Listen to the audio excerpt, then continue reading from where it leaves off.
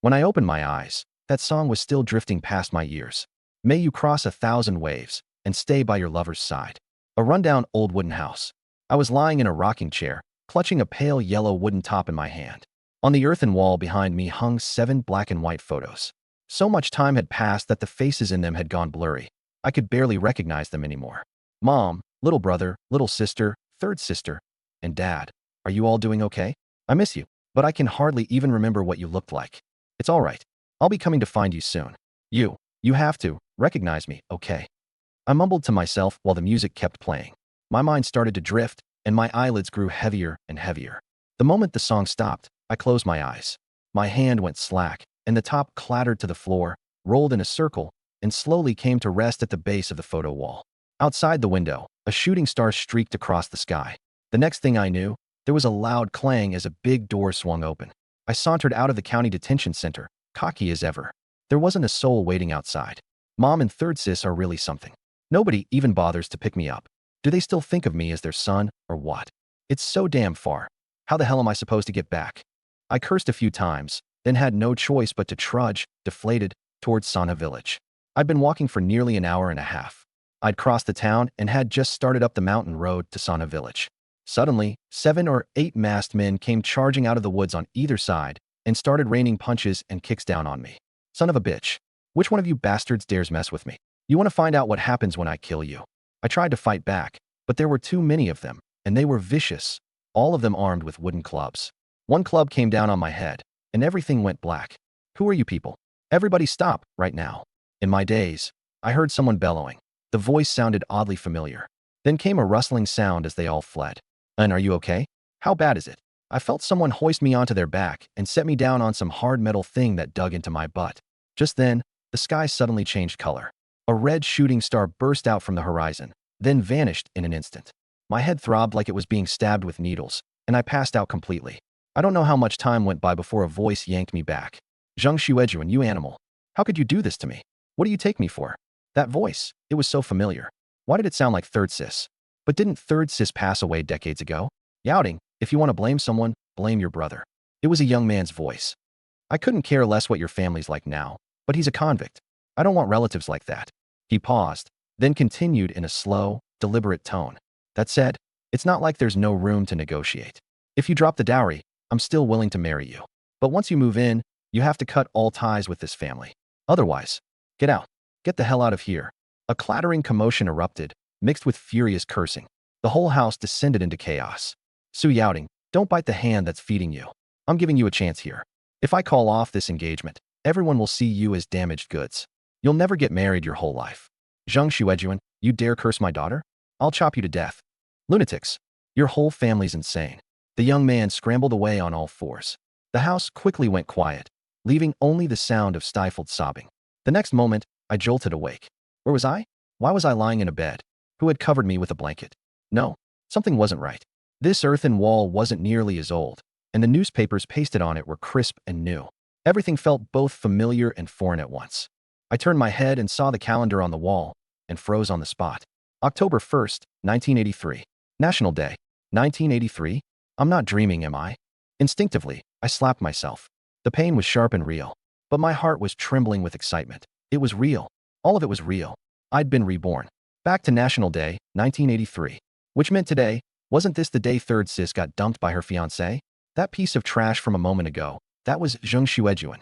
Damn it. I was going to kill him. I burst out of the room, but the scene before me shattered my heart on the spot. Third sister, Su Youting, sat slumped on a stool in a daze, tears rolling down one after another.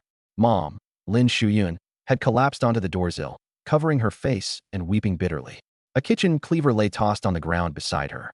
The younger two, Su Youqiang and Su Youqiang, not even 12 years old, were terrified, huddled in the corner, too scared to move. From the inner room came the sound of a man crying, choking back the sound. Long-buried memories came flooding back all at once. A little over 3 months ago, my dad, Su Zhibong, had gone into the mountains to hunt and ran straight into a wild boar, the mountain god. He killed the beast, but he was gravely wounded himself. Lu Dequan, his hunting companion, saw a fortune to be had and left my dad behind in the mountains, hauling the boar off by himself. Luckily, my dad had a strong will to live. The boar's dying roar drew another hunter, who carried him back.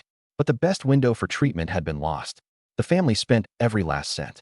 His life was saved, but he was left paralyzed, needing a long, slow recovery. In my past life, I was young and hot-headed. I'd gone off alone to the neighboring village to demand justice. Lu Dequan flat out denied everything, and the two of us came to blows. In the end, he got 2 months, and I got 3. Dad was paralyzed, the family had no income, and I was locked up in a detention center. So third sis got dumped by her fiancé, Zheng Xuejuan. To avoid being talked about behind his back, that bastard even dragged third sis's name through the mud, claiming her conduct was loose, that she was damaged goods, and that's why he'd called it off. From then on, wherever third sis went, people pointed and whispered behind her back. Nobody had any respect for her.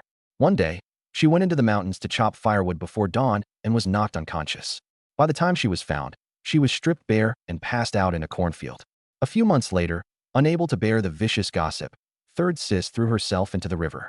And in my past life, I was a bastard too. All I could think about was that boar. It was worth tens of thousands. Just a few days later, ignoring my whole family's pleas, I rounded up a pack of no-good buddies and stormed Lu Dequan's house. This time things got way out of hand. I got sentenced to 3 years. My mom, Lin Shuyun, took blow after blow until her health broke. Half a year later, she died of grief. That left the twins, my 5th sister and 6th brother, as half-orphans. My dad, Su Zhibong, to keep from being a burden to his children, left a suicide note one morning and took his own life. By the time I got out, this family was completely gone. Even now, thinking about it makes my chest ache. Mom, third sis, I'm home. Seeing my family standing there alive and well again, I couldn't hold back my tears. But no one in the house paid me any mind. They just looked at me silently. And in those looks, there was no warmth of family, only disappointment that had built up far too long, and the bitter frustration of hoping I'd amount to something and knowing I wouldn't. Just then, an arrogant voice rang out from the courtyard. Su Yuan, so you're finally out. Time to pay up. My pupils shrank. I remembered that voice. The one person I wanted dead more than anyone in my past life. Lu Dequan. National Day was supposed to be a day full of laughter and joy, but our home was as silent as a grave. Village Party Secretary Zhang Guangui stood in the courtyard, sighing as he read aloud. The property Lu Dequan's family lost comes to a total of 198 yuan. Since Su Yuan threw the first punch, he bears 60% of the responsibility. That's 118 yuan and 80 cents. This is the certification issued by the police station. Lu Dequan waved the certification in his hand and sneered. Make it quick. Hand over the money. The house fell dead silent. My mom stood frozen in place, at a total loss. She'd worked hard her whole life, and now, all of a sudden, the world had gone dark, with no end in sight. Forget 118. Right now the family couldn't even scrape together 18 yuan. Every cent had gone to saving my dad's life. Before Dad was paralyzed, he could bring back something good from a hunt every few days. But with so many kids in the house, there were plenty of mouths to feed. And he was the dutiful type, almost to a fault. He always set aside a share of his catch for Grandpa and Grandma over at Fifth Uncle's place. So the family never had much saved up to begin with.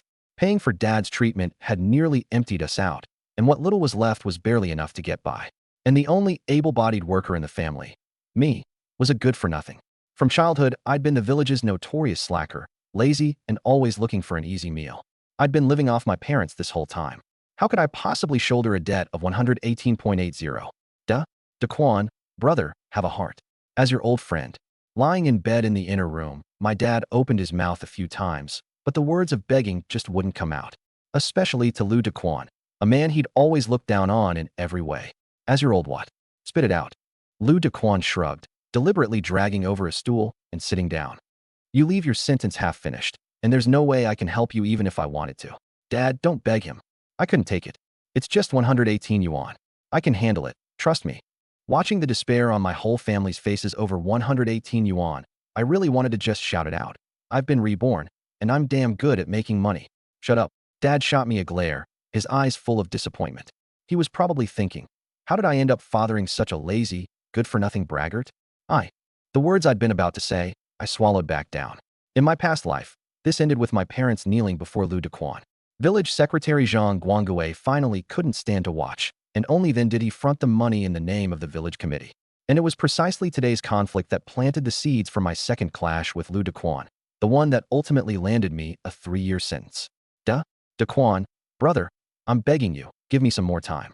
Once I recover, I'll pay this back for sure. My dad pleaded, his voice choked down. In that moment, It felt like the sky had fallen on him. In all his years, this was the first time he'd humbled himself to beg anyone. And of all people, it had to be the enemy who'd crippled him. Io, Jibong, brother, don't say that.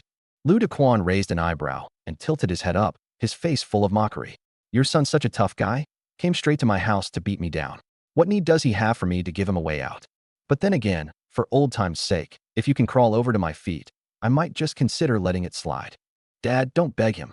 I let out a low growl and pressed my dad back down. But my mind was racing. Based on my past life, Zhang Guangwei was hesitating right about now. 118 yuan was no small sum, and as a village secretary, forking out that money hurt him too. It was only after Lu Dequan pushed things too far that he finally gritted his teeth and paid. But if things played out the same way, my parents were going to end up kneeling before this animal again. That was something I absolutely could not accept. I'd rather take Lu Dequan down with me than watch my parents kneel. But right now, I had no options at all. Even though I'd been reborn, and even though I was destined to reach the top someday. What about now? No money, no power, and still the village's most despised slacker. A thick, suffocating sense of helplessness pressed down on me until I could barely breathe. Tisk, TSK. Got some backbone, huh? Lu Dequan smiled with cruel amusement and turned to my dad, his face full of the satisfaction of revenge. If you can't crawl over here, then I'll have no choice but to sell this debt cheap to the debt collectors in town. They're not nearly as easy to deal with as I am. My dad took a deep breath and said to me, let go of me. Dear. Tears welled up in my mom's eyes. Her husband had been such a proud man his whole life, and now, for his son's sake, he had to endure this kind of humiliation. God, what sins did I commit in my past life for you to treat me like this?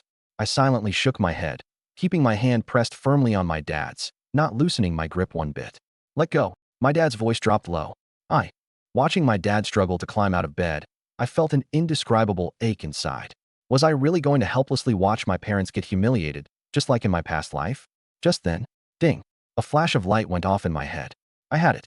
Damn it. I've been reborn. There's no way I'm going down without a fight. Old secretary. I sidled up to Zhang Guangwei. While I was in the detention center, I met a wise man who taught me a lot of things. I think you'd definitely be interested. Heh.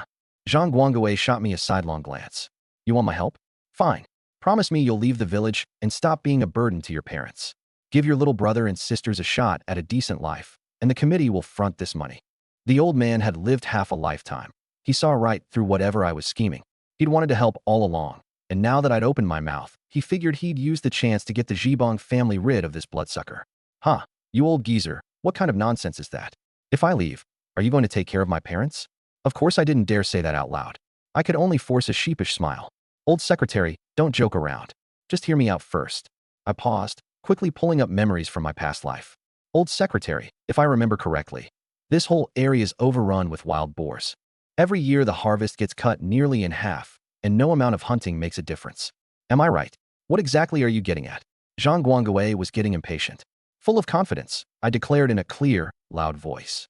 What I'm getting at is the 5 key strategies for controlling the wild boar infestation. Sound and light deterrence, scent disruption, alternative crop planting, decoy fields. Put it all together, and we can solve the wild boar problem right down to the root. In one breath, I laid out the entire management plan for dealing with the boar packs, one point after another. Who taught you this? Zhang Guangwei suddenly grabbed hold of me. He had a feeling this plan would definitely work on the boars. But what he couldn't believe was that a method this detailed, this precisely on target, had come out of the mouth of the very person he looked down on most. That. I pointed toward Lu Dequan. This money, the committee will cover it. Consider it a loan you owe us, and you'll pay it back. Zhang Guangwei waved his hand. Then, worried I'd misunderstand, added. Of course, if you can really solve the wild boar problem, you won't have to pay it back at all. With the village secretary stepping in, Lu Dequan got his money soon enough. Except he wasn't the least bit happy. When he left, he even seemed humiliated and seething with rage. I gave the village secretary my solemn word that I'd finish up the complete management plan and get it to him in the next few days. Zhang Guangwei wasn't in a hurry, though. It was winter now. The boar situation would have to wait until spring next year. Once everyone had left, I quietly helped my dad back into bed. Third sister, Su Yaoting, stared blankly at me, a trace of unfamiliarity in her eyes, as if she suddenly didn't recognize this brother of hers. I'll go make dinner. My mom wiped the tears from the corners of her eyes, got up, and went into the outer room. The atmosphere in the house grew heavy again. The younger two didn't even dare breathe loudly, their little eyes darting over toward me every now and then. Dinner's ready. Everyone come eat. At my mom's call, We all gathered around the table and sat down.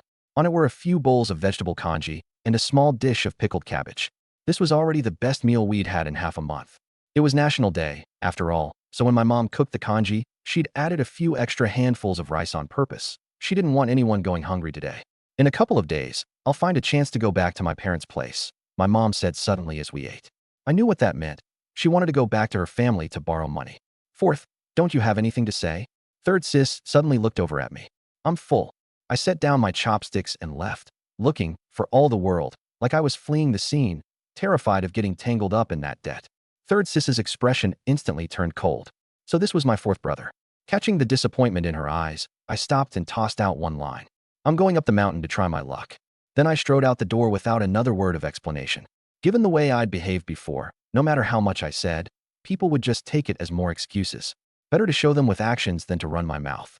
Back in my room, I dug out the slingshot I hadn't touched in years, fitted it with a new rubber band, hoisted a back basket onto my shoulders, and headed out. Too bad Dad's hunting rifle got snapped by that boar last time.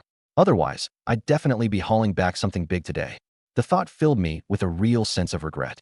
In my past life, after my whole family was gone, I went into the mountains alone and lived as a hermit for the better part of my life. It's no exaggeration to say, give me a gun, and I could walk these forests like I own them. Littleton, stop right there. A flurry of hurried footsteps came from behind me. I turned to look. It was first Uncle Su Jigua and second Uncle Su Jijun, rushing over in a panic. Littleton, are you trying to go after that bastard Lu Dequan again? Hot-tempered as he was, second uncle came at me with an accusation right off the bat. Before I could explain, he continued. The Lu clan is huge. They're the biggest family name in Shangha village. Don't you go over there yet. Wait a couple of days. Your first uncle and I will bring your cousins and the village secretary along, and we'll make the trip for you. Warmth spread through my chest. These two uncles usually couldn't stand me, but the moment the family was in trouble, they truly stepped up. Listen to your second uncle on this. I've already written letters to Yu Bing and Yaoding. They'll be back in a few days too. First Uncle Su Jigua, also afraid I'd do something stupid, urged me. The Su family isn't one to be pushed around. We'll get justice for your dad, that's for sure. Whatever you do, don't go alone. First uncle, second uncle, hear me out. I set the back basket down. I'm planning to head into the mountains to hunt some pheasants and gather mushrooms to sell. I'm not going to Shangha village to find Lu Dequan. Only then did the two of them notice the slingshot, hatchet, and hemp rope in the basket, and realized they'd misunderstood. After saying goodbye to the two old men, I hurried off toward the back mountain. Before long, I'd slipped into the woods on the outskirts of the Changbai Mountains. The outer edges were close to the village, so there was little wildlife and virtually no danger. But by the same token, there wasn't much worth selling out here either. Villagers came poking around every few days, and anything of value had long since been picked clean. So my target today was the forbidden zone on the outskirts, the Jap Woods. Legend had it that back when the Japanese were defeated, a small squad fled into the Jap Woods, and every last one of them died in there. Ever since then, someone went missing in the Jap Woods every year. The stories grew more and more sinister, Japanese ghosts claiming lives, the mountain god's wrath. Whatever the case, hardly any villagers dared set foot in there anymore. That eerie legend wasn't debunked until after the turn of the 20th century. The truth, as it turned out, was simply this: miasma. Because of the terrain and environment, the Jap Woods gave off miasma every year from June to August. The rest of the time, it was just an ordinary patch of forest. With no hunting rifle and a desperate need to get my hands on something I could sell fast, the Jap Woods was the best option. But once I actually got inside, I realized something was off. There were far fewer resources in here than I'd imagined. What the hell? Did somebody sneak into the Jap Woods before me? There's nothing here. I felt uneasy. After all, in my past life, I hadn't set foot in these woods until 5 years later. I searched around for a while longer, and finally, beneath an old tree, I spotted a few pheasants pecking at each other in the underbrush. Finally, some game. My face lit up. If I could take all of them down, they'd fetch a dozen or so yuan. A pretty decent haul. I quietly crouched down, pulled out my slingshot, slowly drew it back, took aim at the biggest one, and released in one smooth motion. Squawk! A shrill cry rang out. 3 pheasants scattered and fled, while the last one flapped its wings and struggled where it lay. Got it! I dashed over, pinned it down, and was just about to snap its neck when a mechanical voice suddenly sounded in my head. Ding! Congratulations, host, on successfully hunting an adult male ring-necked pheasant. Contract system activated. First-time system activation. Reward: 500 contract points. Hunted an adult male ring-necked pheasant. Contract points gained: 10. Form a contract with the ring-necked pheasant. Points required, 48. The perks of being a reborn have finally arrived. I broke into a grin. A system had landed in my lap, and a contract-type system at that. If I could form a contract with a pheasant, then the mountain god boar, the black bear, surely those would work too. Or maybe I could contract a whole pack of wild boars and put together a boar cavalry squad. In an instant, I was lost in the beautiful mental picture, grinning ear to ear. It took me a good while to snap out of it, and then I crushed the pheasant in my hand. This thing was useless. Contracting it would just be a waste of points. Since I'd used a slingshot, there hadn't been much noise, and the other pheasants hadn't flown far. Another half hour, and I brought down 2 more. The last one I just couldn't find, so I let it go. 2 pheasants in hand, another 20 points added. Combined with what I already had, my contract points came to 530. By now I had no interest in hunting anymore. I was dead set on finding a pet to test out the contract. I quickly locked onto my first target, a Kama butterfly. Contracting it only cost 5 points, perfect for an experiment. Captured a Kama butterfly. Pet points gained, 0. Points required to contract, 5. 0 points? Seriously? Contract. An invisible connection formed between me and the butterfly. From its hazy consciousness came a wave of dependency. I loosened my fingers, and instead of flying off, it circled around me. Interesting. This was like a master-servant contract. I could give my pet commands directly, and no matter what the command was, it would obey unconditionally. I could even tap into its sight and hearing. I studied it for a good 10 minutes before getting a rough grasp of how it worked. The moment I entered the butterfly's point of view, though, I immediately backed out. It was terrifying. Its vision didn't reach even 10 meters. Everything was a blurry mosaic, like being blind. It made me dizzy just looking. It was still early, so I set snares in the spots where pheasants and hares tended to appear. By the time I'd made all the rope I'd brought into traps, 2 or 3 hours had passed. I'd headed out right after lunch, and now the sky was already dark. Shouldering the pheasants, I hurried down the mountain. I'd only gone a few hundred meters when a huge patch of hazel mushrooms caught my eye. You sure know how to pick your timing to show up. I shook my head. If it weren't nearly dark, I'd have picked this whole batch of hazel mushrooms clean. Meanwhile, back home, my mom was busy making dinner. At some point, her youngest daughter had come to stand behind her. Out of nowhere, she spoke up, and one sentence left my mom stunned. "Mom, my little brother and I have talked it over. We're not going to school anymore. We'll make charcoal and sell it with you." "Absolutely not. Don't even think about it." My mom refused without a second's hesitation. "You have to stay in school. You'll finish middle school at the very least. Money's not your concern." Just then, the youngest, Su Yoqiang, walked over too and firmly took his place beside his sister. "Mom, my sister and I have already decided. We're quitting. We're going to help you earn money and support the family." My mom's face went completely cold. She set down the water ladle in her hand and looked at her 2 youngest children, at a loss for how to even scold them. She was angry, but even more than that, she was heartbroken. Even her youngest children understood the need to share the family's burdens, and yet her eldest son knew only how to bring disaster home. Mom, don't do anything rash. Let me handle this." Afraid her little siblings were about to get hit, third sis rushed to hold back our mom, who was on the verge of blowing up. "What is going on with you two? You've both been distracted ever since you got home from school yesterday. If something's wrong, just say it." She looked at her younger siblings. "No, nothing's wrong. School's just too exhausting. We just can't take it in." The 2 little ones still stiffened their necks stubbornly. By now my mom had calmed down too, and once her anger faded, she probably figured it out. "Is this about the tuition?" The words were barely out when Su Yoqiang's eyes went red in an instant. "No, it's not. We just can't focus on our studies. We don't understand what the teacher's saying. We don't want to do homework when we get home. We don't want to waste the family's money." Watching the bean-sized tears roll down her youngest daughter's face one after another, my mom felt like something had stabbed her heart. She quickly pulled her into her arms. Her youngest son saying he couldn't focus on studying, she believed. But her 5th child, top of the class in every subject. How could she possibly not be able to focus? The house went quiet, leaving only the 2 children's sobs. "Third," my mom said weakly, sitting down on a stool. It took her a long while to swallow the bitterness rising in her throat. "The tuition for 5th and 6th has to be paid. Tomorrow I'll sell those 2 old hens. Once National Day is over, they'll take the money and go to school." The 2 children hadn't said it outright, but my mom knew in her heart. The teacher must have been pressing them for tuition at school, and seeing the state the family was in, they hadn't dared to speak up, so they'd come up with this idea of dropping out. "We can't sell them." 5th sister, Su Yoqiang, wept like a rain-battered pear blossom, yet she didn't back down an inch. "Those 2 hens are laying eggs right now. They're an important source of income for the family. I said I'm quitting school, so I'm quitting. I'll stay home and help gather firewood. It's fine for 6th to quit, He's not cut out for school, my mom said, cutting off all argument in one sentence. But not you. If you dare not go, I'll kill myself tomorrow for you to see. Having dropped those brutal words, she turned back to making dinner.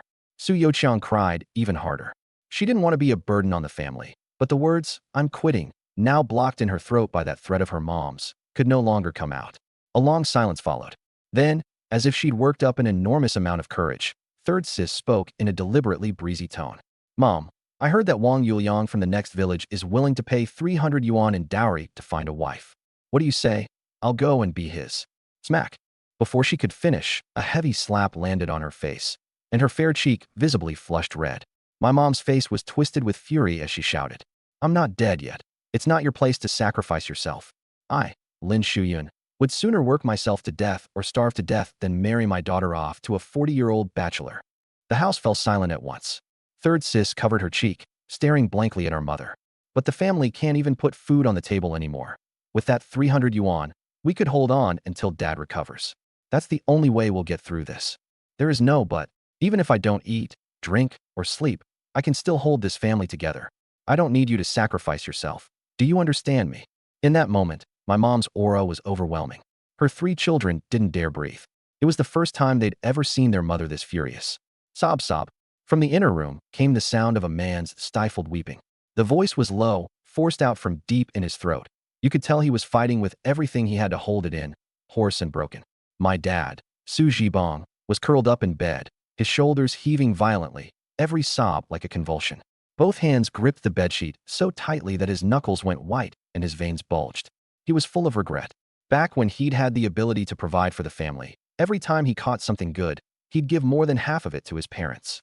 The family could never save any money, and that's how they'd ended up like this today. Thinking about how, after his accident, his parents had only come to see him once, he regretted it all the more. He hated himself for being so short-sighted, for never imagining that one day he'd meet his downfall. And he hated even more. Why hadn't he just died right there at the hands of that boar? Instead, his whole family had drained everything they had to save a good-for-nothing like him. If he hadn't been unconscious at the time, there was no way he'd have agreed to treatment. And now look, for his sake, 5th and 6th refused to go to school, and even 3rd was ready to sell herself off, all for a measly 300 yuan. Art. At that thought, his chest felt as if it were being crushed in a merciless grip, and he could no longer hold it in. He let out a beast-like roar of agony. The moment I pushed open the front door, I sensed something was wrong. Very wrong. My little brother and sister sat helplessly on the doorsill, huddled close to third sis. Mom sat in a daze on a stool by the dining table. No food, no dishes on it, and no fire in the stove. What's going on? Why are you all? I'd barely stepped closer when I looked up and noticed everyone's eyes were red. They'd clearly all just been crying. Knowing better, I swallowed the rest of my words. I glanced toward the bedroom. My dad, Su Zhibong, was in a daze too, his eyes bloodshot, a trace of blood at the corner of his mouth. What happened? Too embarrassed to ask Mom or Dad, I turned to the living room and asked third sis. She gave me a cool glance and said nothing. Then I looked to the younger two. 5th, 6th, you tell me. Su Yoqiang opened his mouth, about to speak, when his sister grabbed hold of him, refusing to let him talk to me, their 4th brother. Fine, so you're all giving me the cold shoulder, huh? I wasn't the least bit annoyed. Since none of you will say it, then I will. I made money today, 3 big pheasants. I wasn't stupid. By this point in my past life, I was no longer at home, so I didn't know exactly what had happened. But I knew this family's crisis, 9 times out of 10, still came down to one word: money. I upended the back basket, and 3 pheasants came tumbling out with a clatter. Take a look, half a day's haul, 3 big pheasants. What? Third sis was the first to stand, a look on her face like she'd seen a ghost. She knew what kind of person I was better than anyone. We were close in age and had basically grown up together. Lazy and greedy, high aspirations but no ability, couldn't stand the slightest hardship. A textbook, purebred good for nothing, too lazy to even open my mouth to eat. A hopeless case. And now this good for nothing had actually produced 3 pheasants, claiming they were the day's haul from the mountains? Unbelievable. You could just pick up pheasants in the mountains now? Everyone else was stunned too, and even my dad in the inner room turned his head to look. 4th bro, you caught 3 pheasants in just half a day? How much is that worth? Su Yoqiang exclaimed. With the family this poor, his first thought wasn't even eating them. It was selling them for money. The market price for pheasants right now is 80 cents to a yuan per catty, said third sis, who, being a few years older, had a bit more worldly knowledge. These 3 together are nearly 10 catties. That's at least 10 yuan. As she finished, even she was left speechless. Other people worked themselves half to death for a whole day and barely scraped together 1 yuan. I'd been in the mountains for only half a day, and I could make 10? Wow, 10 yuan. Bro, you're amazing. The two little ones caught on too. For the first time, there was no fear in their eyes when they looked at me. Instead, there was a hint of admiration. That admiring gaze felt incredibly good. It was something I'd never once experienced in my past life. I reached out to ruffle my little brother and sister's hair. But the moment my hand went out, both of their faces paled, and they instinctively flinched away. It made sense. When had their big brother ever shown them any kindness? Bullying was more like it. My expression flickered, but I quickly recovered. This is nothing yet. I used to be a real bastard. What I said today is no joke. From now on, I'm going to work hard and make sure you two live the good life. I said it with a solemn look on my face. For some reason, my mom's eyes went red. Ever since this son of hers had come out of the inner room, he seemed to have grown up a little, and she just hoped it wasn't a passing fad. But my next line dragged that flicker of comfort. She just felt right back down to rock bottom. Keep these two small ones to sell tomorrow. We'll butcher the big one. Chicken for dinner tonight. The words had barely left my mouth when a gust of force came at me. Smack. A kick landed on my backside. Didn't get fed enough as a kid, is that it? Take them all to sell. Thanks to my interruption, the atmosphere at home gradually eased. My mom got up to make dinner again, and there was a hint of a smile on her face. With these 3 pheasants, the kids' tuition was taken care of, and the hens didn't need to be sold. They could stay and lay eggs, a steady supply of income. Most important of all, her 3rd child. This kid really did seem to have turned over a new leaf. During dinner, my mom repeatedly reminded me. It was fine to go into the mountains, but I absolutely, positively had to stay on the outskirts. I knew she was afraid I'd follow in Dad's footsteps, so I nodded along and promised to stay only on the outer edges. The next day, I shouldered my back basket, grabbed my gear, stuffed in a few burlap sacks, and quietly knocked on 3rd Sis's door. Who is it? Me, your dear little brother. Stop sleeping and come get rich with me. Ugh, gross. Get rich with what? Aren't you going to sell pheasants? A flurry of hurried footsteps sounded inside, and 3rd Sis pulled the door open with a puzzled look. When I was hunting pheasants yesterday, I found a huge patch of hazel mushrooms. I've got all the gear ready. You coming? We'll pick them and go sell everything together. I waved the burlap sacks in my hand. Give me a few minutes. With that, she ducked back inside. A few minutes later, the two of us slipped out quietly. But we'd barely left the village when 3rd Sis realized something was wrong and set an alarm. The Jap woods are just up ahead. There are Japanese ghosts in there that take people's lives. We can't go any farther. I didn't want to explain, and I couldn't. It wasn't like I could tell her I'd been reborn and that all their beliefs were just feudal superstition. I said flatly, yesterday's pheasants came from the Jap woods. If I don't go into the Jap woods, Mom will work herself to death. Our little brother and sister will have no school to go to, let alone getting Dad treated. So are we going in or not? We're going in. 3rd Sis's gaze instantly turned resolute. More than her fear of the Jap woods, she was afraid of something happening to the family, especially our mom, who, if she kept straining herself like this, would break down sooner or later. Wow, so many hazel mushrooms. We're rich, we're rich. The moment she saw the patch of hazel mushrooms, 3rd Sis was so excited she squealed. All her fear of the Jap woods was tossed to the back of her mind as she got down to picking, hands and feet working away. No one had been in these woods for years, and the hazel mushrooms had grown in a continuous carpet, no different from a cultivated crop. 3rd Sis, you pick here. I set a few snares yesterday. I'm going to go check on them first. I didn't join in. 3rd Sis alone was more than enough for this job. Don't wander too far. She didn't even look up, her eyes fixed on the mushrooms. Those were all money. I had a lot of confidence in my snares. I'd been setting them for over a decade in my past life, and I'm not bragging. When it came to snaring hares and pheasants, I never missed. At the very first snare, I saw it had already been triggered, with a plump hare caught in it. Seeing me approach, it thrashed desperately. Stop struggling. You got into my snare, and you still think you can escape? Not bad. Looks like 4 or 5 caddies. Successfully captured a wild hare. Pet points gained, 10. Points required to contract a wild hare, 66. Another 10 points. So pheasants and hares came at a flat rate. All 10 points? I dressed the hare, tossed it into the back basket, and didn't contract it. I'd already made up my mind. Once I'd sold everything for money today, I'd first buy a fierce, snarling guard dog to contract. With a hunting dog to help, hunting would get a whole lot easier. On to the next snare. The ones after that weren't so lucky. All came up empty. No matter how well a snare is set, it's useless if no prey comes by. The time was still too short. I'll come back tomorrow. The haul should be better then. I wasn't too satisfied. Hares didn't fetch much. This one would sell for 4 yuan at most. Huh? The thing that got caught escaped again. The last snare had already been triggered, but there was no prey, and the rope wasn't broken. From my years of experience, it was most likely a weasel or something like it.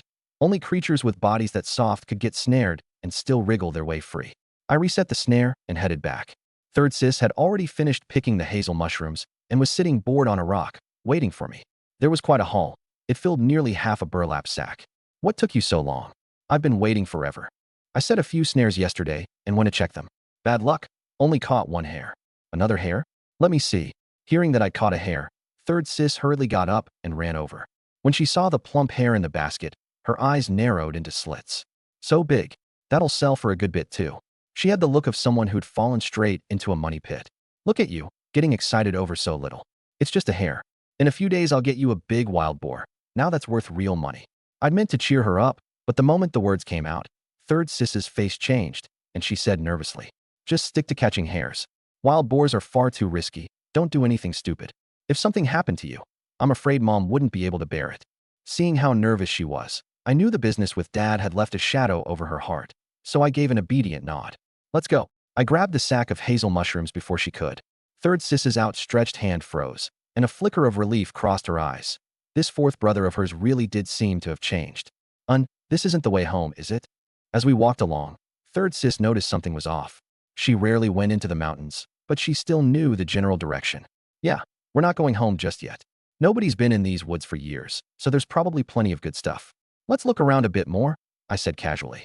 Hearing that there was more mountain produce to be found, Third Sis perked right up. But the scene that followed left her utterly dumbfounded. After passing through a stretch of forest, we actually stumbled upon a small patch of matsutake mushrooms. "Matsutake, you're incredible. There really is good stuff." Third Sis couldn't close her mouth. This little patch was at least 10 some caddies. Picking it all clean would be another 7 or 8 yuan. "See? I told you a little walk wouldn't hurt. If you hadn't listened to me, we'd have missed out for nothing." Yes. Hey, pick gently, don't damage the stems. Nobody's fighting you for them." Seeing her hand speed up, I couldn't help but remind her. Okay. Third Sis's attention was entirely on the matsutake. She couldn't be bothered to pay me any mind. But right after that, she noticed something was wrong again. "Hey, are you just going to stand there and watch me pick?" She stopped and shot me an unfriendly look. I froze. I really wanted to say, "Isn't that exactly why I brought you along?" But I didn't dare. This Third Sis was a little fierce. If I wasn't careful, she really might beat me up. "Come on, Third Sis, look at my head. I'm injured. I can't do heavy labor." I pointed at the bandage wrapped around my head. "Get lost. You hurt your head, not your back. Get over here and help before I lose my temper." All right, coming." I wisely ran over to help, so as not to be crushed by seniority. Truth was, it wasn't that I didn't want to pick. Mostly, seeing how happy Third Sis was picking matsutake, the smile never leaving her face, I just wanted to let her enjoy it a little longer. I'd barely crouched down when a shrill "ee" suddenly came from far off. What was that? A weasel? The cries were pretty frantic. That weasel was probably hurt, and it sounded like more than one. "Third Sis, I'm gonna go check it out." Tossing out those words, I headed toward the sound. "Be careful, the mountains are dangerous." Third Sis had heard it too and called out hurriedly. But I'd already plunged into the woods, out of earshot and none the wiser. A few dozen meters in, the cries grew more chaotic. There really was more than one. When I found the source of the sound, I froze. Up ahead were 7 or 8 deep brown, oversized weasels. Holy crap, a pack of yellow-throated martens. The creatures in front of me looked like weasels, but from the snout to the nape they were blackish-brown, with white chins, yellowish-brown backs, and black-brown hind legs and tails. These were the yellow-throated martens, ferocious little combat machines. Realizing it was a pack of yellow-throated martens, I grew wary too. These things were no joke. Reputedly the largest marten in the Changbai Mountains, and one of the strongest and most vicious of all martens, with tails that could exceed a meter in length. They could hunt down wild boar piglets and were as famous as honey badgers. What really mattered was their speed. If I actually got into a scrap with them, I'd take 70 or 80 bites at the very least. The moment I spotted them, they spotted me too. They swarmed in, screeching "ee" at me, in a posture like they were about to pile on all at once. Behind them, one adult yellow-throated marten was baring its teeth at me groggily, a dead venomous snake lying by its feet. It had probably been bitten. Put an inexperienced adult in my place, and the sight might have actually scared them off. But I wasn't fazed. If it were tiger cubs or a black bear, I'd definitely have turned and run, no gun in hand, after all. But yellow-throated martens. You little runts are pretty fierce. Watch how I bring you to justice. I abruptly raised both hands high, put on a fierce face, and charged at the pack with a roar. Eee! The yellow-throated martens scattered in fright, but they didn't actually run off. They circled at a distance, chittering, as if discussing tactics, planning a counterattack. Actually, I hadn't meant to scare them off. I just wanted to buy myself a few seconds. I ducked down and grabbed the wildly struggling yellow-throated marten in one hand. Ding! Successfully captured a yellow-throated marten. Contract points gained, 54. Contracting the yellow-throated marten costs 499 contract points. From contract, I contracted it without hesitation. Good thing the system had gifted me 500 points that first time, or I wouldn't have had enough. The marten, which had been struggling desperately just a second ago, instantly went quiet and chittered a few times at the outer circle. The surrounding pack immediately fell silent too. Tisk, TSK, this feeling, it's amazing. After the contract succeeded, an inexplicable connection formed between me and it. Little guy, let me look at your wound. It might hurt a bit, bear with it. Eee! It actually nodded in a remarkably human way, then squeezed its eyes shut and furrowed its brow like a kid getting a shot. With its cooperation, I lifted its right hind leg, already starting to swell, but thankfully the snake had only bitten its hind limb. Mustelids are generally resistant to snake venom. A wound like this wouldn't kill it. Lucky you. This snake isn't the most venomous. Don't worry. I patted its head. Eee! Free again. The yellow-throated marten hobbled over to my feet on 3 legs, nestled against me, and even stuck out its tongue to lick my shoe. Let's go. I'll find you some herbs to put on it later. I carefully placed it into my back basket, gathered some snakebite herbs, dressed its wound, and only then set off.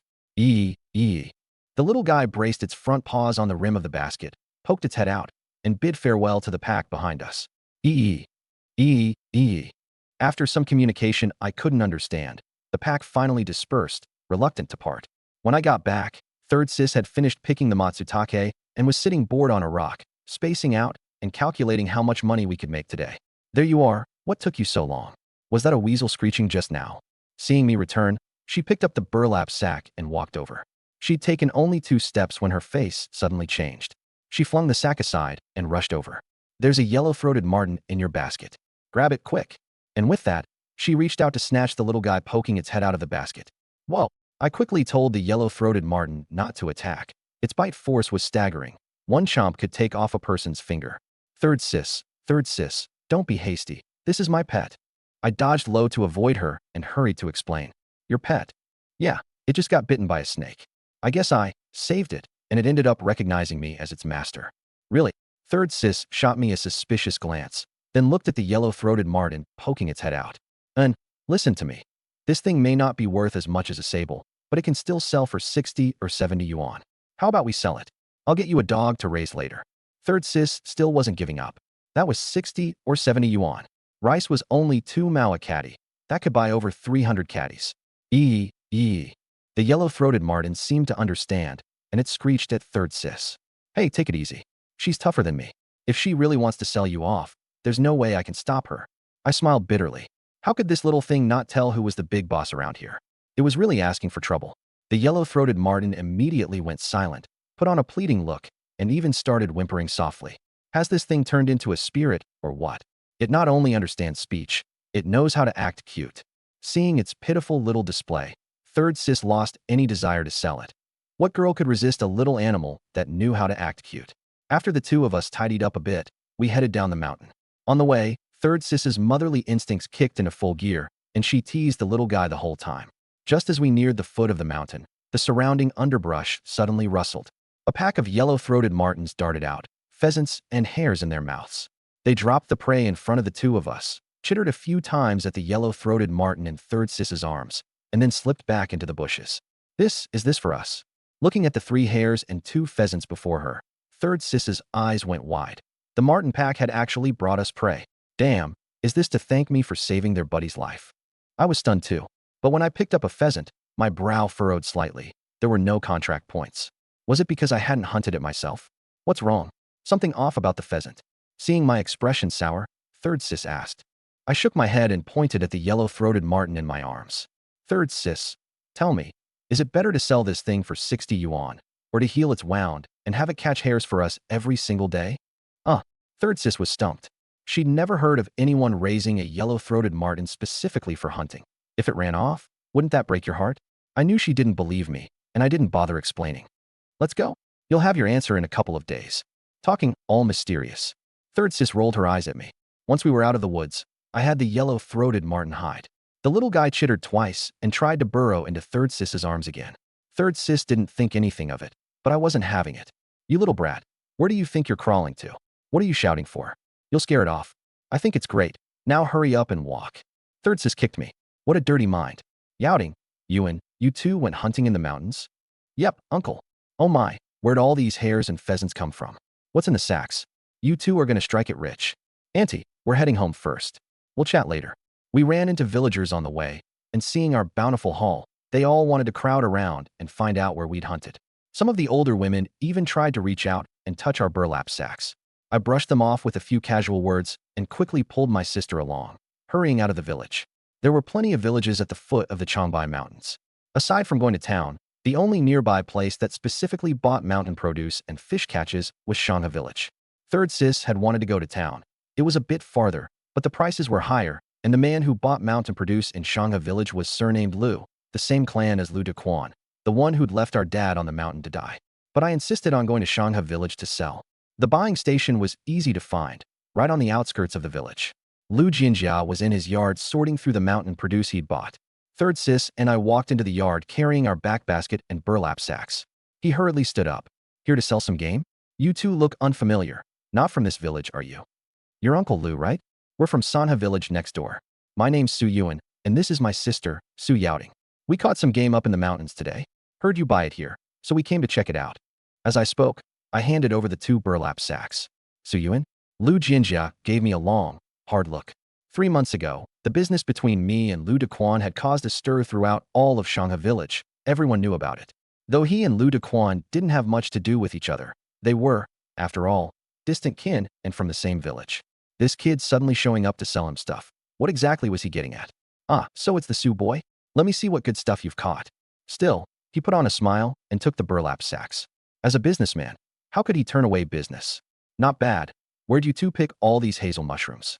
He opened one of the sacks and glanced inside, giving a slight nod without much surprise. This stuff didn't fetch much. He usually only sold it as an add-on. He casually picked up a few and examined them. Good quality. The hazel mushrooms are pretty fresh, and there's enough of them. As long as the quality inside holds up, they go for about 4 mao in town. I'll give you 3 mao 9. If that works, we'll weigh them. Then he opened the second, smaller sack, found it full of matsutake, and smiled. You two stumble into a mushroom nest or what? The matsutake are fresh too. I'll give you 5 mao a caddy. Think it over. No need to think it over. I trust that Uncle Lu wouldn't cheat us. I'll sell all of it. I nodded without a second thought. You trust me that much?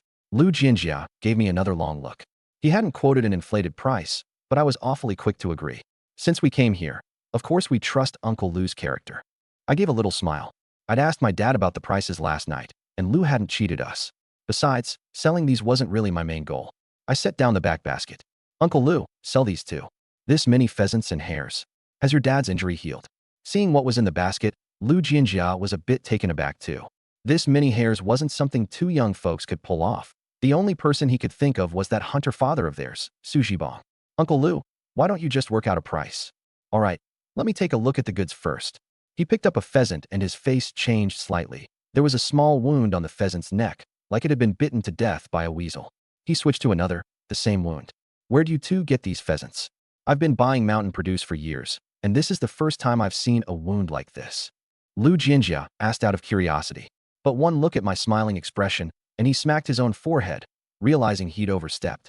My mistake. That was too forward of me. Hares go for 6 mao a caddy, pheasants for 9 mao a caddy. Same price you'd get even in town. Hearing this, Third Sis's face lit up a little. It wasn't lower than she'd expected. In those days, everyone was short on fat and oil in their diet, and preferred fatty pork, so hares and pheasants both went for less. Only pheasant meat, being a bit better than pork, could fetch a couple extra coins. But I gave a slight shake of my head. 7 mao for hares, 1 yuan for pheasants. The low prices were for ordinary transactions. If you had the right connections, game could sell for a good price too. Lu Jinjia was decisive. After thinking for a few seconds, he nodded. Fine, let's weigh them. He immediately weighed everything separately, and within a few minutes he announced the total. 10 caddies of hazel mushrooms, 3 yuan 9.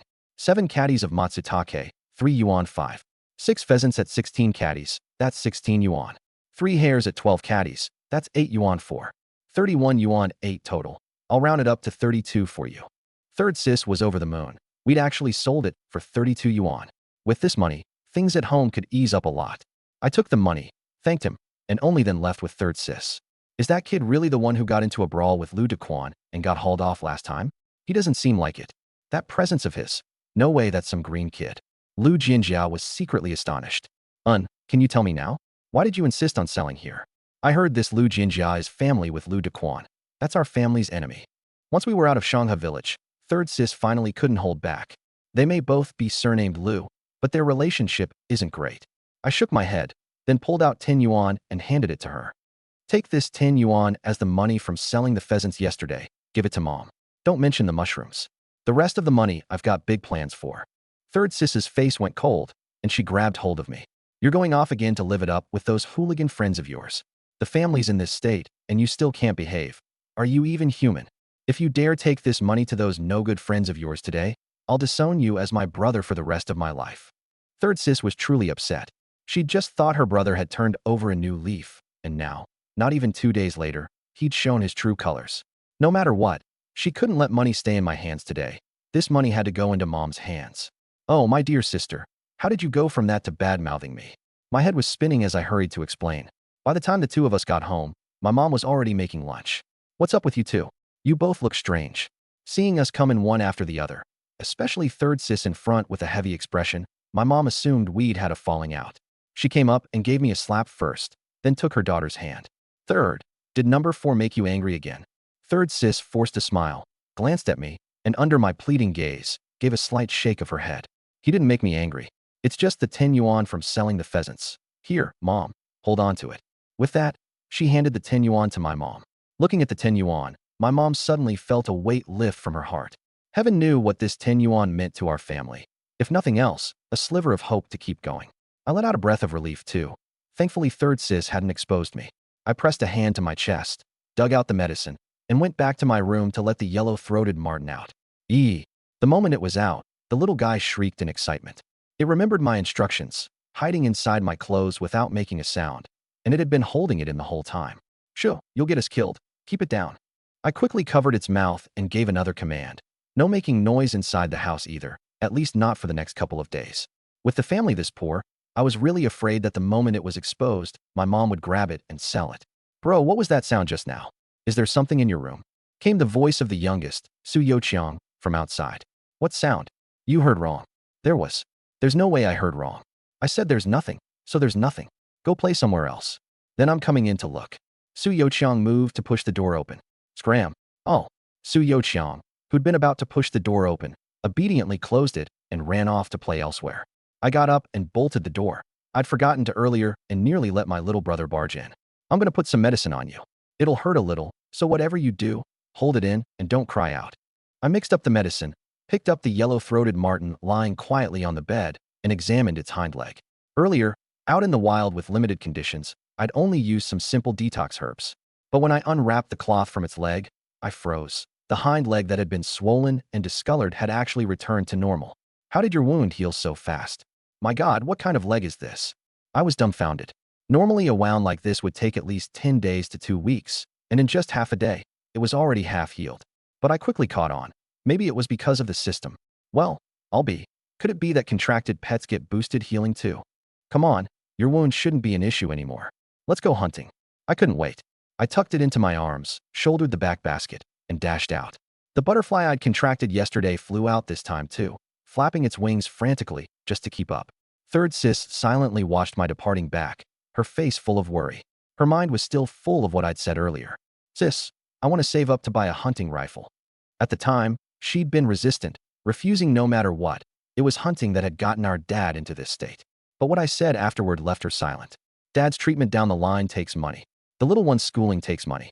Mom is working herself to death, not even sleeping, her health failing day by day. She won't last if this keeps up. I've got no choice. Someone in this family has to step up and put their life on the line. And that person can only be me. Sigh. Third sis slowly shook her head, a whole mess of complicated feelings that, in the end, all dissolved into one long sigh. Once I reached the mountain woods, I gave the command to hunt freely. The yellow-throated marten chittered excitedly twice and plunged headlong into the forest. Not bad. It is a bit faster than an ordinary yellow-throated martin. I just wonder how its attack power is. I sauntered along behind it. With the special connection between us, there was no worry about it getting lost. Before long, a pheasant's shriek came from up ahead. By the time I walked over, the yellow-throated martin had already come running back with a pheasant in its mouth. I took it, satisfied. The feeling of not having to lift a finger myself was fantastic. Ding. Successfully hunted a pheasant. Contract points gained. 10. The hare was already dead, so there was no contract option. Wait, this wasn't hunted by me either. Why are there contract points?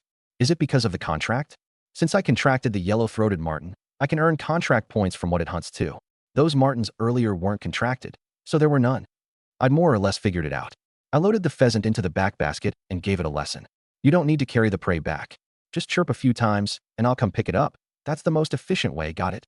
The yellow-throated martin nodded excitedly, then turned and dashed off. After that, every time it bit some prey to death, it would let out a shriek, and I'd know it was time to go scavenging.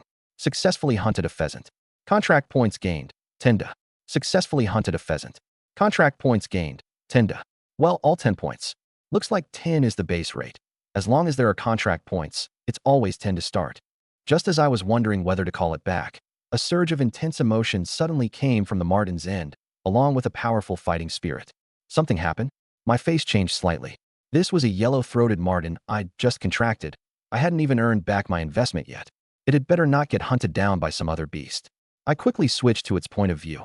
A burst of sharp, chaotic screeching came through. Once I saw clearly, I relaxed. Turned out it had run into some weasels. The yellow-throated martin was battling 3 weasels. No, battling wasn't the right word. It was a one-sided slaughter. It already outmatched weasels in strength and speed to begin with. Its only drawbacks were its larger size and slightly lower agility. After I'd contracted it, all its stats had climbed even higher, and the weasels were no match at all. In no time, all 3 had been bitten to death. Seeing it about to dart off again, I quickly called it back. We'd been hunting for a few hours straight, and I was afraid it couldn't hold up. Besides, we'd been out this long. It was about time to head home. With no weapon, I had no desire to spend the night in the mountains. I picked up the weasels. Ding. Successfully hunted a weasel. Contract points gained. 29. The 3 weasels gave me 87 points. That satisfied me. Weasel pelts were worth quite a bit. At this rate, it wouldn't be many days before I'd saved up enough to buy a hunting rifle. Only with a gun would I be qualified to venture into the deep mountains, instead of always lingering around the edges. On the way back, I was already calculating whether to save up a little more and get a double-barreled shotgun. Originally, I'd wanted to buy a single barrel, a lot cheaper. But now that I had the yellow-throated martin, my thinking had changed. A double barrel meant 1 extra round, doubling my margin for error compared to a single barrel. It was pricier, sure, but with the martin helping me earn money at this speed, I could afford it. Just then, the yellow-throated martin perched on my shoulder suddenly leapt down, scrambled up a big tree not far off, and vanished. 1 minute later, a shrill pheasant's shriek came from the treetop, followed by a yellow figure tumbling down from above. It was the yellow-throated martin, falling. Hey you! I instinctively moved to catch it, but my hands couldn't keep up with my brain, and I watched helplessly as I missed. Luckily, the little guy hadn't counted on me catching it at all. In midair, it spread its tail to slow down, adjusted its posture, and landed steadily on all 4s. It dropped the pheasant from its mouth and scrambled back up the tree. What's this, a baby pheasant? A hazel grouse. Seeing the prey it had set down, I rubbed my eyes. A petite pheasant with a grayish-brown head densely covered in fine black stripes. Wasn't that a hazel grouse? The hazel grouse, formerly known as the Bonasa bonasia, had tender, delicious, irreplaceable meat and was regarded as a delicacy. During the Qing dynasty, it was even a royal tribute, earning it the nickname, the royal tribute bird. When people spoke of dragon meat from the heavens, this was what they meant. In this day and age, it was highly sought after by the wealthy, truly something with a price, but no market. Even if you wanted to eat it, there was nowhere to buy it. A single one of these little birds, less than a catty, could sell for 100+ yuan. Holy crap. I hurried over, picked up the hazel grouse, and examined it closely. The markings, the weight, the body shape all matched the hazel grouse in my memory exactly. Congratulations on successfully hunting a hazel grouse. Contract points gained. 59. Ha ha ha, I'm rich. This is great. With a hazel grouse, the hunting rifle is practically waving me over, and it even gives this many contract points. But what kind of logic is this? Other pheasants are only 10 points. What makes this hazel grouse worth 59? I puzzled over it for a long while without figuring it out, so I just gave up thinking about it. and carefully tucked the hazel grouse at the very bottom of the back basket, pressing it down with my hand. Just then, the yellow-throated martin slid back down the tree, with another hazel grouse in its mouth, no less. There's another one. I completely lost it and scooped it up. Nice work. You really are Daddy's good boy. Now Daddy's giving you a standing order. This kind of prey, from now on, catch as many as you can. The yellow-throated martin thoroughly enjoyed its master's embrace, tilting its head up in satisfaction. Having bagged 2 hazel grouse, I had a spring in my step the whole way back. Before long, I was out of the woods. Suddenly, a faint bird call came from the sky. I instinctively looked up. A sparrow flew past, snatched the comma butterfly hovering above my head in one bite, and shot up into the sky. Hey, you son of a stupid bird. Damn you, you cursed sparrow, put my butterfly down. I was so furious I quickly whipped out my slingshot, but the sparrow was long gone. The yellow-throated martin poked its little head out of my arms and chittered up at the sky. Ding! Your contracted creature, the comma butterfly, has died. Double contract points deducted. Contract points, -10. What the heck? My contracted creature dies, and I get docked double. I cursed as I pulled up the panel. Contract points, 378. Contracted creature, yellow-throated martin. Contracting the yellow-throated martin cost 499 points. If something happened to it, wouldn't I get docked 1,000, ending up 622 points in debt to the system? I don't even know if going negative on contract points comes with a penalty. I hope it doesn't repossess my system when the time comes. Little Yellow, from now on you take it easy. If something looks wrong, run immediately. Don't go being all stubborn and charging in head first. Your little life's worth a bit of money now. On the way back, I turned into a total mother hen, giving instruction after instruction. At first, the yellow-throated martin nodded along cooperatively, but eventually it couldn't take it anymore and burrowed into my arms, not even showing its head. What's wrong? You don't like it when I give you a few extra pointers. It's all for your own good. Su Yuan, can you not act crazy on the road? Look at that idiotic face of yours, muttering to yourself as you walk. If you've got no shame, that's your business. But us Sioux folk still have some. A shrill, sharp-tongued girl's voice came from up ahead. I frowned. Not far off, a girl about my age was watching me with a face full of mockery, a burly black German shepherd behind her. Sensing its master's attitude, it was baring its fangs and snarling at me. Su Yuju, keep your dog under control. If it dares bare its teeth at me again, I can't promise I won't kill it, I said flatly. Su Yuju, the eldest daughter of fifth uncle, Su Jifu. Those favoritism-playing grandparents lived at her place. My dad was excessively filial in that blind, obedient way. Every time he caught game, he'd send a third of it over to Grandpa and Grandma. And without a doubt, all of it would end up in fifth uncle's hands. So I'd never had any good feelings toward fifth uncle's family from a young age. In my past life, that resentment had even carried over to my own dad. Even that burly shepherd at Su Yoju's side had been swiped from our family.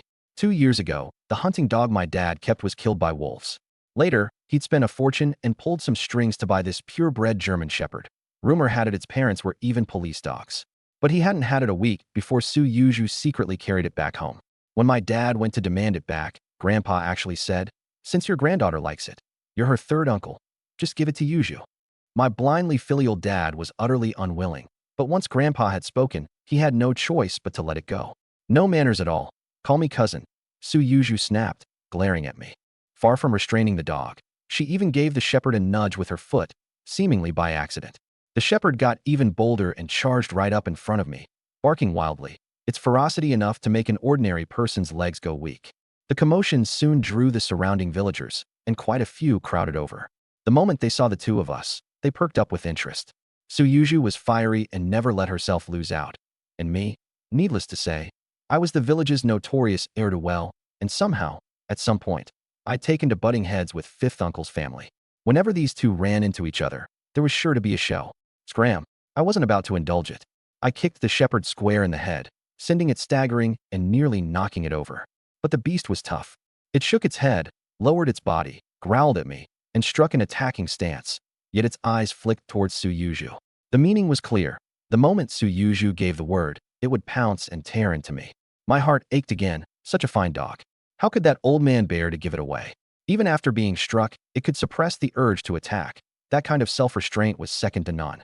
I didn't for a second think it was too scared to charge. I'd hunted countless prey and seen the eyes of countless wild beasts, and there wasn't a shred of fear in this shepherd's gaze. "You Su bastard, you dare hit my dog." Seeing her beloved dog kicked, Su Yuju exploded on the spot, rushing at me to give me a slap. Smack! A crisp sound rang out. Su Yuju froze. clutching her cheek and glaring at me in disbelief. You dare hit me. You actually dared to hit me. Even my dad's never hit me. Arg. She flailed like a shrew, reaching out to claw at my face. The shepherd lunged with a growl.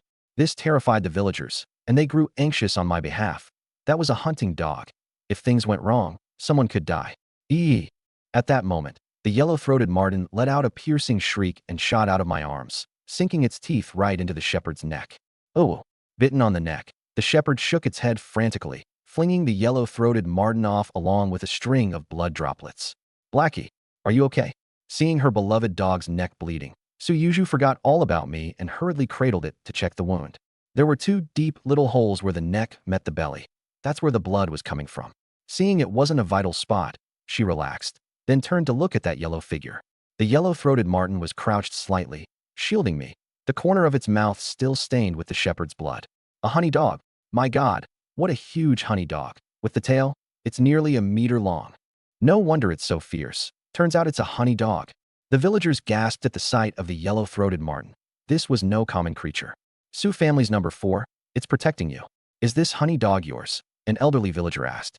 In all these years, it was the first time he'd seen a yellow-throated marten help a person. Yeah. I gave a flat reply, then bent down and quietly moved to pick the pheasants and hares back into the basket. During the earlier scuffle, the basket had been knocked over and the prey had spilled all over the ground. It was just that everyone's eyes had been fixed on the marten, so no one had noticed. Now that I moved, the crowd finally spotted the prey strewn across the ground, secretly clicking their tongues in astonishment. Holy crap! Hazel grouse, 2 of them. A sharp-eyed villager finally caught sight of the 2 petite hazel grouse. Hazel grouse? Let me see. Oh my goodness, they really are hazel grouse. These have got to sell for 200. The surrounding villagers' eyes went red with envy. Besides the hazel grouse, there were 3 weasels, plus a whole basket full of pheasants and hares that had to sell for at least 300 yuan. Lots of people couldn't earn that much in a whole year. Make way, I've got game to go sell. I didn't want to get tangled up any further. I waved at the yellow-throated marten, and it easily hopped up onto my shoulder using my clothes and pants for footholds. I shouldered the basket and strode away from the crowd. Su Yuju stared hard in the direction I'd left, her eyes full of hatred. This wasn't over. Shangha Village. Lu Jinjiao looked at the basket full of pheasants and hares I'd set down again and felt his brain wasn't quite keeping up. Damn it, didn't he just come by this morning? How did he show up with another whole basket full? Uncle Lu, snap out of it.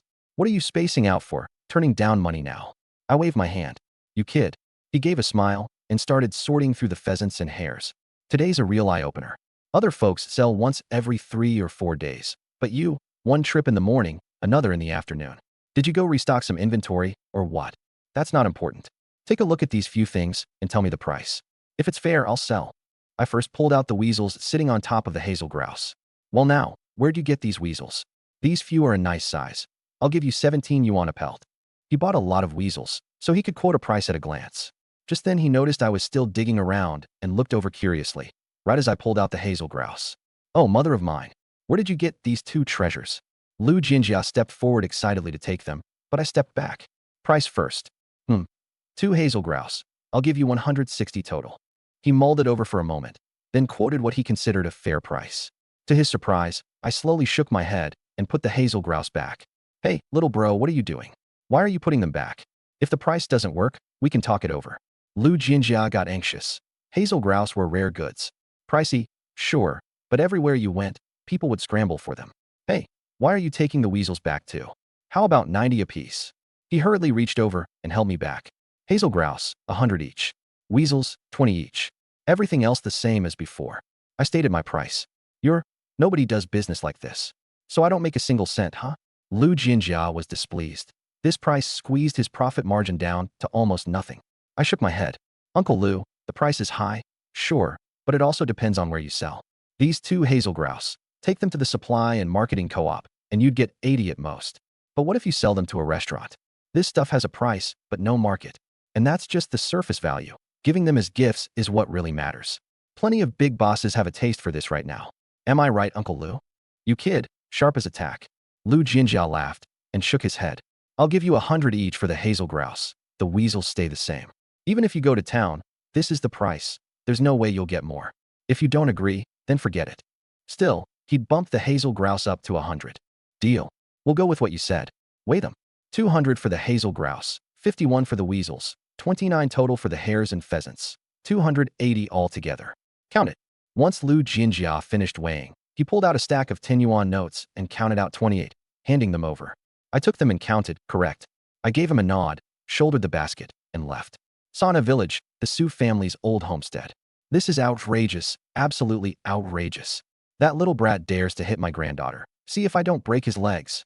Su Taiping slammed the table with a bang. In front of him was Su Yuzhu, who'd just clashed with me. What a sin, that damned Su Yuan. I can't even bear to lay a hand on my own daughter. And he had the nerve to hit her. Grandpa, you have to make this right for us. Zhuang Kaihui stroked her daughter's cheek tenderly, where a faint slap mark still showed. Right? He didn't just hit me. Blackie nearly died at his hands too. I want him to pay up. Grandpa, you've got to make this right for me. Su Yuzhu clung to Su Tieping's arm and shook it. Good granddaughter, Grandpa will definitely get you satisfaction. As for compensation, let's just drop that. Su Taiping shook his head. He knew what state his third son's family was in. If it weren't for the occasional help from the eldest and second son's families, they'd have trouble even putting food on the table. Grandpa, they've got money. Listen to me. Su Yuzhu spilled out everything that had happened that day. When they heard about 2 hazel grouse and 3 weasels, everyone's face registered disbelief. Really? I just heard from folks in the village that Su Yuan and his sister hauled several sacks of stuff out of the mountains this morning, and this afternoon they brought back another huge pile. Doesn't that mean their family struck it rich today? Yes, we absolutely have to make them pay today. Zhuang Kaihui grew more and more worked up as she spoke, already tallying up how much compensation to demand. Good granddaughter, come with me. Grandpa will take you to seek justice. Su Taiping still decided to take his granddaughter to Su Zhibang's home to have it out with them, though he hadn't given a thought to compensation. Playing favorites though he did, Su Yuan was, after all, his own grandson, and third son was bedridden with paralysis. That sort of thing he just couldn't bring himself to do. He had a conscience, just not much of one. Dad, you're in poor health. Let me go instead. Su Zhifu, who'd stayed quiet the whole time, suddenly spoke up. He knew his own father. If Su Taiping went, it'd end with a scolding at most. But what was churning in his head was what his daughter had said. If it was true, he might just be able to extort a sum in compensation today. Bang bang bang. My mom was preparing dinner when the courtyard gate was pounded loudly. Su Youqiang and Su Youqiang, playing in the yard, jumped in fright. Wait, let me fix that. Su Youqiang and Su Youqiang playing in the yard both flinched in fright. Is that Su Zhifu's voice? What's he here for? My mom frowned. Relations between the two families had never been good. Fifth brother-in-law hadn't set foot here in years. Puzzled as she was, she still signaled for third sis to go open the gate. Fifth aunt, what are you all? Third sis opened the gate to find that it wasn't just fifth uncle who'd come, but a whole crowd of them. Before she could finish, Zhuang Kaihui shoved her aside. Where's that little brat Su Yuan? Tell him to get his ass out here. He dares to hit my daughter. See if I don't skin him alive. Zhuang Kaihui, like an arrogant old hen, glared down her nose at my mom in the doorway. I don't know what you're talking about. Now, please leave my home at once. You're not welcome here. Seeing the group storm in so aggressively and arrogantly, third sis blocked their way without the slightest courtesy. You think I want to come to this dog kennel? The old one's paralyzed in bed, the young one's a hoodlum, and then there's you. A second-hand reject someone called off the engagement on. The whole house reeks of bad luck. Make it quick, get Su Yuan out here, and let's settle how he's going to answer for hitting my daughter. Zhuang Kaihui shoved third sis again. But this time third sis was prepared. Not only did she not get pushed aside, she shoved Zhuang Kaihui staggering backward instead. That shove was like cold water dripping into a pot of hot oil. It exploded in an instant. Zhuang Kaihui furiously lunged at third sis. Su Yuzhu joined in too, and behind them, my mom, afraid her daughter would get the worst of it, stepped up to help. The scene instantly descended into chaos. Su Zhifu's face twitched, but he suppressed the urge to jump in and help. It wasn't that he didn't want to. It was mainly that a good number of villagers had already gathered at the gate. If a grown man like him struck, he'd be the target of everyone's scorn. Woof. Woof woof. Su Zhifu had his reservations. The dog had none. The shepherd lunged straight at my mom, who was grappling with Su Yuzhu. Su Zhifu saw it, but deliberately turned around and pretended he hadn't. The dog protecting its master bit you. What's that got to do with me? But what he didn't expect was that Su Youqiang saw it too. Wait, that little girl was Su Youqiang. Let me correct. The 10-year-old girl, Su Youqiang, actually rushed over and shielded my mom, only to be knocked flying by the hunting dog. Correction, the little girl was Su Youqiang, no? Let me keep the name straight. It was little Su Youqiang. Little 5. Amid my mom's shrill, anguished scream, the scene fell abruptly silent. By the time I got home, the courtyard gate was already surrounded by people. Seeing me return, they instinctively parted to make way. Something inexplicably clenched in my chest. I realized something had happened at home, and I quickened my pace into the yard. The moment I walked into the courtyard, the scene before me maxed out my rage. Su Jifu and his family of 3 were arrogantly blocking the gate, and facing them was third sis, her hair a disheveled mess. Behind third sis, my mom, eyes bloodshot, held little 5 in her arms, her other hand gripping little 6. And at the very back was my dad, Su Jibong, who'd crawled out of the bedroom, glaring at the 3 of them with eyes about to split from fury. "You little brat, you're back just in time. You slapped my daughter across the face, and this matter." Zhuang Kaiwei was the first to spot me, and seeing my empty back basket, she instantly perked up. He'd definitely gone to Shanghe village to sell. A round trip, the timing was just right. But her words came to an abrupt halt. All because I'd shot her a glance. That beast-cold gaze made her not dare say another word. "Dad, get up first." I helped my dad back into his room first, and after roughly getting the gist of the situation, my whole face darkened, especially when I heard that little 5 had been knocked flying by the black dog. In my past life, I'd died alone, and family had long become an obsession lodged deep in my heart. Now, living again, whoever dares touch my family, I'll see them dead. Dad's in poor health. Mom, you go inside and keep an eye on him. Little 5, little 6, what are you 2 doing in the middle of this commotion? Go back inside. Third sis, you go watch the 2 of them. I've got things out here. I wanted the whole family back inside, but third sis and my mom refused, and in the end, they had the 2 little ones go keep dad company. You all came running to my home for no reason other than that I slapped Su Yuju. Go ahead, say it. What compensation do you want? I coldly swept my gaze over the 3 of them. That look sent a jolt of alarm through Su Jifu. When had this kid become so terrifying? A single glance was enough to make one's scalp tingle. "Oh, 100 yuan, and we'll call it even," Zhuang Kaiwei said brazenly. "Fifth daughter-in-law of the Su family, you've really got some nerve. Opening your mouth to demand 100. The next village over, someone nearly got their arm broken and only got 50 in compensation. How are you so shameless? Good heavens, 1 slap and you want 100 yuan? Have you gone money crazy? If you ask me, 1 yuan at most, and be done with it."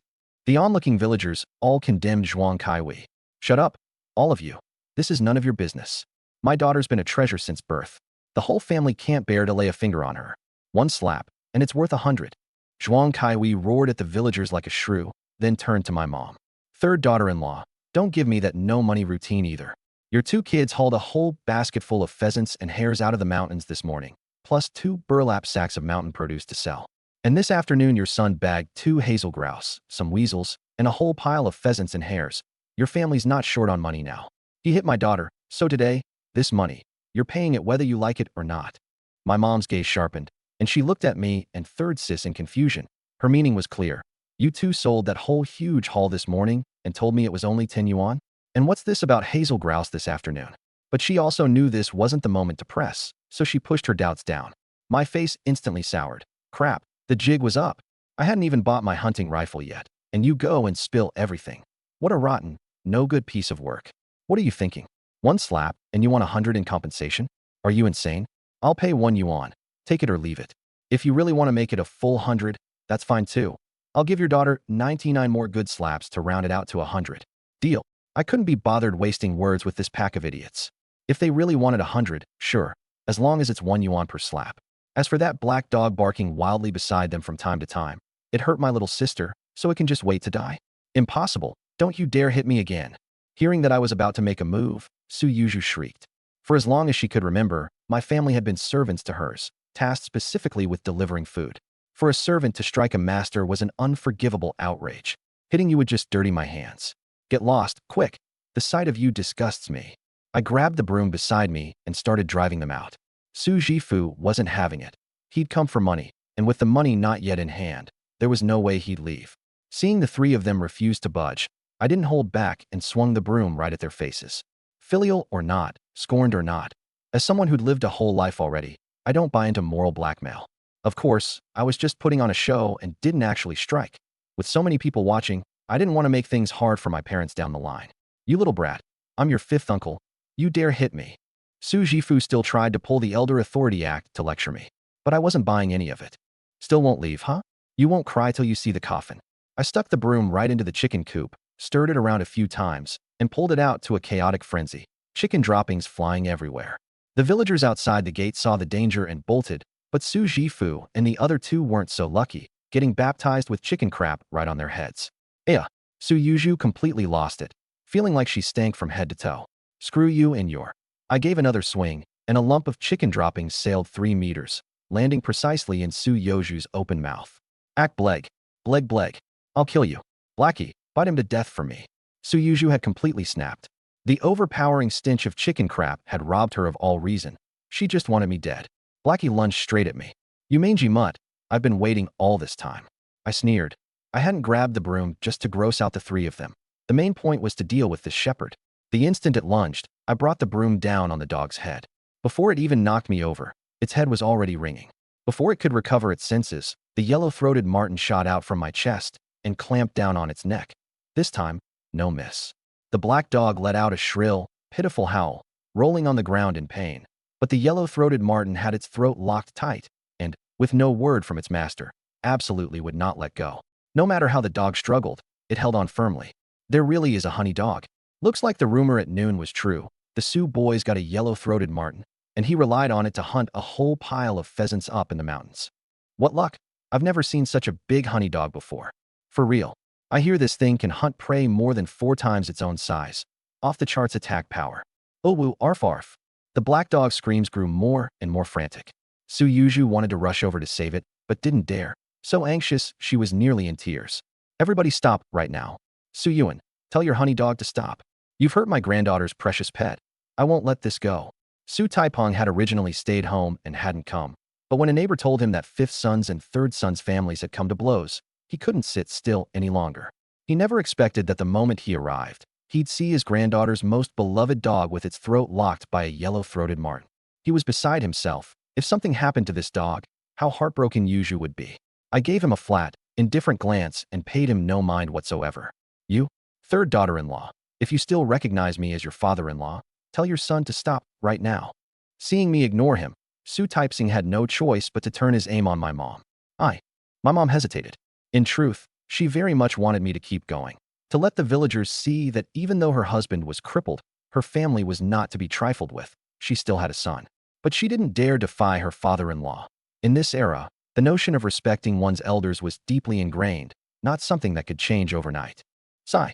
Seeing my mother's dilemma, I called the yellow-throated marten back on my own. It had been biting this long without killing the dog.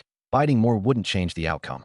The yellow-throated marten hopped back onto my shoulder, and I got a look at the shepherd's wound. It had indeed bitten the neck, but a hunting dog's neck has thick muscle and plenty of subcutaneous fat, which was the only reason it had escaped with its life. Its teeth are just too short. Make way, please. Just then, 2 familiar figures pushed through the crowd. My eldest uncle, Su Jigua, and my second uncle, Su Jijun. Su Jifu, you're a real beast. 3rd brother's family's already in this state, and you still come stirring up trouble. Want me to break your legs? Su Jijun was like an enraged lion. You little brat, who are you roaring at in front of me? Seeing his most beloved youngest son getting yelled at, Su Taipeng was instantly displeased.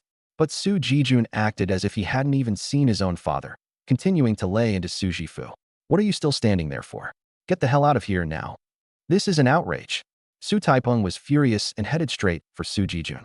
Dad, calm down. Please calm down. Su Jigua hurriedly stepped up, feigning to soothe him, but in reality blocking his way. Seeing his father held back, Su Jifu panicked. Second brother had a violent temper and really might beat him up. An older brother beating a younger one.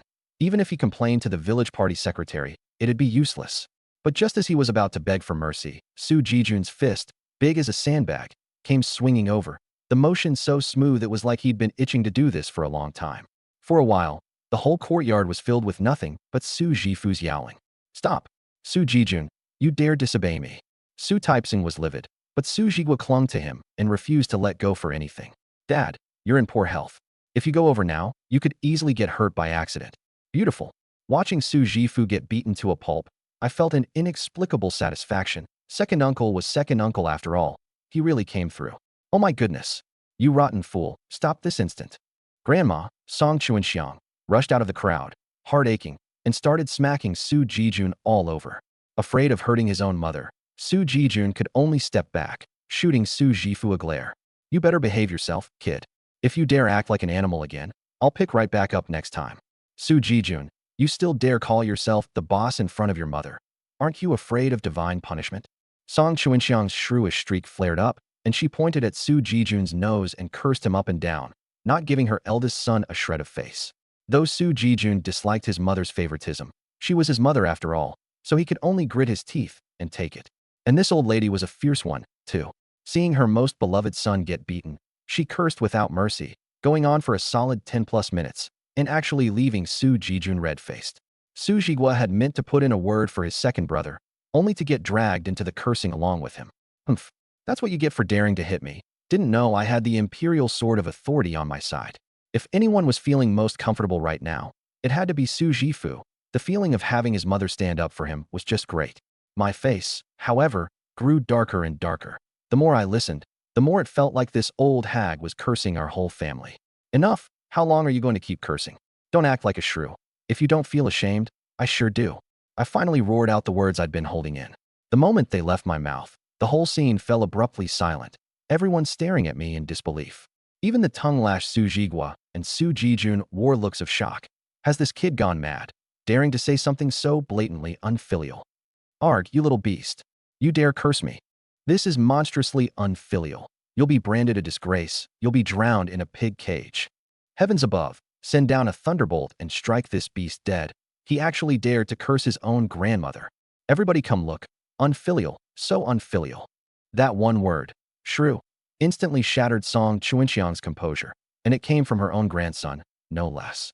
In this era, villagers held filial piety in the highest regard, which had spoiled certain old folks into arrogant temperaments, like Song Chuanxiang and Su Taiping. Honestly, in my memory, Grandpa and Grandma played favorites in the past, but never this blatantly. Yet somewhere along the way, these two had changed. In my past life, I'd gone back over it all, and my final conclusion was this. The blame fell on my dad. It was that blind filial piety of his, always sending a share of every good thing over to the old folks, that had flat out spoiled them into this. Just shut it, will you? Unfilial this, unfilial that. Do you even deserve filial children and grandchildren? My dad's lying in bed gravely wounded, and you don't so much as ask after him. Fine. But now you come to our door to extort money. Second uncle couldn't stand fifth uncle's ugly attitude and taught him a lesson, and you blocked the gate cursing for over 10 minutes. Eldest uncle got it worst. He was just breaking up the fight and caught a whole mouthful of your spit for it. His face covered in your spittle, and you don't even find that disgusting. So cursing people is your God-given right. But the moment I say the word shrew, it becomes a monstrous crime. I let it all out in a barrage. If my dad's willing to spoil the old lady, that's his business. But I, Su Yuan, won't be indulging her. Don't preach filial piety to me. That depends on the person. You don't even act like a decent human, and you still expect my filial devotion? Dream on. As for your insistence that I'm unfilial, that I should be branded a disgrace, suit yourself. See if I so much as flinch. You. Song Chuanxiang pointed at me, her finger trembling, panting hard, suddenly at a total loss for words. I half worried she wouldn't catch her breath. Yuan, have you gone mad? Su Jigua shoved me aside, shot me an irritated glare, then turned to coax the old lady. Ma, Yuan's still young and speaks bluntly. Don't stoop to his level. His words were soothing, but his expression was strange, carrying a hint of suppressed, secret delight. Who wouldn't blow up after being cursed at point blank for over 10 minutes? Only these brothers, force-fed that blind filial piety doctrine since childhood, could endure it. But enduring didn't mean they weren't angry. You little beast, I'll beat you to death. Su Taipeng came at me, about to give me a slap. My expression instantly turned ice cold. The yellow-throated Martin sensed the shift in my aura and snarled endlessly at Su Taipeng. Get back. I clamped a hand down on it. If it actually bit this old man into some serious injury in front of everyone, that'd be a disaster. Still, Su Taipeng was cowed by the ferocious yellow-throated Martin and didn't dare come any closer for the moment. All right, you're all one family. Why make things so unpleasant? The village party secretary, Zhang Guangwei, was pushed out of the crowd by Su Jijun. He hadn't wanted to get involved. Domestic disputes like this were the hardest to arbitrate. But the crafty Su Jijun had spotted him hiding at the back of the crowd and shoved him right out. The moment everyone saw the village secretary, they instinctively stopped. In these times, a village party secretary held no small power. He was the #1 man in the village. I've been listening a while now, and I've got the gist. The third family's boy slapped the fifth family's girl. It's not a big deal, just a matter of compensation. After saying this, Zhang Guangwei looked at me. Hitting someone was indeed your fault. If you ask me, you ought to pay something. Since 1 yuan won't do, then pay 2. No way, 2 yuan's out of the question. Anything less than 10, and this isn't over. Su Jifu immediately refused, though he'd stopped demanding 100. Su boy, what do you say? Sure. I nodded and agreed. No, 10's too little. 220 yuan. Seeing me agree so readily, Zhuang Kaiwei jacked up the price on the spot. Sure, that works. I agreed again. Zhang Guangwei hurriedly cut off Zhuang Kaiwei, who looked ready to open her mouth again. No more changing it, or I'll turn around and leave right now. Only then did Zhuang Kaiwei shut up. Su Jifu was already showing a delighted expression. 20 yuan for nothing. That was as much as his family's monthly income. Su Yuzhu, though, felt it was too raw a deal. One slap, and she only got 20 yuan back for it. Far less than what she'd imagined. However, I abruptly shifted my tone. This black dog just now attacked my little sister. If my mom hadn't stepped in to block it, the consequences would have been unthinkable. Even so, it's left my sister with severe psychological trauma. I put heavy emphasis on that last sentence. Don't tell me you want compensation too? Zhang Guangwei was taken aback. What was this? One act ends and another begins. Was this a farce? Thankfully, I gave a slight shake of my head, and his expression eased up a bit. I don't want compensation. This beast hurt my sister and attacked people. Just kill it. I said flatly. What? Zhang Guangwei was stunned. So you don't want money, you want its life outright. Impossible. No one is allowed to touch Blackie. If you dare lay a hand on it, I'll fight you to the death. Su Yuzhu clutched Blackie, glaring hard at me. I looked at her without a shred of emotion.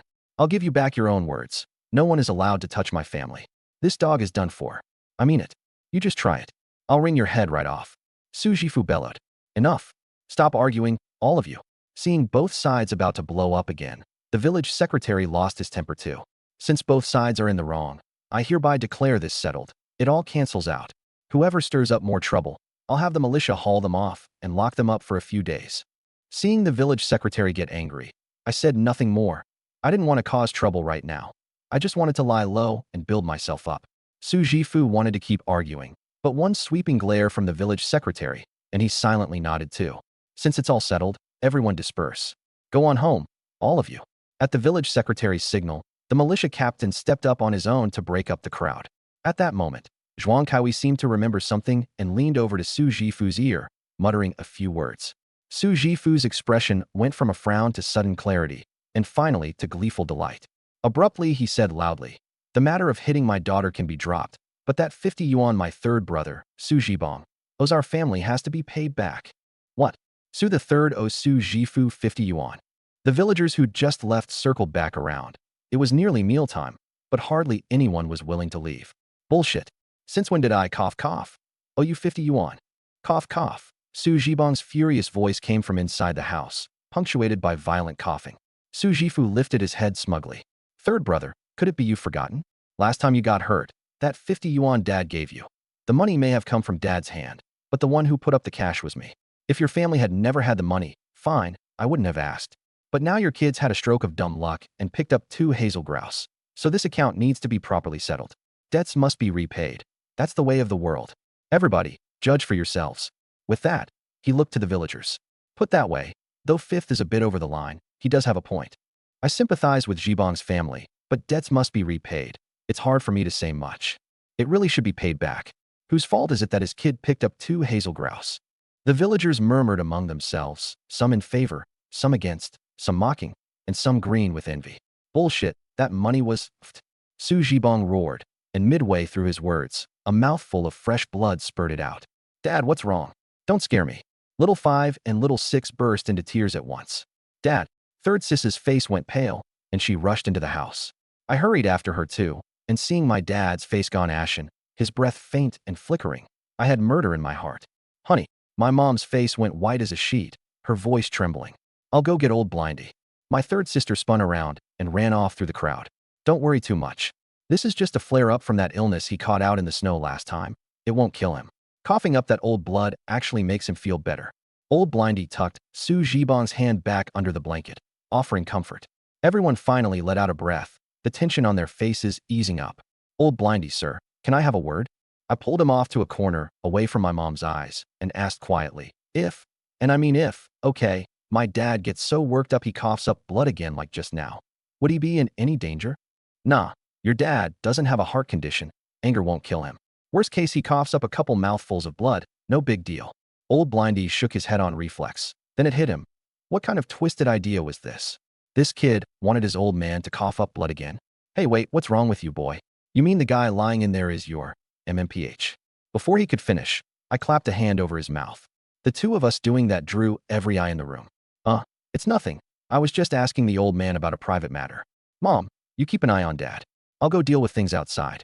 I muttered a few more words to old Blindy, then pushed the door open and stepped out. Inside the room, Su Jifu was still planted in the doorway. There was no way he was leaving today until he got enough out of us. Outside the yard, more and more villagers were crowding in. Back in those days, there wasn't much entertainment, so watching drama unfold was the best pastime around. And it wasn't just that era. Fast forward 20 years, with 100 ways to be entertained, and people still couldn't resist a good spectacle. All right, everybody's got to be my witness. My third brother coughing up blood has nothing to do with me. I didn't curse him, didn't lay a finger on him. It's purely his own bad health, an after effect from when the mountain god knocked him down last time. Su Jifu blocked the door while covering his own tracks.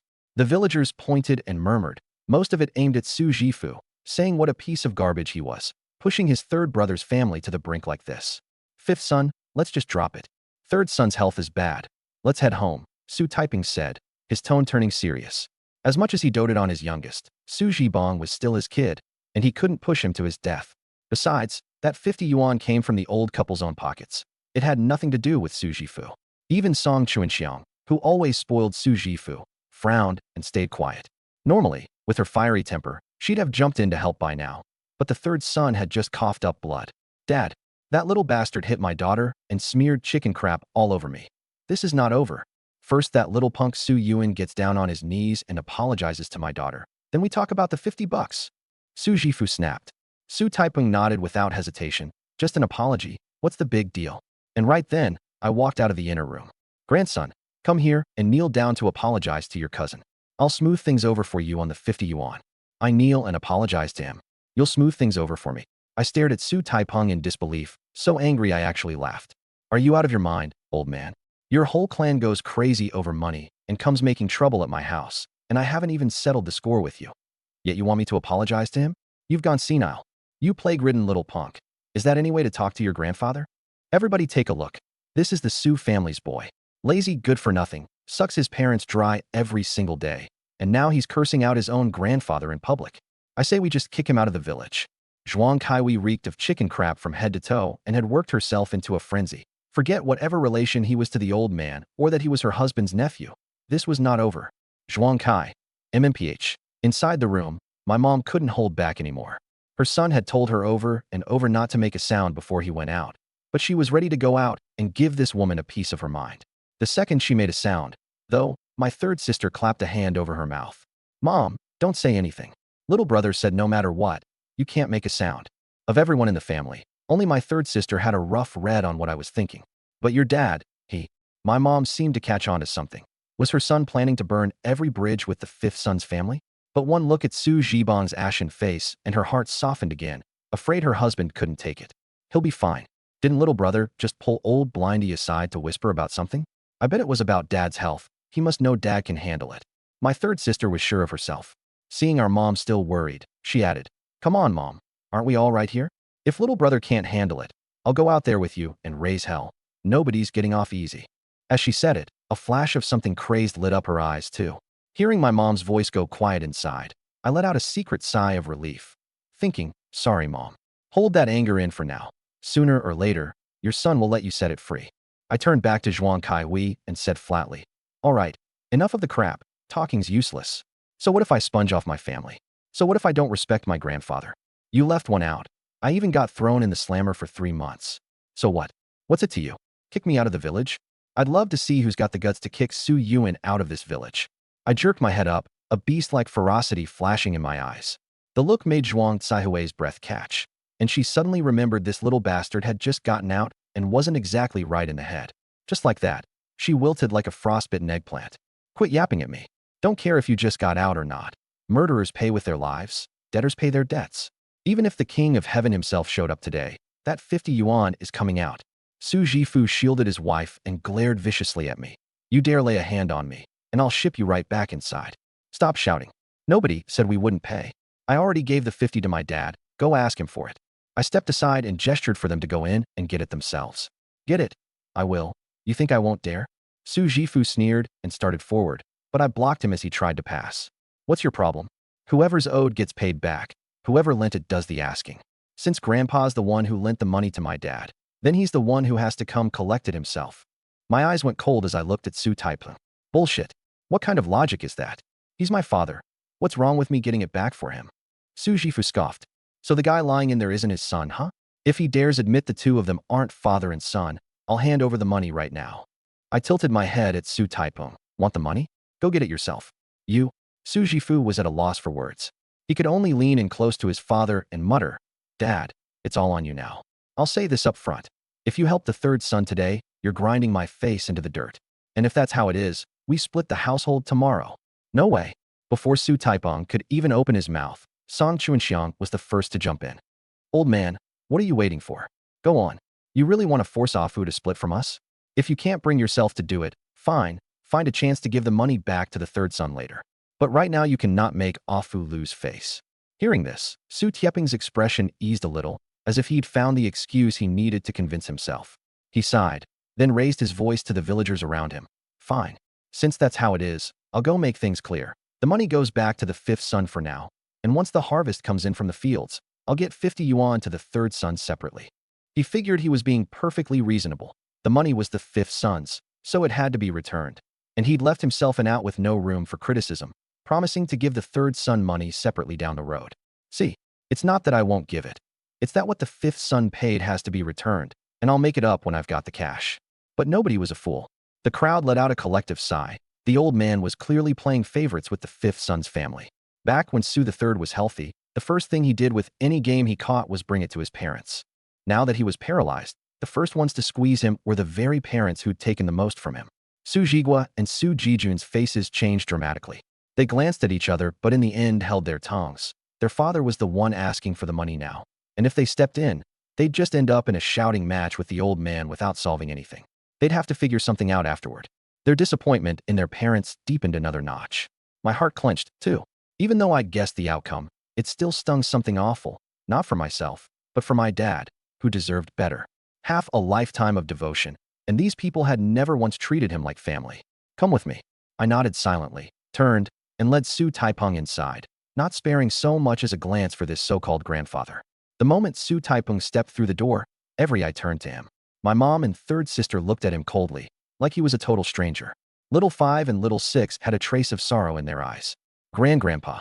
Su Youqiang opened his mouth, about to beg this grandfather, who'd never shown them an ounce of love, not to give their dad a hard time. Smack.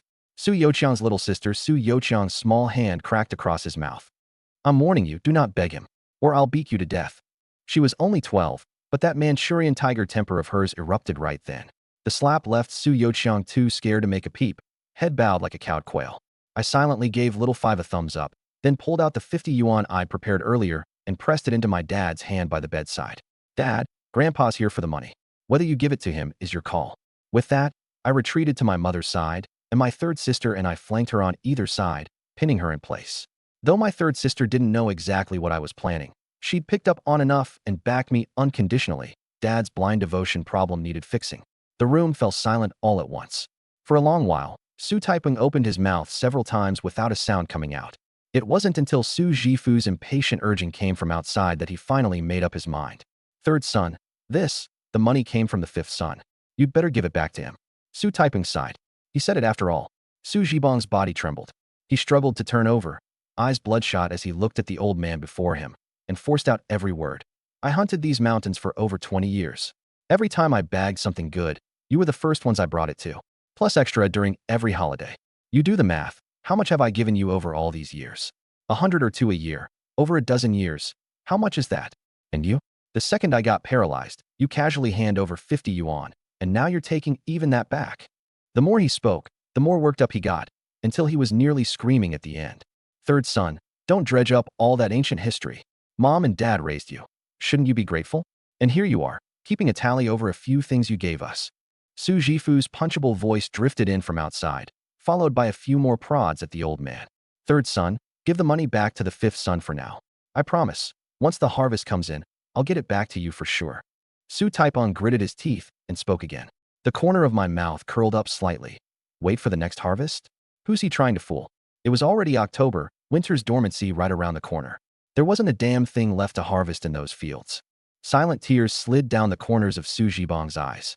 If it were just him, he'd have handed over the money without a second thought. But there was a whole family behind him that needed to eat. Rice was going for under 30 cents a pound these days, so this 50 yuan converted entirely to rice would come to over 200 pounds, or even 500 plus pounds of coarse grain. Enough to feed the whole family for 4 or 5 months. Dad, could you give my family a little time to get by? Su Zhibang took a deep breath and, for the first time in his life, begged someone, as humble and pitiful as his own father. And in front of his kids, no less. A powerful wave of humiliation surged up in him. My mom's eyes went red in an instant. Before her husband's accident, he'd been such a big heart, generous man, no one in the whole village could match him. And now here he was, groveling, begging the father he'd devoted half his life to. Huh. Su Taiping gave a slight shake of his head, then simply reached out, and, before Su Zhibang could react, snatched the 50 yuan away and walked out of the room. Su Zhibang froze, his heart aching as if all his organs were being wrung out. So this was the father he'd always been so devoted to, cruel enough to leave him without a single lifeline. Got it. Ah, Dad, you're the man. Su Zhifu took the 50 yuan, eyes crinkled up with delight. Money in hand, Su Zhifu's family finally left with smiles on their faces. Everyone was still covered in chicken crap, but so what? As long as there was money, that was all small stuff. I leaned against the doorframe, watching their backs, then suddenly called out, Grandpa, I gave you the 50 bucks. Make sure you square it with fifth uncle so he doesn't come back demanding it again. And everybody here's gotta be my witness. The second I said it, the villagers around me erupted. That old man Su really took the money back. What a lowlife. The third son used to show him so much respect, and now that he's down on his luck, the old bastard's heart is cold enough to do this. You said it. If you ask me, only Su the third is soft-hearted enough. Anybody else would have raised the roof. But what can you do? He's bedridden, and his son's a good-for-nothing. Can't shoulder anything. Just loafs around all day, eating and drinking so much it makes your mouth water. Sigh. It's the third son's wife and the kids I feel sorry for. My face went sour in a hurry. Hey, come on, guys. I told you to roast Su Taiping in them. Why are you coming after me now? But there was nothing I could do. I really had been a screw-up before, roaming the village all day while the family could barely keep food on the table, running with the local bums and eating and drinking my fill. All I could do was grumble and shut the courtyard gate. Su Zhifu still wanted to turn back and give the villagers grief, to shut them up. What are you doing? Haven't you embarrassed us enough? Get your ass back home right now. Su Taiping snapped and slapped him, the first time he'd ever raised a hand to his most beloved fifth son. Seeing his dad genuinely furious, Su Zhifu didn't dare talk back. He patted the 50 yuan in his pocket and cheerfully trotted after him. After shutting the courtyard gate, I walked back to the room. I needed to comfort my dad's wounded heart, and fast. Inside, Su Zhibang lay motionless, eyes vacant. My mom stood beside him, tears falling nonstop, while little 5 and little 6 huddled by the bed, afraid to make a sound. Only my third sister was seething, and the moment I came back, she opened fire. Fourth brother, are you out of your mind? Why do you give them the money? It's your money. I've got no say in that. But don't you know the state our family's in? Fine, you were a lazy freeloader before, whatever. Dad could still cover it with his hunting. But now that Dad's like this, you go and hand over 50 yuan, and you even let Grandpa take it straight out of his hand. That's like stabbing a knife right into him. My third sister jabbed her finger at me and let me have it, and the little bit of goodwill I'd just earned went right back to square one. Third sis, calm down first. This is nothing yet. Unbothered, I poured myself a bowl of water and gulped it down, then explained, I did all this for Dad's own good. His illness needs curing. The moment she heard it was about curing her husband, even my mom pricked up her ears. Cut the crap. Tell me, how the hell is this curing Dad? My third sister said. Think about it. Back when Dad was healthy, how much stuff did he give their family? And I'm not exaggerating. Su Taiping and Su Zhifu's whole family were basically supported by our dad. And now, the second Dad has an accident, they come bullying us at our own door. A bunch of sons of bitches. With the outsiders gone, I stopped calling them grandpa and fifth uncle. Those two didn't deserve it. Watch your mouth. That's your grandpa and your fifth uncle. Say it at home, fine, but don't go running your mouth like that outside. My mom smacked me. She didn't like this father-in-law and brother-in-law either, but she didn't want her son to become the village's gossip. Mom, don't interrupt. I'm talking about something important here. I gave her a helpless look. Just think about it. With Dad's temperament, if I don't stab him with a few of these truths, then once he's back on his feet, won't he just go right back to bringing gifts to Grandma and Grandpa? I'm trying to make Dad see clearly whether the father he's always been so devoted to ever treated him like a son at all. Just you wait. Today's knife wasn't deep enough. When I get the chance, I'll make that family stab him right through the lung and cut off any last attachment he's got to them for good. My words left everyone stunned in place, but no one argued. With Su Zhibong's blindly devoted nature, once he recovered, he really might go right back to doting on them. A total fool. There was nothing my mom could do about it, either. It wasn't that she'd never made a scene, but the old Su Zhibong had never given an inch. Wait, that's not right. She suddenly reconsidered, and thinking about the family's current situation, her face darkened again. The family? Was there even an afterword for us? Mom, don't make that face. I was a screw-up, a piece of garbage, but I've changed now. I really have. Seeing my mother's expression sour again, I hurried to explain, and afraid she wouldn't believe me, I even pulled the thick wad of 10 yuan bills out of my pocket. Dad's lungs I could stab. He had it coming. But Mom was different. Seeing her like this broke my heart. Where'd you get all this money? Was what Zhuang Kaiwei said true? You really caught 2 flying dragons. My mom stared at the wad of cash, her breathing quickening. Yeah, sold some this morning for 32, kept 18. This afternoon, I sold more for 280. I've got 322 in hand total. 322 my foot. Then who was the big spending idiot who just handed over 50 yuan? My third sister shot me a glare. I gave a heh-heh laugh. Relax, third sis. I'm the eldest son of this family. You think I'd let us get pushed around? When I handed over the money, I made sure Yellow got a good sniff of it. Tonight it'll snag those 50 bucks right back. Squeak, squeak. The yellow-throated marten by the bed hopped up and puffed itself up smugly, as if to say, just wait and watch me tonight. Can it even do that? Don't tell me the money won't come back and it'll get caught and sold off instead. Then you'll cry your eyes out. My third sister didn't believe it for a second. Once someone locks the cash in a chest, what's it gonna do? Haul the whole chest back? I couldn't be bothered to explain. No matter what I said now, it wouldn't do any good. If you sold 32 worth this morning, why'd you only bring 10 back? My mom suddenly spoke up, her face grim. She reached into her jacket, pulled out 10 yuan, and handed it back to me. If you think this family's a burden and you don't want to pitch in, then take this 10 back too and return it all to the old village chief. She'd suddenly grown tired. She'd thought her son had finally turned over a new leaf, going up the mountain to catch wild rabbits to help out the family. Turns out he was the same as ever, holding back this money. Odds were he was just planning to go out and fool around again. Come on, my dear mother. Not this again. I kept the money for a reason. Would you just hear me out first? My head was pounding. My plan had been to act first and explain later, buy the gun first and deal with it after. But then this whole mess broke out. The gun never got bought, and the money got exposed instead. Then explain. I'm listening, my mom said flatly. I turned to my third sister for help. Mom had a soft spot for her, so it'd go down easier coming from her mouth. But my third sister acted like she didn't see a thing. A real man learns to take his mother's wrath. Fine, I'll go down swinging. I stiffened my neck. I'm planning to buy a hunting rifle and go hunt the mountains. Dead silence. Even my dad, who'd been out of it this whole time, snapped back to attention, shot me a startled glance, then looked over at his wife. Sure enough, my mom's face went visibly livid. Hunt the mountains? Do you have a death wish? Look at how skilled your father was. Not a soul for 10 villages around would claim to be better than him. And even he ended up like this. And you want to go in there and get yourself killed? You trying to send me to an early grave? I won't allow it. No matter what you say, I won't allow it. Trapping wild rabbits out on the fringe, fine, I won't say a word. But you set one foot in the deep woods, and I no longer have a son. Her stance was rock solid. She still remembered the state her husband was in when they carried him home. The sky had come crashing down. She never wanted the day to come when her son got carried home too. I let out a long sigh. Instead of explaining directly, I asked her a question. Mom, how many hours do you sleep each night now? Do you even get 5? My mom's expression shifted. She was about to insist she could handle it, but I went on. Up at 5 in the morning to chop wood on the mountain, back home and straight into the fields, weaving bamboo baskets to sell in whatever spare time you get in the afternoon, and burning charcoal at night. There are only 24 hours in a day, and you wish you could work 20 of them. Anytime something comes up at a neighbor's, you're the first one there, all for a few extra mouthfuls of grain. You're flesh and blood. Mom, not made of iron. Look at your hair, look at your face. You're working yourself to death. And my third sister's the same. She's in her 20s, the age she should be getting married, but she's ready to sell herself off to some old bachelor. So it's fine for you two to work yourselves ragged, but I'm just supposed to stand by and watch. Dad's down.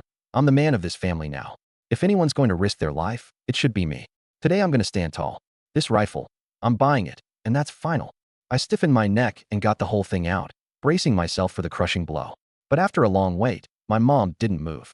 She just slowly rose to her feet and headed for the kitchen. Near the doorway, she paused. I'll go cook. You can buy the gun, but you're only hunting small animals out on the fringe. You do not cross ditch number 2. You hear me? Ditch number 2 was the dividing line for these parts. Everything outside the ditch was the mountain's outer fringe, close to the village, basically free of large beasts, where villagers often went to try their luck catching game and gathering wild goods. But once you crossed inside, you might run into any kind of ferocious animal. Don't worry, Mom. I'm scared to death of dying. I would never cross ditch number 2. I nodded obediently. Right now was not the time to provoke my mother. As I spoke, I ran over to the back basket, yanked off the snakeskin sack, and there lay a big, plump pheasant. Mom, we're having a feast today. I saved the biggest one. Look, nearly 3 pounds. Little 5 and little 6, who'd been moping around, came charging straight over. Whoa, what a huge pheasant. Su Youqiang's eyes were full of anticipation. Bro, are we really eating pheasant tonight? But, will Mom allow it? The 3 of us turned in unison toward the kitchen, and sure enough, my mom came bursting out. Eat, eat, eat. All you know is eating. Take it and go sell it. Little 5, little 6, back me up, block your mom. I snatched up the pheasant and bolted, and the 2 little ones, willing to fight for a taste of chicken, latched onto my mom's legs, one on each side, and refused to let go. By the time I got back, the pheasant was mostly plucked, its belly slit open, and the innards scooped out. No way to sell it now. You little rascal, learn to act first and report later, huh? My mom smacked me a few times in exasperation, but with things at this point, all she could do was take the pheasant and go prep it. I ducked into the kitchen too. Today I planned to show off my skills and blow everyone's taste buds away. Mom, how are we cooking this bird? How about braised? It's so good. Cut the pheasant into chunks, get some oil going in the pot, saute the ginger and garlic till fragrant, fry the doubanjiang until the red oil comes out, toss in the chicken and stir fry. Then, where's our oil? Only then did I realize we had absolutely no seasonings in the house. Big oil, my foot. Oil is more precious than you are. Plain boiled chicken. Take it or leave it. My mom shot me a glare. Was this kid's brain damaged from all those beatings? We've been out of oil for ages. I deflated instantly. My braised chicken chunks died in the womb. The pheasant was soon washed and chopped, paired with potatoes, a few star anise, and a spoonful of soybean paste, all thrown into the pot. The 2 little ones next door were practically drooling with hunger, crouched at the doorway toughing it out for over an hour. It's ready. The moment the lid came off, the aroma filled the room, and Su Youqiang leapt up in excitement. But once the chicken was on the table, he went quiet. Drooling as he was, he didn't dare pick up his chopsticks. He just kept looking at me. Only after their big brother ate first would they dare eat. Look how you've cowed your little brother.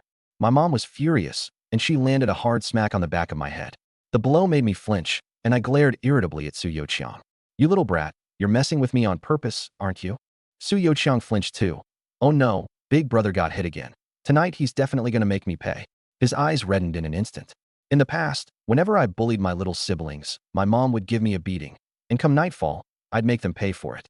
I never used my fists, but standing in the corner for an hour or 2, push-ups, no sleep, I traumatized the poor kids. Still threatening your little brother, huh? You think I can't set you straight?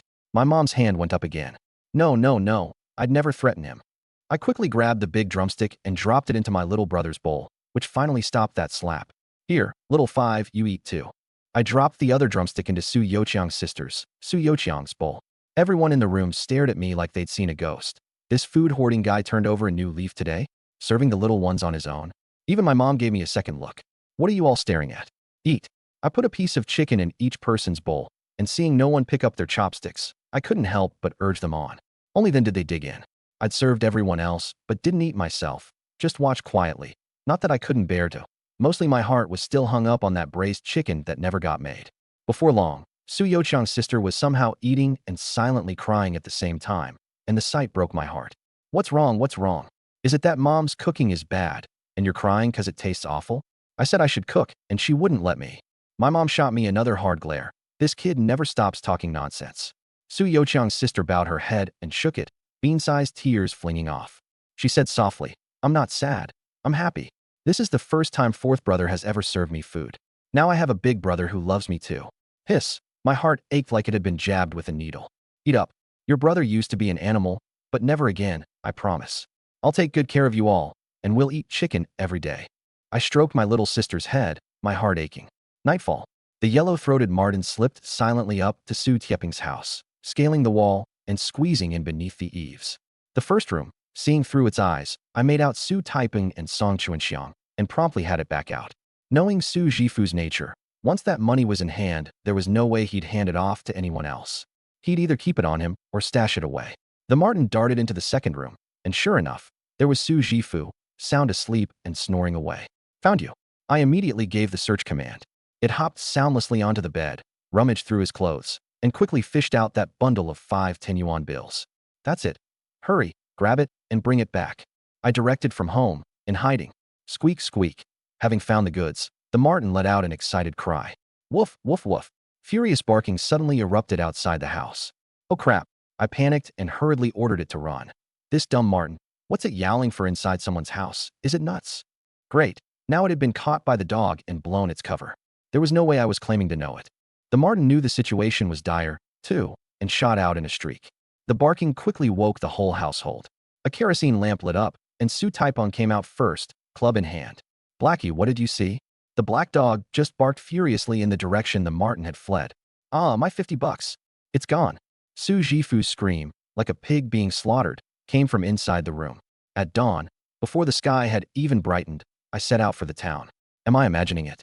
Why does my eyesight feel sharper? At some point, I'd started to feel some inexplicable change in myself. I didn't notice it during the day, but come nighttime, my vision was better than before, seemingly ever since I'd been reborn. Could this system have an enhancement feature, too? I called up the system panel to study it. Still the same 3 things. 1 contract point, 1 contract beast, simple as could be. I looked it over front to back for a good while, and could only barely draw one conclusion. Since my rebirth, this body had undergone some unknown changes. The whether for good or ill, I couldn't say. I shook my head and pressed on. The village wasn't far from town, less than an hour on foot. By the time I arrived, the sky had brightened. Some shops had opened, and breakfast stalls were set up along the road. I fought off the urge to buy a steamer of buns and pulled out the potato my mom had gotten up early to prepare for me, still warm against my chest. A few bites and it was gone. The supply and marketing co-op was in the center of town, open early, though there was hardly anyone inside. The co-op's goods were pricier than the street stalls, and most folks preferred browsing the stalls in the morning, so it wasn't nearly as lively as Vendors Row. I glanced around and headed straight for the gun sales window. Hello, I'm here to buy a hunting rifle. What guns have you got right now? Behind the window sat a little old man, looking half asleep and listless. I called out several times before he slowly lifted his head. Quit hollering. I can't hear you. Terrible attitude. Hello, I want to buy a hunting rifle, I said flatly. The little old man glanced at me. You got documentation? I've got this. I passed over a slip of paper, a hunter's certification from the Sana Village Committee, which I'd made a special trip to get from the village chief the day before. The old man barely glanced at it before slowly shaking his head and tossing the certification back. This thing's been useless for ages. Now you need a firearms permit issued by the town's Public Security Bureau. Useless? When did that change? Somebody bought a gun with this just half a month ago. I was confused, though I wasn't from that village. This was what Zhang Guangwei had told me, so it couldn't be wrong. Nope. Never mind half a year ago. This stopped working a year ago. The old man started shooing me off. The gun window rarely got customers, and he wanted to go back to catching some more shut-eye. Useless? I frowned slightly, unsure what to make of it. By all rights, the village chief had no reason to lie to me. But the co-op, bad attitude aside, wasn't exactly known for scamming customers. There had to be some angle here I wasn't aware of. I glanced at the big smoking pipe on the old man's stool, and an idea instantly came to me. I hurried over to the cigarette counter. Give me a pack of Chunghwa. 2 yuan a pack. Wincing, I forked over 2 yuan, and under the envious gaze of the clerk, I hurried back to the window. Grandpa, hold off on that nap. Here, have a Chunghwa to perk you up. I tore open the pack and offered him one. Who are you calling Grandpa? Get lost. HM? Chunghwa. The old man was about to curse me out, but the second he saw the cigarette, his eyes lit right up. Well, it really is a Chunghwa. This old man's in for a treat today, getting to smoke a Chunghwa. He took it with a smile, all his earlier displeasure gone. I struck a match and lit up for the both of us, and we started puffing away happily, back and forth. Kid, that old man wasn't jerking you around just now. That village committee certification really is technically useless. But the old man took a few drags and brought it up on his own, then suddenly stopped short. Knew there was a catch, still gotta let the Chunghwa pave the way. I said nothing and immediately offered another cigarette. The old man's eyes crinkled into a smile. Kid knows how to play the game. But this place of ours is remote. Most folks around here live off the Changbai Mountains, and the higher-ups can't very well take the food out of the mountain folks' mouths, so enforcement's loose. If you want to buy, I can still sell you one. Then why'd you just say no? I was instantly displeased. Who told you to interrupt this old man's nap? Besides, the rules technically don't allow it. The higher-ups looking the other way is one thing, but who knows? One day it might not fly anymore. Selling to you is a risk for me too. I nodded, letting it go, and just shoved the whole pack of Chunghwa over to him. Grandpa, I decided to quit smoking 1 minute ago. Can't let these cigarettes go to waste. They're yours. Good, good, good. This truly sent the old man over the moon. A pack was 2 yuan, worth 2 days of his wages. He took the cigarettes without another word and led me right inside. Others had always waited outside when buying. This was an exception. Tiger brand single and double-barrel hunting rifles hung on the wall. We sell 2 kinds right now, the old man said, pointing them out. Brand new single barrel is 150, brand new double barrel is 300. 300 yuan. Hearing the price, I was stumped. I'd only brought 322 total, and 300 gone in one shot left me nothing for anything else. But I didn't want a single barrel. A double and single barrel differed by just 1 round, but for a hunter, that 1 round was practically a life. Judging by that look, you didn't bring enough? The old man saw my dilemma. I nodded and came clean. I'd only brought 300, and I still needed to keep some for shopping, so I was a bit short. How about I come back tomorrow? I said, turning to leave. The old man glanced at the Chunghwa in his hand, mulled it over for a few seconds, and just as I was about to walk out, he called after me. Hey, kid, hold on. I paused and turned to see him digging around in a crate. He pulled out a double-barrel hunting rifle. We've got used ones too, cheaper depending on condition. I'd put this one at 80% new, so 20% off, 240. What do you say? I took the gun and inspected it carefully and was instantly overjoyed. The barrel was in good shape, the interior smooth and rust-free, the rifling unworn, the trigger pull even, the hammer smooth. This was hardly 80% new. Calling it 90% would be more than fair. While I was examining the gun, the old man pulled out a box of ammunition too. Buckshot's 50 cents a round, 25 to a box, 12.50. I shook my head. I don't want buckshot. Give me a box of 10 slugs. Are you nuts, kid? Those are for big game. Exactly. When I bag a wild boar, I'll bring you some. Take him. Take him. Slugs are a yuan a round, 10 a box. The old man was a bit surprised, but he still fetched a box of slugs. He'd given his warning, so if the kid wouldn't listen, that was on him. I handed over 25 10-yuan bills, scooped up the gun and ammo, and walked out of the co-op. Gun in hand, I ran over to where they sold daily necessities, planning to pack up all the seasonings our house was short on. Yesterday, I'd talked a big game, and today I had to make good on it. How much is star anise a pound? 80 cents for a tail. Give me 5 tails. And soybean oil? 80 cents a pound. Give me 10 pounds. Then I kicked off a full-on sweep of the co-op. Soybean oil, star anise, bay leaves, dried chilies, soy sauce, vinegar, coarse salt, MSG, sugar, kerosene.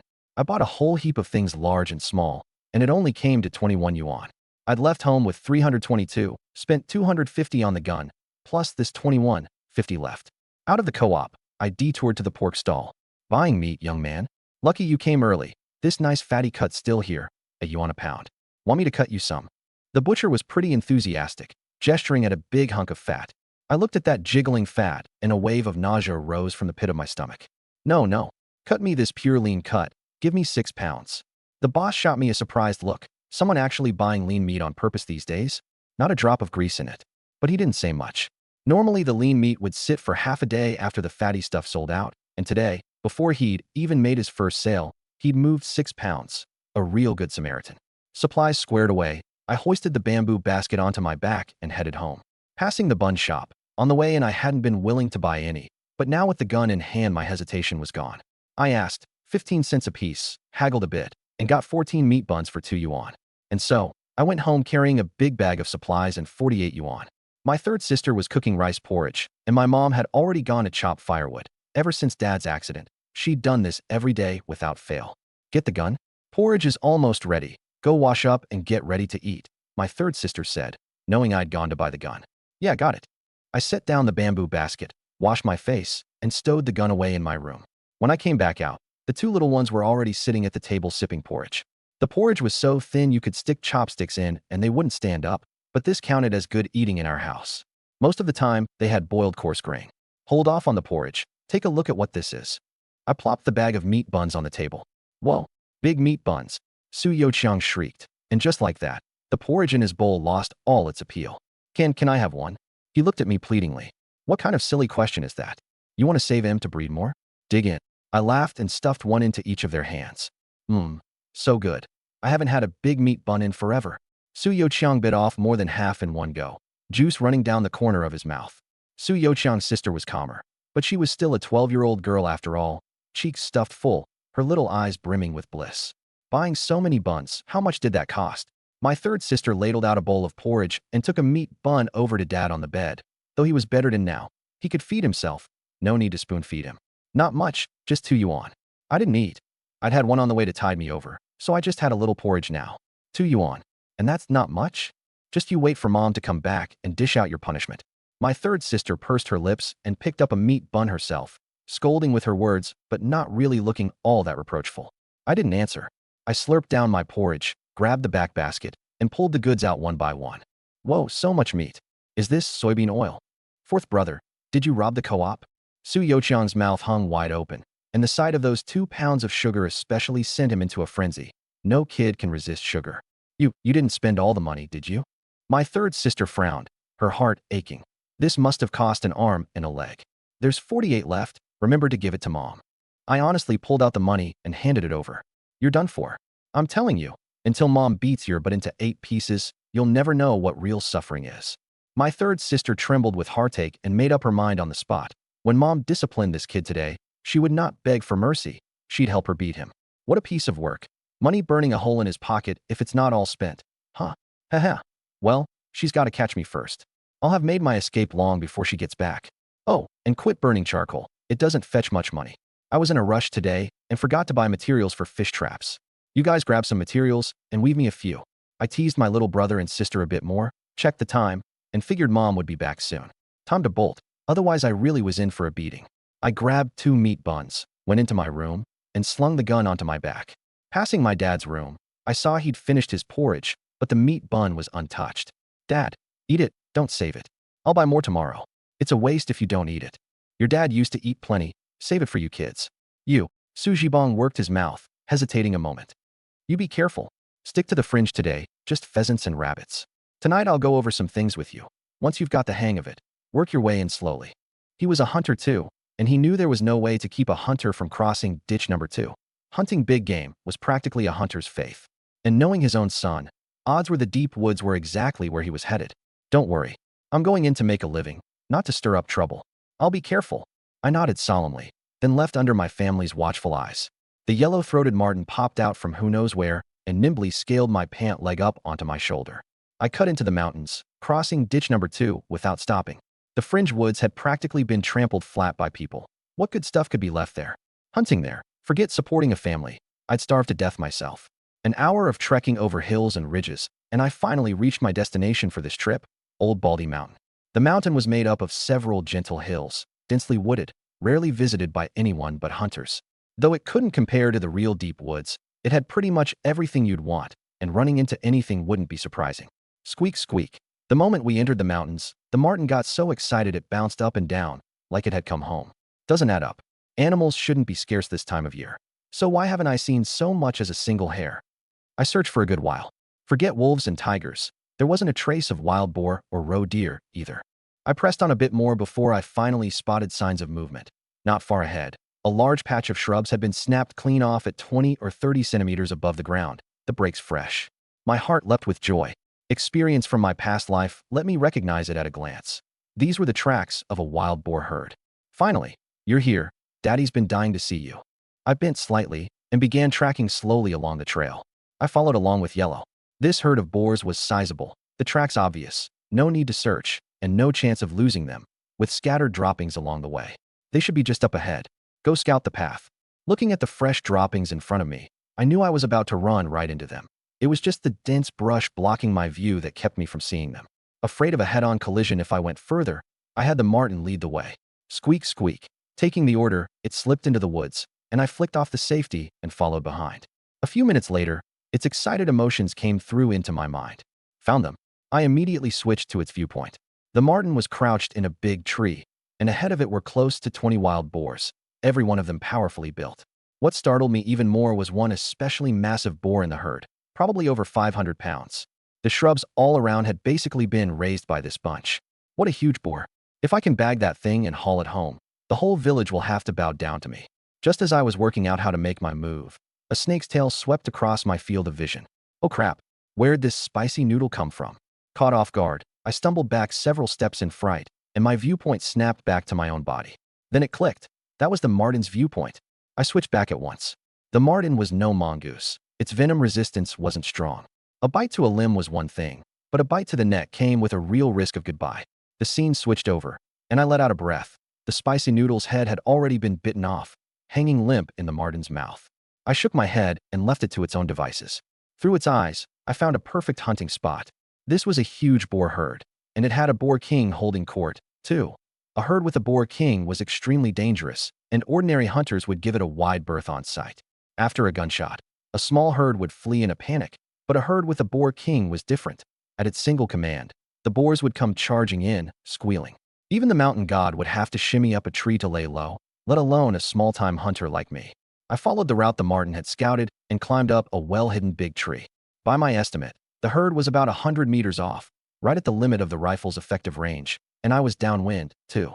Sneaking any closer, I'd definitely be spotted. What came next was up to the marten. I sent it to bait the enemy signal. The marten dropped its spicy noodle and dashed toward the herd. Soon a boar noticed it, but paid it no mind, glancing over before dropping its head back to graze. The marten wasn't shy either. It flew straight toward the 300-pound boar I'd picked out, and using its agile moves, it caught the boar off guard, leapt on, and chomped down hard. Squee! The boar shrieked, and at the same instant a yellow blur shot off into the distance like it was flying. The big, dark brown boar, beside itself with rage, chased out after it. Gruer! A deep, powerful roar rang out, and the charging boar stopped dead in its tracks. Its king was calling it back. A stationary target. And at close range, I decisively squeezed the trigger. Bang! In those few seconds, the boar had charged out 40 or 50 meters, closing the distance between us to 50 meters, the rifle's sweet spot. The slug streaked across in an instant and struck the boar in the chest, slightly to the left, right where the heart was. Squee, squee. Amid a shrill, agonized squeal, the 300-pound behemoth struggled for a dozen or so seconds before collapsing to the ground. The gunshot threw the herd into chaos. Gruer! A few roars from the boar king brought them under control. It shot a glance at my position, knew I was out of reach, and led the herd off into the distance. Bang! I raised the gun and fired again. As expected, it hit, but at that range the power fell short, and with a moving target it only caught the hind leg. The boar wasn't crippled and ran off with the herd. Nothing to be done about it. Had I had a Type 56 in hand, that one volley would have taken down at least 3 or 4. Only once the boars had run well out of sight did I slip down the tree and run over to the fallen boar. Ding! Wild boar successfully hunted. Contract points earned, 310. 310 points? Not bad. Hunt one more, and I'll have enough to contract a yellow-throated marten. I was pretty satisfied. I quickly slit the boar open and bled it.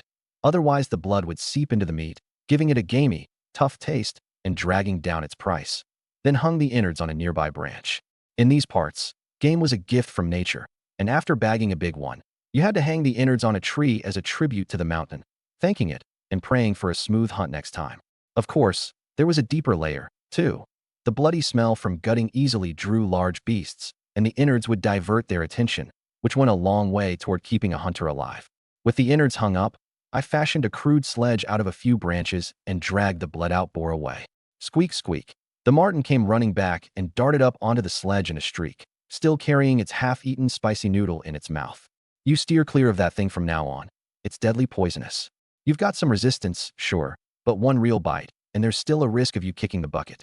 My face was full of disdain. One look and I'd recognized it as a white-browed viper, packing both hemotoxic and neurotoxic venom, extremely aggressive. One good bite would really do a number on the marten. Squeak, squeak. The marten cocked its head at me, all confused. I've been eating these spicy noodles for years. Since when did they get dangerous? I couldn't be bothered with it. I dragged the sledge for a good long while, probably 4 or 5 li, and arrived right at the bank of a small river. I let go of the sledge and plopped down on the ground. Damn, I'm dead tired. No good. I've got to contract a few more dogs to haul game from now on. I'm a reborn guy, after all. I've got to keep up basic appearances. It took me a good while of panting to recover, and my mind was already scheming. I needed to raise a few large dogs with good stamina to be my beasts of burden, or once I bagged 2 or more boars, there'd be no way I could get them home. After resting a bit, I washed the blood off my hands in the river, pulled out a meat bun, and took a big bite, then held out the last one to the marten. To my surprise, it gave it a sniff and actually turned its head away, refusing it. Hey, look at you, hot stuff. Too good for a big meat bun now. Suit yourself. I cursed with a laugh. Squeak, squeak. The marten suddenly sprang up and dove headfirst into the river. I couldn't be bothered to mind it, though this thing was a land creature. Its diving skills weren't half bad either. Let it do its thing. I just finished my bun when the marten surfaced from the riverbed, a grass carp bigger than itself clamped in its jaws. It bit down hard on the fish's mouth, and no matter how the carp thrashed, it couldn't break free. Like an old pro, the marten even used the fish's own momentum to easily drag it up onto the bank. Squeak, squeak. Once ashore, it started to lose control and cried out to me for help. Only then did I step forward to lend a hand. Ding. Grass carp successfully caught. Contract points earned, 10. Contract points needed to contract grass carp, 69. A grass carp this big and only 10 points. How's that figured? Last time a 2 or 3 pound rabbit and a pheasant were 10 points each, and this fish had to be at least 10 pounds, yet still only 10 points. Whatever, forget it. Nice work, Yellow. Didn't want the bun cause you wanted fish. Squeak, squeak. It nodded frantically. I quickly dressed the grass carp, cut off a small piece, and tossed it over. Gone in a few gulps. Then cut a few more. Full now? Here's your assignment. Keep going and catch fish, as many as you can. The marten hopped back into the water without a word, and in under a minute it dragged up another grass carp pushing 10 pounds. Ding, still 10 points. I sent it back down again. With skills like that, just catching fish could make me rich in a day. But after the third one, it couldn't take any more, sprawling on the bank to rest for a good long while. Made sense. With a body that small, hauling out 3 wild grass carp, each more than double its own weight, back to back was genuinely exhausting. While it rested, I whittled a few branches and roasted some fish. Before the fish was even done, the half-dead Yellow from before came sidling over, eyes glued to the roasting fish. Want some? No seasonings today, so you'll have to make do. I set out a piece for it, and took one for myself. It ate only half a piece before it was full. It had eaten too much earlier. After eating, the marten didn't get back in the water. Instead, it ducked into the woods all at once and vanished. Where's it running off to now? I was startled. If not for the system, I'd have genuinely thought it couldn't stand the exploitation and had defected. I switched to its viewpoint. Yellow was weaving along, clearly with a purpose, and soon it arrived before a huge tree, its bark yellowed and rotting, its branches bare and utterly lifeless. Squeak, squeak. Yellow called out at the dead tree, and immediately a clamor rose up inside. 7 or 8 yellow-throated martens squeezed out through the cracks and started chattering right back at it. The two sides seemed to be communicating something, and after a moment, the largest one of them stepped forward and got into a scuffle with Yellow. Oh crap. I hurriedly gave the order to retreat. The other one was clearly a size bigger than Yellow, likely the leader of this bunch, and Yellow was probably no match. The result was completely unexpected. Yellow took down the big one easily in a few exchanges, dominating it in both strength and speed. This is absurd. I was stunned, then it dawned on me. After being contracted, a creature's recovery was enhanced, and all its other attributes rose along with it. The thought made me even more excited. This was what a yellow-throated marten should be. If one day I contracted a full-grown Manchurian tiger, strong recovery, blazing speed, explosive attack, wouldn't one swipe of its paw finish off a brown bear? Mid-daydream. The marten came back leading a whole gang of little brothers, and they piled into the river en masse. So it had gone to fetch help. I'd vaguely sensed its idea earlier, and now it was confirmed. Squeak. A moment later, a marten surfaced, a carp topping 2 pounds clamped in its jaws, easily dragging it ashore and dropping it beside me before diving back in. What a big cushion. Good thing it's not a grass carp, or it'd just be a fry. I picked up the carp, but no contract point notification appeared. I couldn't quite work out the logic of these contract points, and I was soon interrupted again. More goods coming in. This time a grass carp of 7 or 8 pounds. The marten that caught it tried several times, but couldn't get it ashore, and it nearly let the fish get away. I stepped up to help, but 2 steps in and it panicked, looking ready to bolt. Easy, easy. I won't hurt you. I'm here to help. I slowed my steps to reassure it. Maybe Yellow had briefed it beforehand, because although it was scared of me, it didn't run, and with my help it got the fish ashore. After that I was like a farm owner. The martens caught the fish and brought them to the bank, and all I had to do was collect them. This bunch caught mostly smallish fish, though, mostly around 5 pounds, and even the biggest one couldn't land a 10-pounder. What disappointed me most was that only the fish Yellow caught yielded contract points. The others gave none. It seemed only prey caught by me or my contracted creatures counted. I cut that 10-pound grass carp into small pieces, and every time a marten brought in a fish, I'd feed it a piece. If I wanted them working hard, the rewards couldn't fall short. It's just that this bunch had lousy stamina, needing a good long rest after every 2 catches. Time flew, and eventually every marten had drained its energy, sprawled motionless on the ground. I quickly served them raw and roasted fish, all they could eat. After a full meal, Yellow finally let them disperse. Now it was my turn to have a headache. The boar meat alone was over 200 pounds. Hauling it even with the sledge had been brutal, and now there were another 400 plus pounds of fish, close to 700 pounds all told, way beyond what I could carry. After a moment's thought, I had an idea. Find a backwater inlet by the river, wall it off, put the fish inside to keep them alive, and just haul the boar back myself. But even with just those 200-some pounds, the trip back took me a full 3 hours. Oh my goodness, Ewan. You went hunting up in the mountains? Where'd you get a boar this big? By the time I dragged the boar back to the village, it was afternoon, and the villagers were busy in the fields. As I passed by the edge of a field, the boar on the sledge instantly drew every eye, with some folks reaching right out to touch it. Bled and gutted too. That's an old hunter's technique. Your dad teach you. Of course. Sue III was a master hunter back in the day. No doubt he passed it to his son. Ewan, a boar this big your very first time out.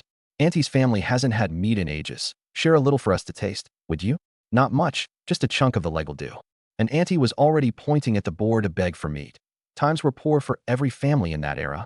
Some couldn't even get meat during the holidays, and at the sudden sight of a boar this big, everyone's thoughts started stirring, the villagers nearby swallowing hard. Auntie, I know the custom. Hold on a bit. Everyone will get their share. I nodded with a smile. In these parts, when a new hunter bagged his first big game, he had to share the meat with the villagers. Even the stingiest person would be generous just this once, and those who truly couldn't bear to part with it would stew up a big pot of boar slaughter stew and dole out a bowl to each household. This was a custom passed down through the generations, called the mountain opening rite. Hunters faced high risks in the mountains. Sharing the meat, first, kept the neighborhood ties strong, and second, it counted on someone being willing to come to the rescue if trouble struck in the mountains down the road. If a hunter was too stingy, then the day something went wrong, even a villager who happened upon him might not lend a hand. But for someone on good terms, people were happy to step up in a crisis. Of course, in my view, all of that was nonsense. You can't buy people's hearts with a single meal of meat, and those who don't want to help won't help regardless. The reason I was willing to share was mainly that I didn't want to spoil the old custom, and it also served as an announcement to the village. I, Sue Ewan, was officially a hunter now. Ah, good, good, good. The auntie who'd begged for meat broke into a beaming smile. Ewan, let me help you pull the sledge. The moment there was meat to be had, people immediately came to lend a hand, angling to get a bigger share later. With help, I made much faster progress and soon reached the village, the crowd of onlookers swelling larger and larger. Sharing the meat was the custom, and everyone was waiting for their cut. In our courtyard, my third sister was chopping firewood so she could burn charcoal that night, all while trying to comfort our sulking mom. When my mom got home and saw that pile of stuff, she was so angry her heart ached, and once she learned from my sister that I'd spent nearly all the money, she was on the verge of wanting to sever the mother-son relationship. So infuriating. Who lives like this, spending every last cent you take with you? And buying all that oil. Can you eat that stuff for a meal? Buying all lean meat, not a drop of grease in it. Is his brain full of holes? And this soy sauce and vinegar, all bottled, doesn't he know bottled costs twice as much as bulk? When that little brat gets back, see if I don't break his legs. Youting, from now on when he goes to market, you go with him. You hold the money, and you have the final say on what should and shouldn't be bought. My mom sat off to the side muttering nonstop, venting her fury. Okay, whatever you say. My third sister hurriedly went along with it, already starting to say a prayer for me in her heart, weighing whether to plead for mercy or help beat me during my thrashing that night. She quickly landed on an answer. She had to help beat me, or once Mom's eyes went red with rage, she wouldn't get off either. Better the brother dies than the sister. Only then did my mom nod, satisfied. My daughter's the sensible one, not like that little brat who does nothing but infuriate me. Jibon's wife, come out quick, wonderful news. Sister Shuyun, come take a look. Your Yuan's made something of himself, bagged a great big boar. Noisy shouts and bang-bang knocking came from outside. The two of them tensed and hurried to open the door, where several middle-aged women had already gathered, grinning ear to ear. Congratulations. Your family's going to turn things around. Yuan bagged a big boar. That boar's got to be 300 or 400 pounds. No idea how your boy pulled it off. My mom made out that they were saying her son had bagged a big boar, and her heart immediately leapt to her throat. Is Yuan okay? Did he get hurt? The first thing she cared about wasn't the boar, it was her son. Her husband had hunted in the past, so she knew the dangers of the trade well, and right now what she feared most was something happening to her son. He's just fine. He's probably almost here. We came ahead to spread the news. Seeing her worry, everyone hurried to explain. Right then, my group came dragging the boar back. Mom, third sis, come help. What a huge boar. The moment I saw my mom and third sister, I called out to them. My mom looked at that massive boar, her heart aching, and she ran up and gave me a slap. You little rascal. I told you not to cross ditch number 2, and you just wouldn't listen. If something had really happened to you, what would I do? Looking at her pained face, my heart went warm, and I hurried to explain. I didn't cross it. I really didn't. For some reason, this boar showed up out on the fringe today, and I bagged it while I was at it. Otherwise, how could I be back this early? Am I right or what? Sister Shuyun, don't scold the boy. He did a big thing today. You can't be scolding him. That's right. The boy's made something of himself. Way better than roaming all over the village like before. The villagers hurried to speak up for me. They were all still waiting for their share of meat, singing my praises to the skies. Seeing everyone there, my mom knew it wasn't the time to scold, and she had no choice but to hold her tongue. The corner of my mouth twitched up. That boar meat hadn't gone to waste. It even knew to help bail me out. Folks, I've still got some things to take care of. Tonight at 8, one person from each family, come to my place for the meat. I hauled the boar into the yard and called out to the crowd of onlookers.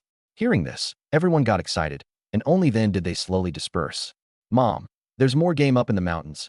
I've got to rush back and haul it, or it'll be dark. I went inside, grabbed a few burlap sacks, took the sledge, and ran back out. There's more? Be careful. Get there and back quick, my mom called after me. Seeing how late it was getting, my third sister was afraid something would happen to me, so she followed along too. What are you coming for? Get back home. I frowned. As a veteran hunter, I knew the dangers of the mountains well. Even on the fringe, you could run into a beast at night. I could go into the mountains, but my family absolutely could not. The sun's about to set. I'm worried you can't handle it all on your own, my third sister said. Quit fooling around. What's a woman doing going into the mountains? Get back home. I shook my head, then explained, I'm not planning to go alone. Then who are you calling? My third sister asked, puzzled. By then the two of us had already reached the vicinity of my cousin's house. I didn't answer, just walked briskly up to the door of my cousin Su Yotian's place and called out, Brother Tian, you home? Need a favor. The door opened. It was my cousin's wife. At the sight of the two of us, a flicker of resistance crossed her eyes, quickly suppressed, and she smiled. Oh, it's Yaoting and Yuan. Come in and have a bite. No need, sister-in-law. Is Brother Tian home? I've got something to ask him. I shook my head. I knew that the way I used to be, I wasn't exactly well liked. I'm here, what's the rush? Heard you bagged a big boar today. Su Yutian came out holding his rice bowl. He'd just been eating. Brother Tian, come up the mountain with me, quick. I bagged too much game during the day, some of it's still up there. The moment she heard it was about hauling game, my cousin's wife, who'd been a bit displeased, cracked a smile too. Deep down, she didn't want her man tangled up with this cousin of his. The old me was a good-for-nothing, a lazy freeloader who, grown as I was, still leeched off the family, and who wouldn't change his ways even with his dad in the state he was in. I'd become the whole of Sanha village's cautionary tale. She was afraid her man would be led astray, but she wouldn't stand in the way of legitimate business. Then what are we waiting for? Let's go. If we're late, something in the mountains could easily drag it off. Hearing this, Su Yutian got anxious too. He shoved the rice bowl into his wife's hands, went back inside to grab his homemade fowling piece, and headed out the door. Game left lying in the mountains was as good as bait, and if he got there too late, something else could easily make a meal of it. The two of us didn't linger. We took the sledge and burlap sacks and hurried into the mountains. My third sister still wanted to come along, but I flatly refused, and with my cousin coming, she didn't insist. Anzi, how long have you been raising this yellow-throated marten? You never mentioned it before. It's got so much spirit to it. On the way, most of Su Yotian's attention was on the marten. He'd seen people raise wild boars and heard of people keeping falcons, but a yellow-throated marten this obedient? He'd never seen the like. Time was tight, so the two of us walked fast the whole way, and the marten followed obediently, never once falling behind. When it got tired from running, it would even hop onto my shoulder to rest on its own, which delighted Su Yutian to no end. I don't have that kind of skill. This little guy's special, born with spirit, I said offhandedly, not explaining much. This was all thanks to the system. If I said too much, people would come asking for tips on how to raise them, and I couldn't explain a thing. Luckily, Su Yutian was just curious and didn't press. Before long, the two of us reached the spot where I'd stashed the fish. My goodness, where'd you catch this many fish? Has to be a few 100 pounds. The moment my cousin Su Yutian saw the fish in the water pit, His eyeballs nearly popped out. I got what he meant. So I'd been up in the mountains for half a day, bagged a boar, and found the time to net all these fish on top of it. No wonder he was stunned. Hunting boar was risky, but with a gun it wasn't exactly hard.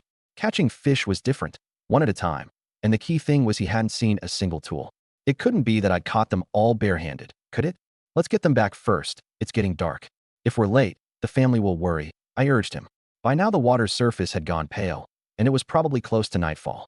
The mountains at night were anything but safe. Right, right, hurry, my cousin nodded. Mountain folk all understood.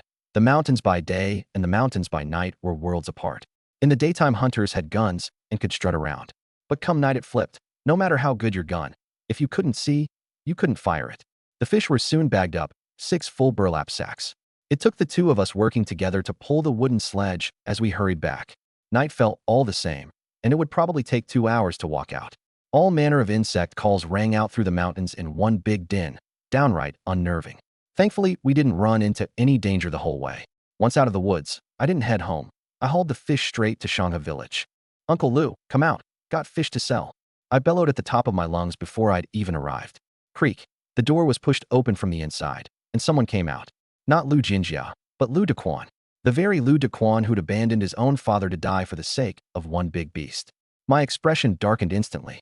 Aside from that animal who'd defiled my third sister, this Lu Dequan was the man I hated most. Last time, when no one was home, I'd entertained the thought of killing him. But he'd been scared too by then, and had taken his whole family and fled ahead of time. Oh ho, if it isn't my worthy nephew Su. How's your dad doing lately? Can he get out of bed yet? The moment he saw me, Lu Dequan grinned, his eyes full of mockery, deliberately bringing up my dad. It was practically written on his face. Your dad's the one I abandoned. What are you going to do about it? Get lost. A good dog doesn't block the road, I said flatly. Lu Dequan's face went black in an instant. Boy, I've never seen anyone as cocky as you. Forget an out-of-village nobody. Even in Shangha village, there aren't many who dare talk to me like that. Wanna bet I'll make sure you don't walk out of this village. There was already bad blood between us, and having gotten the short end of it at my place last time, he couldn't hold back anymore. Aha, what a coincidence. Well, today you've seen it. This old man's just this cocky. I stepped forward and shot him a contemptuous glance. Chicken shit, either get lost, or bring some men and come at me. You little brat, I'll kill you. That set Lu Dequan completely off. He stormed back into the yard, grabbed a spade, and came at me to hack me down, only to be blocked by Lu Jinjia. Lu Dequan, stop. You want to go nuts, don't do it on my damn property. Lu Jinjia's hands were still wet. Looked like he'd just finished relieving himself, and he stepped right in to hold the man back. Seeing someone stop him, I let out a breath of relief too. Lu Jinjia, are you even a Shangha village man or not? An outsider comes to bully people, and you're stopping me. Lu Dequan roared. Cut the crap. Anyone who walks into this yard is a customer. Here, there's only customers. There's no in village or out of village. Lu Jinjia shoved him away, turned to look at me, and put on a professional smile. Brother Su, bagged something good again?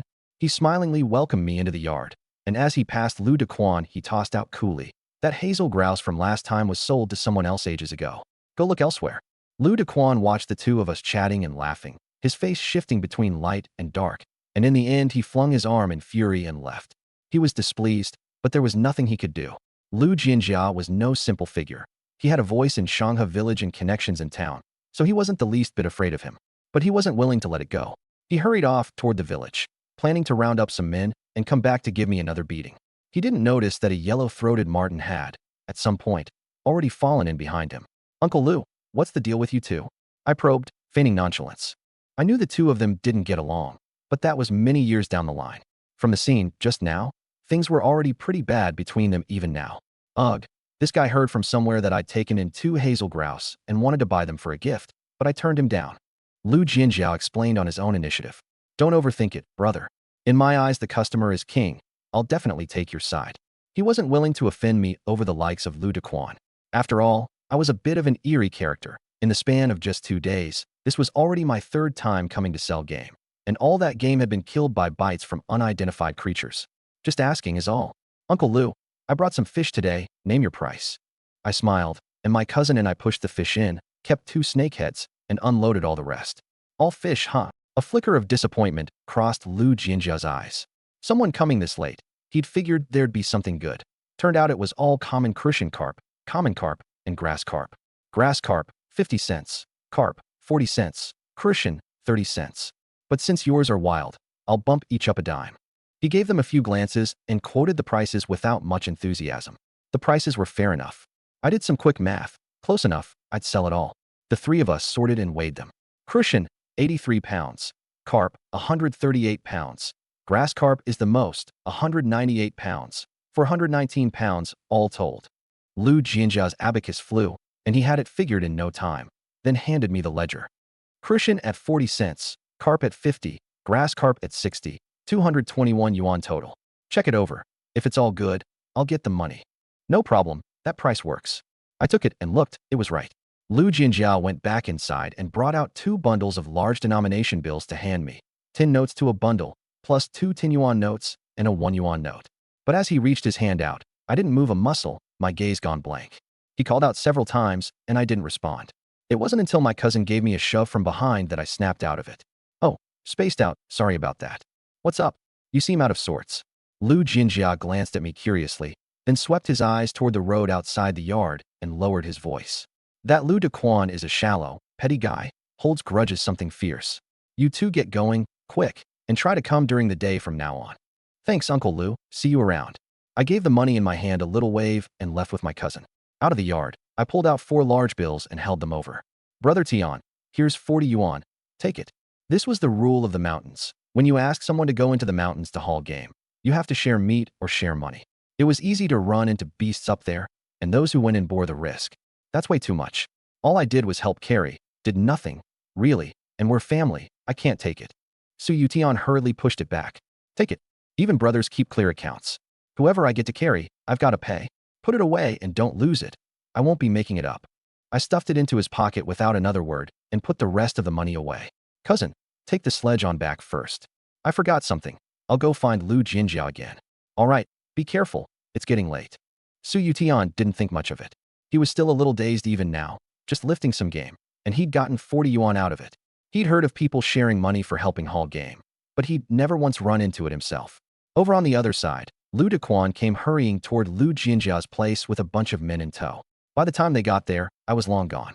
Damn it, he can't have gotten far. Let's chase, towards Sanha village. Lu Dequan wasn't giving up.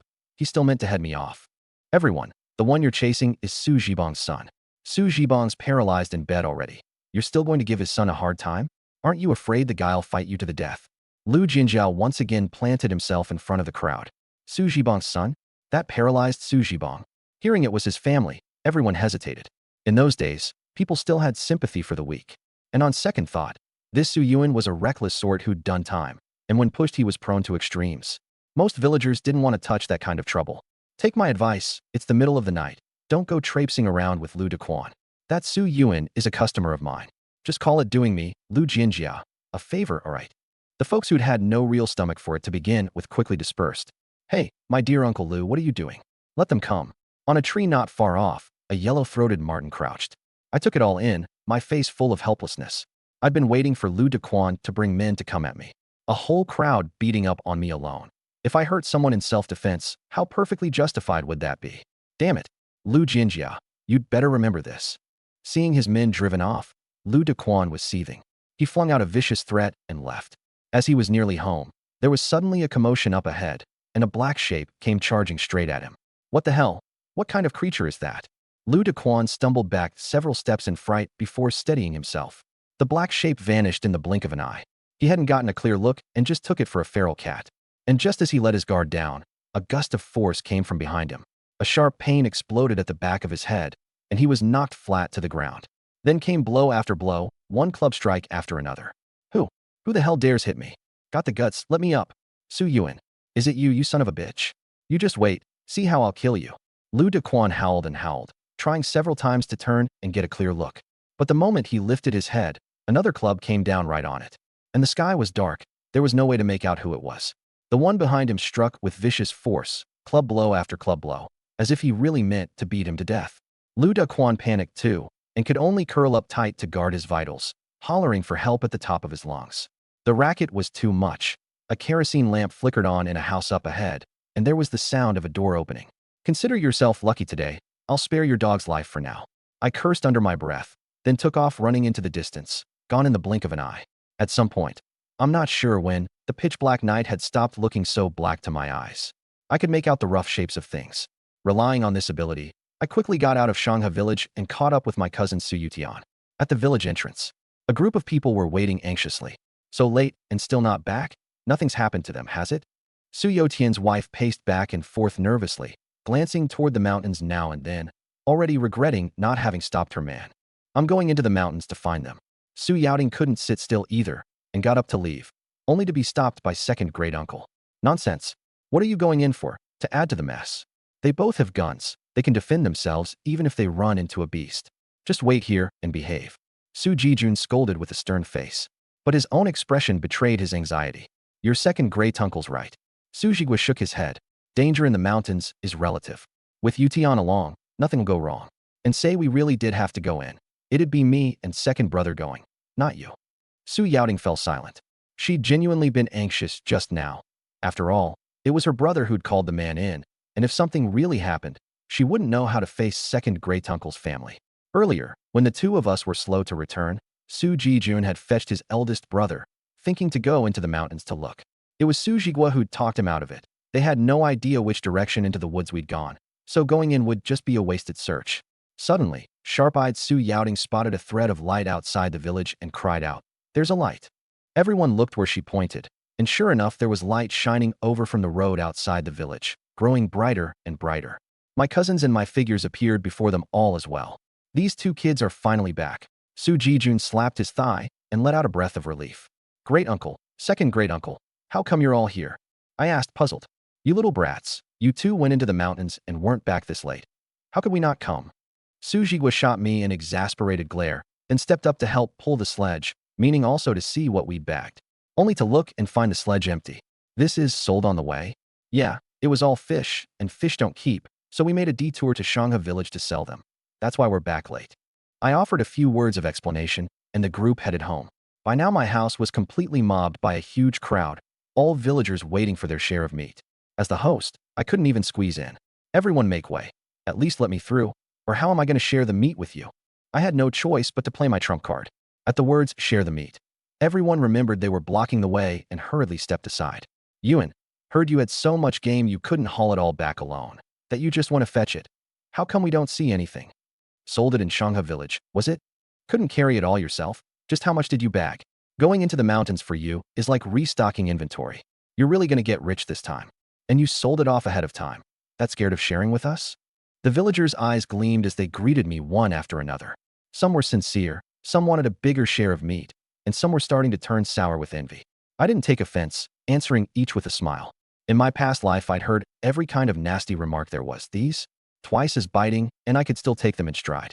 In the yard, Lin Shuyan had already set up the table, with the cleaned-out boar laid on top and all the meat-cutting tools ready, just waiting for me to come back and preside.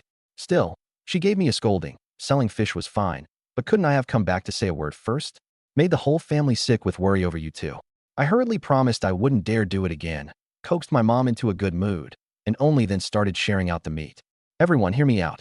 Our village has 100-some households, and this boar isn't big, it won't stretch far. So let me apologize up front. Now, one person from each family, come get a pound of pork. It's not much, so just take it as my token of respect to you all. I hollered at the top of my lungs.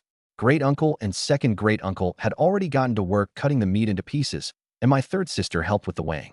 Hearing that the sharing had really begun, the villagers all crowded around beaming, the flattery pouring out like it was free. I got so praised I was embarrassed. It was the first time my mom and third sister had heard this many people praise me, and they were genuinely happy for me from the bottom of their hearts. There were quite a lot of people, and the yard was packed tight, so I had to step in as a temporary crowd controller. Sharing meat was a good thing, an old mountain custom, as lively as a festival. But you couldn't let the joy turn to sorrow with some accident breaking out. Don't push, one per family, everyone gets a share. I called out loudly. If pushing really bred a squabble, it'd be a headache for me, the one handing out the meat. I was the host this time, and the villagers still deferred to me, so they spontaneously formed a line. Everything ran along in an orderly fashion, and as host I ended up being the most idle of the lot. Great uncle and second great uncle handled the cutting, my mom and third sister the weighing. With time on my hands, I wandered into the house. Su Jibong was craning his long neck to peer outside, his eyes full of gratification. The moment he saw me come in, He flopped back down onto the bed with a whoosh, shut his eyes, and pretended to be asleep, putting on a show of total indifference. Playing it that cool, huh? So proud. Is admitting I'm impressive really that hard? I got annoyed on the spot. I'd come inside to hear some praise, not to watch my old man put on airs. Seeing that he wouldn't say a word, I decided to go on the offensive. Dad, I bagged a wild boar. And I caught 400 or 500 pounds of fish, too. Can I get a little reaction here? This was my first day out hunting in the mountains. Not bad. No matter what I said, his face stayed perfectly calm. But the corners of his mouth kept twitching up. Anybody who wasn't blind could see it. Right. So this was the fabled fatherly love. No matter how well you do, he won't praise you. For fear it'll go to your head. I've decided to head into Bear Ridge tomorrow and bring back a big black bear. Give a good scare to that bunch that looks down on me. I said out of nowhere. What? Cough, cough, cough. He'd barely finished his when it hit him. He caught his breath wrong and launched straight into a coughing fit. Humph. That's what you get for putting on an act. You little brat. Bear Ridge is somewhere you can go. Bag one wild boar, and suddenly you don't know how high the sky is. Su Zhibong tore into me with a torrent of scolding, and when he was done, he started lecturing me on the ins and outs of the woods. Hunting rhymes passed down from the older generation. Flying. Aim for the mouth. Standing. Aim for the legs. From above, hit the spine. From below, the legs. Aim for the head, and you'll do fine. Wild boars are suspicious. Foxes are cunning. Black bears are direct and bold. Tigers and leopards are sinister and cowardly at heart. I'd long had all this down cold, but after all I'd only just taken up hunting, so I couldn't afford to give myself away. Listening felt wrong, and not listening felt wrong too. What a loss. Had I known, I wouldn't have provoked him. Better to just let him keep up his cool act. Just as I was mulling over an excuse to slip out, a shriek suddenly came from outside. How come I only get 1 pound? There's no need to be this stingy. We're all one family. Giving out a single pound is downright shabby. It was Zhuang Caihui's biting voice. I frowned, pushed the door open, and went out to find her jabbing her finger and running her mouth nonstop at Great Uncle Su Zhigua. Big brother, it's not that your sister-in-law's tongue is sharp, but you're at least Su Zhifu's elder brother. Cutting off another 10 pounds isn't too much to ask, is it? Even if you won't give it to me, you've got to think of Dad and Mom. Those two old folks are getting on in years. Wanting a little meat isn't asking too much, right? That piece there. That piece is good. You can render lard from it. She was pointing at the big slab of fat on the boar's back. Autumn was exactly when boars put on fat, and that slab was nearly 3 fingers thick. Great Uncle had deliberately left it when cutting the meat, thinking I could sell it for a good price tomorrow. Never expected that this fifth aunt would set her sights on it at a glance and demand the best right off the bat. Why you? Lin Shuyun was about to fire back, but I held her off. Fifth aunt, you've wronged Great Uncle. I arranged it with him beforehand. 1 pound for everyone. No exceptions, not even for Great Uncles or second Great Uncles families. Oh ho, it's Yuan. Made something of yourself, bagging a boar this big. Zhuang Caihui was a shrewd one too. She led with a compliment, then shifted her tone. But you've really done your auntie an injustice. This meat isn't for me. It's for your grandma. She's been going on lately about wanting meat, and her teeth are bad, so it's got to be something fatty that melts in the mouth. She arched an eyebrow, her meaning written all over her face. You little brat, don't give your grandma meat, and see how you'll hold your head up in this village. Lin Shuyun's expression changed. This damn Zhuang Caihui. She meant to grab it out in the open. Great Uncle and second Great Uncle exchanged a glance. Giving it to Zhuang Caihui, they weren't willing, but if it was for Grandpa and Grandma, they couldn't very well refuse. Only the meat was mine, so it still came down to what I said. Xiaoxi, why don't we cut your grandma a couple extra pounds? Great Uncle reminded me in a low voice, afraid too that my refusing would hurt my reputation. A look of triumph immediately surfaced on Zhuang Caihui's face. The old-timer's clout still did the trick. I didn't take him up on it, putting on a troubled expression instead. Fifth aunt, it's not that I don't want to honor my grandma. You know the state my dad's in, still paralyzed in bed. This boar's meant to be sold to pay for his treatment, so I can't give any to Grandma this time. Once my dad's better, I'll have him honor Grandpa and Grandma double. They won't blame me. As I said it, I even wiped away a tear that wasn't there at all. It was the dead of night anyway, and nobody could see clearly, as long as the point got across. Nice try, little lady, trying to flatter me into a corner, hitting me with moral blackmail? My meat. I'd sooner throw it out than give it to you pack of ingrates. You, Zhuang Caihui choked right there, unable to get a coherent word out for the longest time. When did this little brat get so quick-tongued all of a sudden? At this point, the villagers lined up waiting for their meat all came out to praise how filial I was. For one, they were still counting on me to hand out meat. For another, Zhuang Caihui's family already had a rotten name in the village. Everyone condemned her without holding back for being so cold-hearted. Third Sue was lying paralyzed in bed, and she still wanted to come suck him dry. However pushy Zhuang Kaiwei usually was, she didn't dare draw the ire of the whole crowd, so she could only carry off her 1 pound of meat and leave in a huff. The corner of my mouth curled up slightly.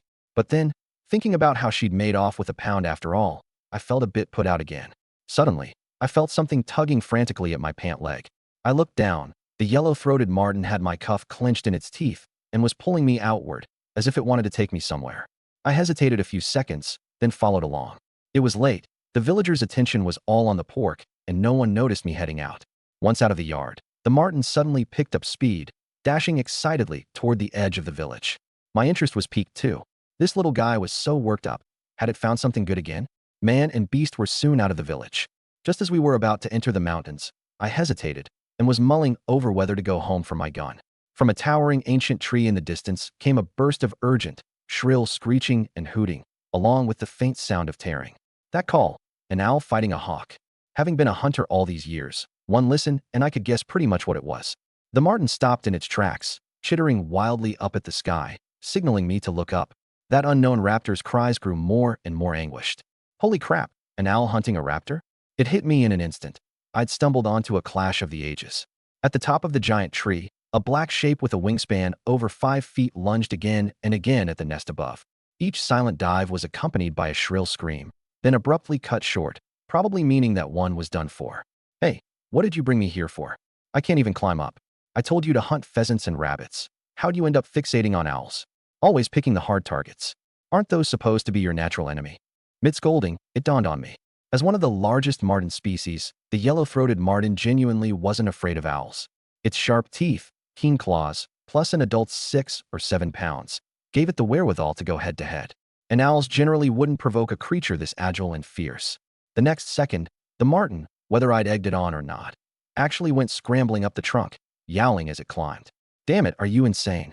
So you're going up to break up the fight? Get back here. I was genuinely alarmed now. On the ground, if it ran into danger I could still lend a hand. No gun, but I had my hunting knife on me, and if the owl really dived down I could still put up a threat. But the battlefield was at the treetop, and if it made a single misstep, all I could do was stare helplessly. Besides, in the dead of night, I didn't dare rashly switch to its point of view. While I was fretting, the marten had already climbed to just below the nest. Hoo-hoo, chirp. Its appearance startled the owl, and things up there grew even more chaotic. But the marten didn't join the fray. It just watched from below the nest. The corner of my mouth twitched. From the emotions it sent back to me, I understood clearly. This guy had gone up purely to watch the show. Nice. So we've got a Forest Street loiterer here, huh? By now the battle in the tree and the sky was drawing to a close. As the owl launched charge after charge, the screams from the nest grew fewer and fewer. Suddenly, a black shape plummeted from the sky. With what little night vision I had, I could see it fairly clearly. I hurried over and picked up the bird. Ding. Congratulations, peregrine falcon successfully captured. Contract points gained, 122. Contract points required to contract peregrine falcon, 1,564. Holy crap, a peregrine falcon. No wonder it's so small. Hey now, these contract points are way too steep, aren't they? 3 whole times more than the marten. What is this, a robbery? Catching the marten only gave 54 points, and contracting it cost just 499. This peregrine capture gave 122, but contracting it cost 1,564. What kind of screwy logic was that? Not that I had any intention of contracting it. The one before me was too badly hurt, down to its last breath, no saving it. Then, nearby, I found 4 more peregrine chicks. 2 of them still had breath in them, and gave me 34 points. The other 2 were already gone, and since I hadn't killed them, no contract points. Sure enough, come nighttime, the owl was king, wiping out a whole peregrine family single-handed, truly the lord of the dark night. I pursed my lips, feeling a bit down. A perfectly good peregrine family. If I could have carried them all off and contracted every one of them later, just thinking about it was heavenly. Just then the owl circled once in the sky and launched another attack. In the nest, a noticeably smaller peregrine propped up its wings and let out a shrill, anguished cry.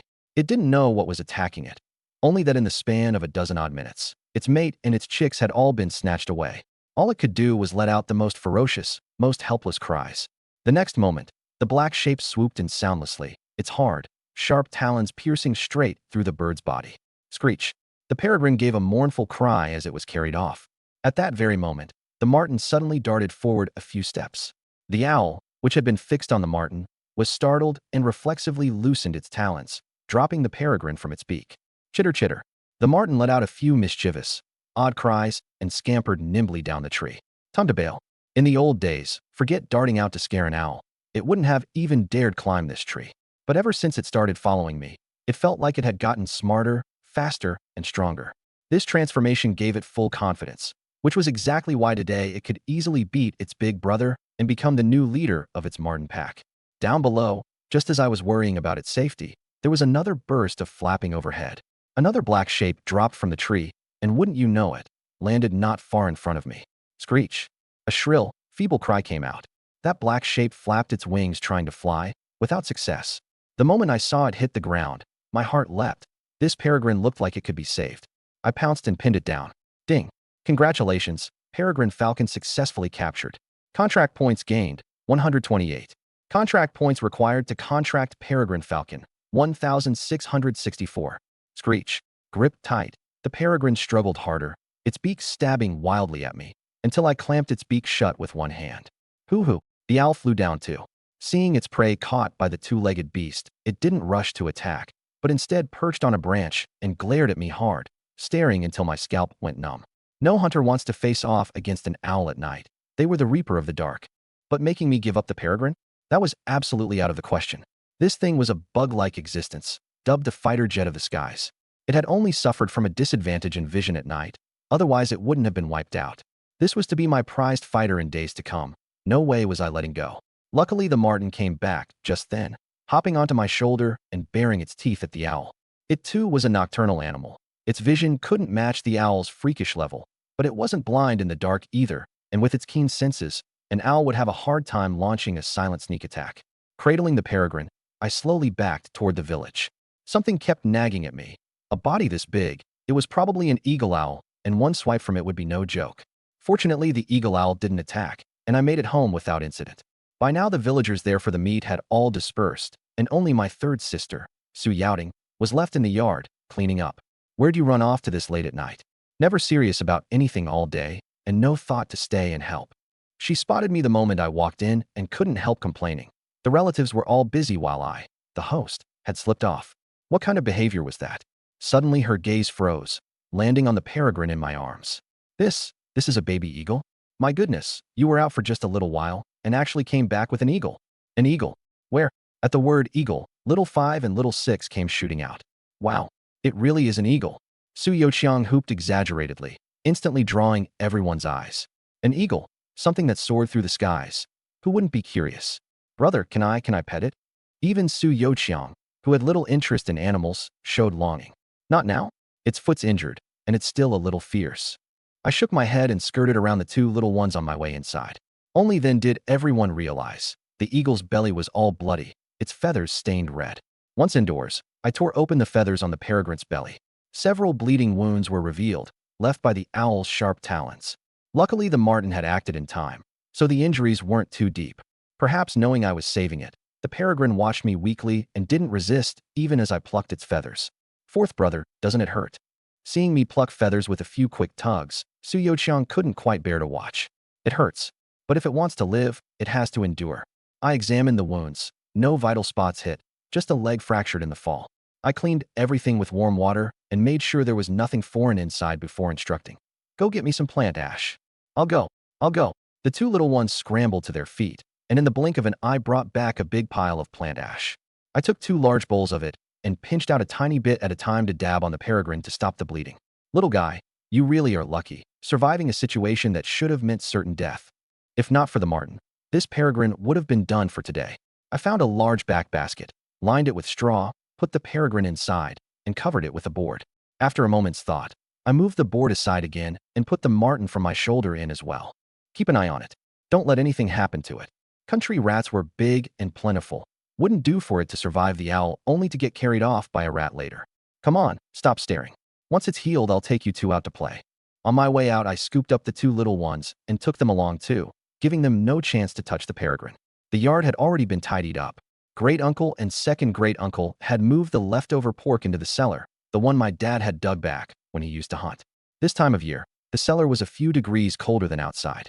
Lin Shuyun was getting ready to make dinner for everyone. But looking at that big pile of ingredients, she suddenly didn't know where to start.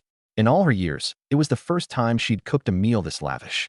She recognized and had used all these ingredients before. It was just that in the past, she'd have counted them out grain by grain, and now with them all laid out in front of her, she was stumped instead, turning it over and over in her head without settling on how to cook. My third sister called out to her several times without her hearing. "Mom, hurry up and make dinner. Great uncle and the others are about done. What are you spacing out for?" It took Su Yaoting raising her voice for Lin Shuyun to snap back. This stinker, what did he buy so many seasonings for? Money to burn, really. She mulled it over for a good while, then just gave up on all those fancy ingredients, treating them as if they didn't exist. Just as she was about to start, I walked over and nudged her aside. "Mom, take a rest. I've got dinner tonight. Anybody who touches it, I'll get mad." "You cook? Quit fooling around. When have you ever cooked?" Lin Shuyun glared at me. A son who'd never touched a pot in all his years, suddenly saying he'd cook today. Was he sick or something? "You just sit back and watch." I pushed my mom out the door and called into the room. "Little 5, little 6, mission for you. Keep mom out of the kitchen. Get it done, and I'll buy you fruit candy tomorrow." The words had barely left my mouth when the two little ones came sprinting over like a 100-meter dash, latching onto Lin Shuyun from either side, refusing to let go for anything. No country kid can resist the temptation of fruit candy. Not even a bamboo shoot fried meat. Whooping could do it. "Third sister, help me light the fire. I'm about to start showing off. Cooking." First, I sliced the meat I'd bought at noon into strips, seasoned it with soy sauce, salt, and soybean paste, added an egg white and stirred, cut green peppers into strips, and chopped dried chilies into segments. I lit the fire, heated the pan, and put in a big half ladle of soybean oil. "Hiss, you spendthrift, you're boiling the meat in oil." Having seen my decent knife work, Lin Shuyun had actually started to believe I could cook. But that one ladleful amounted to a week's worth of her oil, and she couldn't sit still any longer. Today, no matter what, she was going to clean house. "Little 5, little 6, one more pack of White Rabbit candy and a can of malted milk. Whether you get him rides on how well you do." Without even turning my head, I tipped the meat strips into the smoking oil and stir-fried fast. The moment Su Yoqiang heard White Rabbit and malted milk, his eyes went wide. He plopped down on the ground and clung to Lin Shuyun's leg for dear life. Su Yoqiang, though a bit more reserved, gripped their mother's hand tight too. "Let go. You two little brats, let go this instant, or your mother'll thrash you flat." The two little ones just wouldn't let go. By then the meat strips came out of the pan, having soaked up plenty of oil, glistening and glossy, mouth-watering just to look at. I poured the excess oil back into the pan, sizzled scallions and garlic until fragrant, tossed in the dried chili segments, fried out the aroma, then added the green pepper strips and stir-fried hard, seasoning with salt and soy sauce for color, and finally poured the meat strips back in, gave it a few tosses, and drizzled a ring of vinegar around the edge of the pan. That aroma came rushing out all at once. "Smells amazing. When did you learn to cook?" Su Yaoting, helping out, was the first to catch the scent. She'd been hoping to watch me make a fool of myself, never expecting I'd been hiding my talents. She secretly counted herself lucky. Good thing she hadn't mocked me just now, or she'd have had no face left. "These meat strips smell way too good. Seems different from what we've eaten before." Little 5 and little 6 had long since let go of their mother by now, staring hungrily at that plate of meat. "Mom, where are those 2 snakeheads we caught yesterday? Dig them out and help me fillet them. I'm making pickled cabbage fish." I slapped Su Yoqiang's hand. The second I looked away, that grubby little black hand of his had reached over again. "No sneaking bites. Go fetch me a stalk of pickled cabbage." "You got it." The little guy trotted off eagerly. Lin Shuyun stopped protesting too. She'd already been won over by that plate of green pepper meat strips, and turned to go help me kill the snakeheads. I moved on to the second dish, tomatoes and scrambled eggs. By the time the eggs were done, the pickled cabbage and fish were prepped too, all set to hit the pan. Lin Shuyun glanced at the tomato and egg dish, her lips twitching. This kid had used up all 10 of the eggs she'd been saving. "Mom, you should head out. Once I fire up the pan, you'll get worked up again." She didn't feel like sticking around either, so she went off to organize her firewood. "Third sis, go tell cousin and his wife to come over for dinner." I tossed the pickled cabbage into the pan. "I'll go. It's late. Not safe for the girl to be out alone." My second uncle, who'd been in the back room chatting with my dad, volunteered and got up to head out. When second uncle showed up with his son and daughter-in-law, they walked into a bizarre scene. The whole family clustered around the doorway of the outer room. Nobody knew doing what. "What's that smell?" "Man, that's good. I smell fish and pickled cabbage too." Su Yutian sniffed the air. "Weird. Pickled cabbage and fish together can smell this good?" Second uncle was baffled too. Since when did old thirds boy learn to cook like this? Second uncle, bro Tian, sis-in-law, come on in and sit. Food's almost ready. Su Yaoting led everyone into the main room. Even my dad was helped up. I came out with the dishes right on cue. Not enough time today, so I only made 3 dishes. But there's plenty. Eat till you're stuffed. 3 dishes, sure, but the portions were huge. I'd nearly serve them in basins. All family here, so no need to stand on ceremony. Everyone grabbed their chopsticks and dug in. I want the pork with green peppers. Su Youqiang couldn't hold back any longer. A big chopstick full of shredded pork went down, his mouth crammed full, humming with joy. This food, how is it so good? Su Jigui kept nodding as he ate. He was a man who'd eaten at restaurants before. Yuan, I had no idea you had this kind of talent. Even the cooks in town can't match this. How about you quit hunting and go find a cook's job in town? Your uncle's right. Why not give it a shot? Lin Shuyan thought it made sense the moment she heard it. Being a cook sure beat hunting. I just smiled and said I'd try my luck in a few days, left it at that. Anzi, your cooking is no joke. You gotta teach your sis-in-law here. Her food's inedible. Su Yutian was having a blast eating and actually had the nerve to trash talk his wife in front of everyone. His wife instantly wasn't happy. That resentful glare basically saying, I'm saving your face in front of family, but you and I are gonna have a real talk when we get home. Su Yutian felt a chill run down his neck, knew he'd stuck his foot in it, and quickly ducked his head and started shoveling rice. Everybody ate their fill, and then some. This kind of feast, forget holidays, we'd barely eaten like this a handful of times growing up. Normally cooking at home meant being stingy with even the oil. Not like today, where the oil was practically overflowing. Little 5 and little 6 went bowl after bowl, bellies stuffed round, flopped on the Kong grunting like 2 little piglets. Good thing Lin Shuyun was worried they'd make themselves sick and snatch their bowls away. Otherwise they'd have burst for sure. I told you to eat less. Nobody's gonna fight you for it. What if you make yourselves sick? She scolded, half angry, half laughing, rubbing the 2 kids' bellies. But when she saw Su Youqiang's eyes still glued to the shredded pork on the table, she lost it and swatted his butt. Still looking? You don't want your stomach anymore. Su Youqiang wasn't even mad at getting smacked. He just grinned. Not eating, not eating. Bro said tomorrow he's buying fruit candy, white rabbits, and malted milk powder. Gotta save room in my belly. No buying. You try buying anything tomorrow. Make a little money and you forget your own name. You can't save up to find a wife. Lin Shuyan shot me a glare. Just thinking about earlier got her fired up, actually bribing little 5 and little 6. This son of hers had turned over a new leaf, sure, but he'd gotten a lot bolder too. No buying, no buying. I was just running my mouth, definitely won't buy anything. My survival instinct was strong. Catching that flash of murder in my mom's eyes, I ditched my little brother and sister without a second thought. Bro, how could you do this to me? Su Youqiang's face fell. He could feel the white rabbit candy that had been right at his lips flying away. My fault. If you hadn't blabbed, I could have bought them on the sly and nobody'd be the wiser. Who told you to keep yapping about it? I shrugged, throwing him an all your fault look. We've eaten well, and it's almost midnight. We won't keep you. Su Jigua glanced at the wreck of a dinner table. 3 big soup bowls completely empty. His old face got a little red. Second uncle's family stood to leave too. Uncle, second uncle, hold on a sec. I jogged into the outer room and brought out 2 chunks of wild boar meat, each about 10 pounds. Take this meat home. Stew it with cabbage and pickled greens. It's real good. No, you don't have much boar meat to begin with. Give us any more and you'll have nothing left. Besides, you already gave Yutian a good cut for the fish haul. Sell this meat instead. Su Jijun quickly refused. His son had already gotten 40 yuan out of it. He couldn't take more. Su Jiguo was even less interested. Of the 5 brothers, the eldest had it the easiest. His kids had all made their own way out of the countryside on their own merits. That was Bro Tian's payment for going into the mountains. That's the rule. Whoever goes and gets a share. Can't mix the 2 up. This meat is my token of respect for you 2. You've got to take it, or you don't consider me your nephew. My tone was firm as I shoved the meat right into their hands, striking a refusing means you look down on me pose. Big bro, second bro, take it. If not for you 2 helping us out these past 3 months, our family wouldn't have made it this far. This is the kid's way of showing his heart. My dad, silent all this time, suddenly spoke up, which floored the whole family, especially Lin Shuyun, whose eyes instantly welled up. Ever since his injury, he'd become lifeless, hadn't said a word in months. Uncle and second uncle exchanged a look and accepted the meat, but inwardly they were already scheming up other ways to pay it back. After seeing off both families, Mom and third sis cleaned up the mess, and Dad lay back down in bed. Sis, hold off on cleaning. That fish trap material I mentioned this morning, don't tell me you still haven't bought it? I searched high and low but couldn't find anything for making the traps.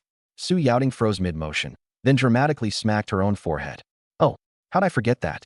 Tomorrow I'll definitely buy it for you. Huh, keep pretending. Mom told you not to buy it, didn't she? I saw right through her. Smack. That's right. I'm the one who told her not to. What are you going to do about it? Hunting and fish traps. You think you can handle both? Lin Shuyan came over and gave me a slap. All that pent-up frustration from before finally came pouring out. Humph. Then I'll go buy it myself tomorrow. Even after getting smacked, my head stayed held high. I wanted to sass her a bit more, but seeing Mom raise her hand again, I slunk off back to my room. Time to sleep. Tomorrow I try to bag a few more boars and get the peregrine falcon contracted. Still, that slap of hers really stung. Better not get hit like that again. Early the next morning, the first thing I did after getting up was check on the peregrine falcon. The little guy was listless, head drooping, eyes full of grief. But its energy had recovered. If not for the board pinning it down, it probably would have bolted. I diced up some meat for it and the yellow-throated marten, then left them alone. As long as it didn't die, that was good enough. As for that sorrow of its, nothing I could do. Its whole family had been slaughtered. Anyone would take that hard. It'd be fine once I contracted it. By now the outer room was already glowing with firelight and cooked smoke. Lin Shuyan was hard at work. She hadn't made charcoal for yesterday's guests, so she had to get an early start today to catch up. Mom, how much can burning charcoal all day even earn you? Listen to me. Buy the fish trap materials today, and tomorrow I'll set you all up with real money-making work. My shout startled her. Usually nobody in the house was up at this hour. Today was strange. Why are you up? Go back and sleep a while more. You worked hard all day yesterday. Her eyes held surprise. This son of hers really did seem to have changed. Don't worry about me. When's the last time you got to sleep in? Stop making this charcoal. Take this. When you get a chance during the day, pay back the village party secretary. I kept 10 yuan and handed her the rest. This is too much. Over 200 here. Keep the extra to find yourself a wife. She stared at the stack of money, her whole body going tense. Her hands unconsciously wiped clean at her waist, but she didn't take it, pushing the money back at me. You sure you don't want it? If it stays in my hands, I'll blow through it in under 3 days. I said in a low voice. You little brat. She flared up the moment she heard that. Remembering the pile of stuff I'd bought yesterday, she quickly snatched the money back. That's more like it. Remember to buy me the fish trap materials. And that peregrine falcon. I've got a big use for it, so don't let the 2 little ones into my room. And if I catch you burning charcoal to sell again, I'm cutting you off. I'll blow it all myself. Having laid it all out, I went to the yard to wash up. You little rascal. Lin Shuyan muttered, but her face had broken into a huge grin. Crude as my words were, they warmed her heart. Her son had grown up, learned to care about people. By the time I finished washing up and came back, she'd already cooked porridge and made a few steamed buns.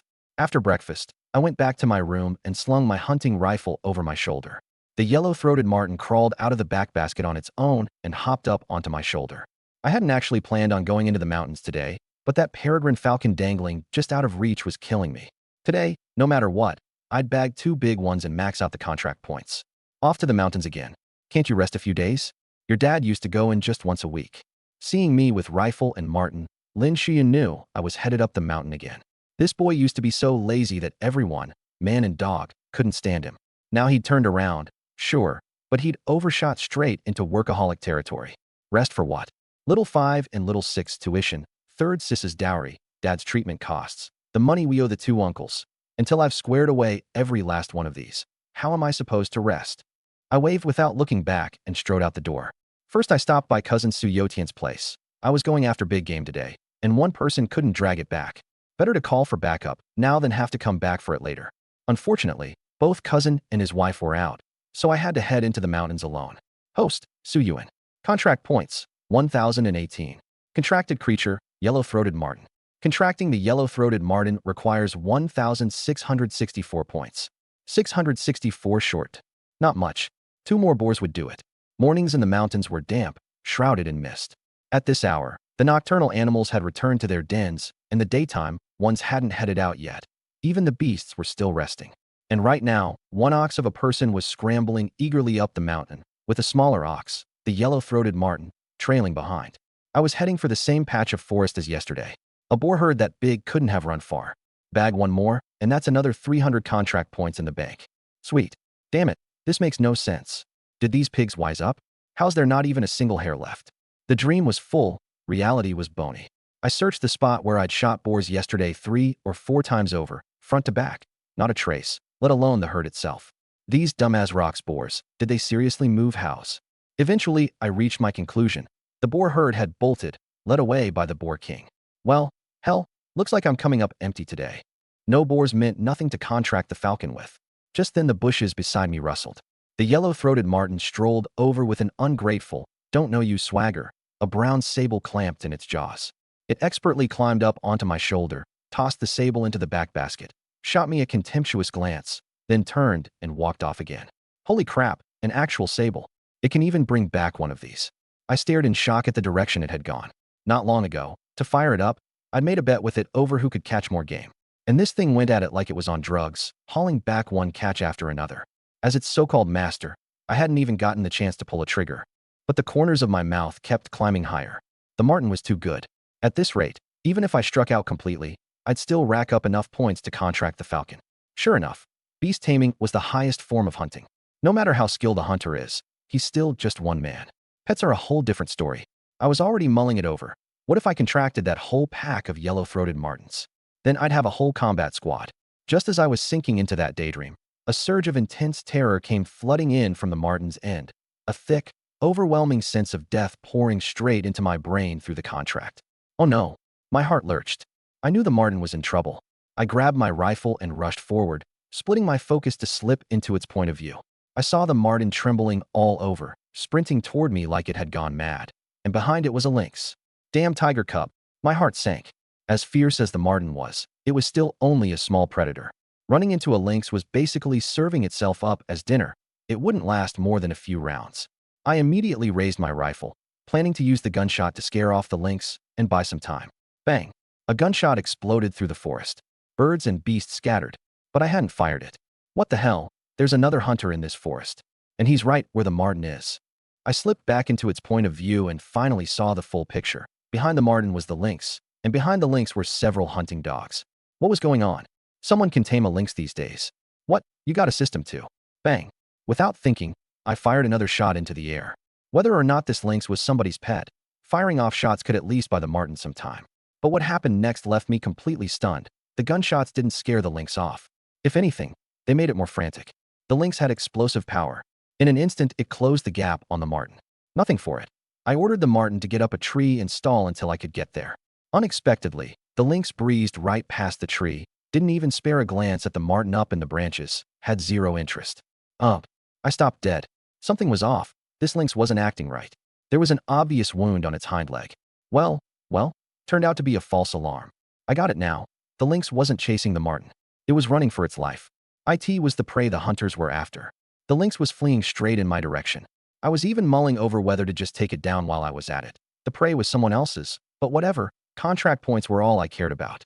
Just as I was thinking that, another gunshot snapped me out of it. Are you kidding me? Those bastards turned around to go after my little yellow guy. I nearly went numb with rage. Through the marten's eyes, I saw the group had actually abandoned the lynx and charged at it instead. One lynx was worth 10 yellow-throated martens. You won't hunt a wounded lynx, but you run off to hunt a marten instead. Is your head full of crap? By now the lynx had darted right up beside me, staring me down hard as it ran. I gave it a cool glance and firmly lowered my gun. The rule of the Changbai Mountains. This lynx was the prey of those two hunters behind it. As long as they hadn't given up or called for help, no other hunter could butt in. And even if they did, the prey still had to go to the original hunters. Any other time, I'd fire for the contract points too. But not now. I'd rather forego the points than help the hunters who'd gone after my marten. Otherwise, the little guy would be crushed, and a crushed marten meant a strike on my hands. I had to be a good boss who looked out for his employees. Woof, woof, woof. Beneath a massive tree, 3 hunting dogs barked wildly at the marten hiding up in the fork of the branches. 2 hunters rushed over, leveling their guns at the canopy and searching for a good while, but couldn't find anything. Don't see any tiger cub. Is your dog off its game, or what? Zhang Laosan frowned, clearly displeased. The 2 of them had gotten a rare shot at a lynx with a cub today. The mother lynx, distracted by protecting her young, had gotten wounded, which was how this whole chase had started. Don't ask me. These dogs of mine don't have the sharpest noses. I can't say for sure either. Feng Laopao looked helpless. The dog with the keenest nose had just been killed by the lynx in one shot, and it still had him wincing with heartache. Now you're just bull. My German shepherd got its nose bitten, so yours is the only one still in one piece. Who else am I going to ask? Zhang Laosan couldn't hold his temper. His own German shepherd was a decent fighter, but it had gotten its nose chomped tangling with the lynx and couldn't smell a thing for a while. Feng Laopao pursed his lips. Knowing he was in the wrong, he dropped the argument and explained. Tiger cubs are great climbers, and this canopy's pretty big, plenty of room to hide. The dogs keep barking, so it's probably tucked up in there. It had better be. We worked hard to wound it. Can't let it get away. Let's take turns firing and flush it out. The two backed off to open up some distance, wary of the lynx suddenly dropping down on them, and opened fire on the likely hiding spots. Zhang Laosan had a single-barrel hunting rifle, Feng Laopao a homemade flintlock. Both had to reload after every shot, so the two took turns. Violent gunfire cracked out. The wild animals fled one after another. Up in the branch fork, the marten crouched, not daring to move. A moment ago, a bullet had grazed right past its scalp, scaring it so badly its instinct was to flee, but I'd forced it to hold with a shout. This branch fork was big enough to give cover, plenty to last until I got there. Zhang Laosan, look over there. Feng Laopao stopped and pointed at the largest branch fork. A length of yellow tail was sticking out. The two exchanged a look and hit on an idea. Feng Laopao reloaded powder and steel shot, then fired at that tail tip. Bang! Squeak! Squeak! A steel pellet grazed the tail. The searing pain sent the marten leaping up with a shrill, agonized shriek. Now's our chance. Zhang Laosan didn't understand how a lynx had turned into a marten, but that didn't slow his trigger finger one bit. Bang! The bullet roared out. As a veteran hunter, he knew the instant it left the barrel. This shot was locked in, a sure hit. The marten's first stood on end, its mind holding nothing but my roar, dodge. It twisted its body with everything it had, contorting into an S-shaped midair, and the bullet slipped right through the gap and buried itself in the tree trunk. What I asked this thing, it can actually dodge bullets. Zhang Laosan was floored.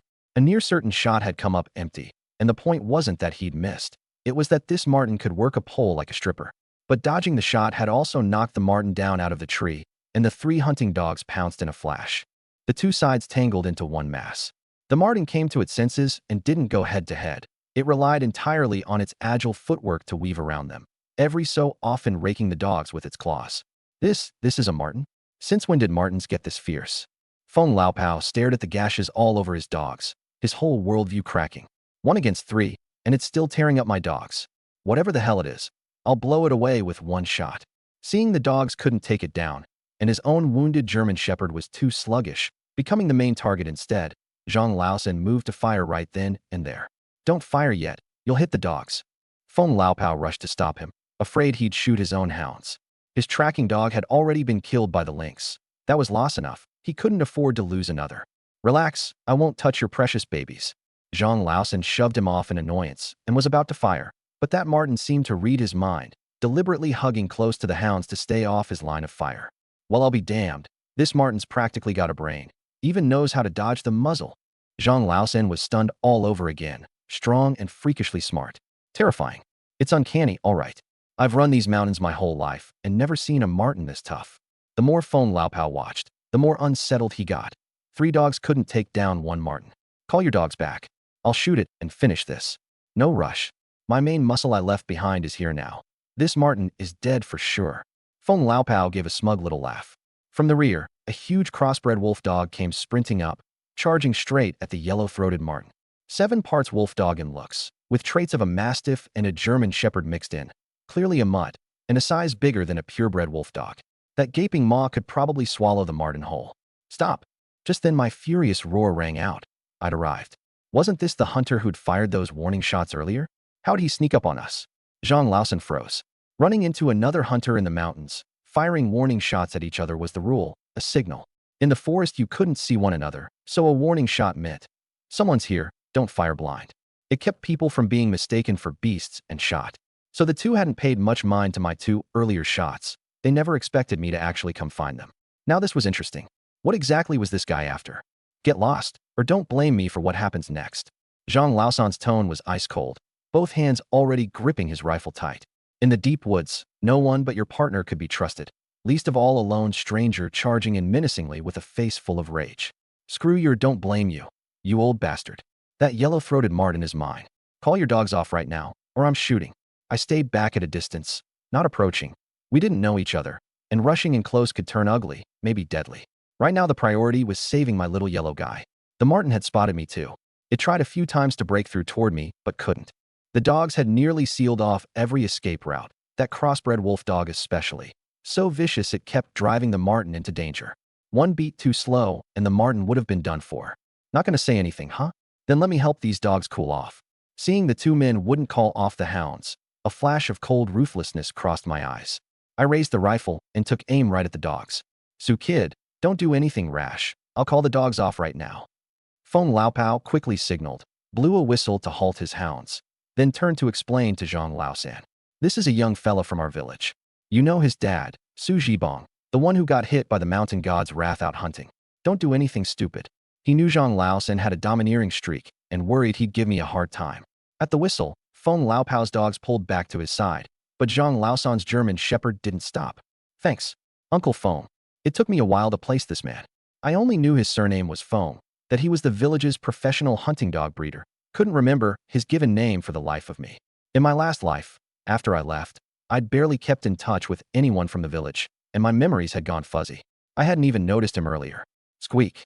Facing a single wounded German shepherd, the marten suddenly turned aggressive, its nimble moves running the dog in dizzy circles, and then it dashed toward me. That's when disaster struck. Zhang Laosan spun around and kicked the marten hard. It was too sudden. Seeing me talking with the two men, the marten had assumed they were all acquaintances and dropped its guard completely. The kick sent it flying before it could even react.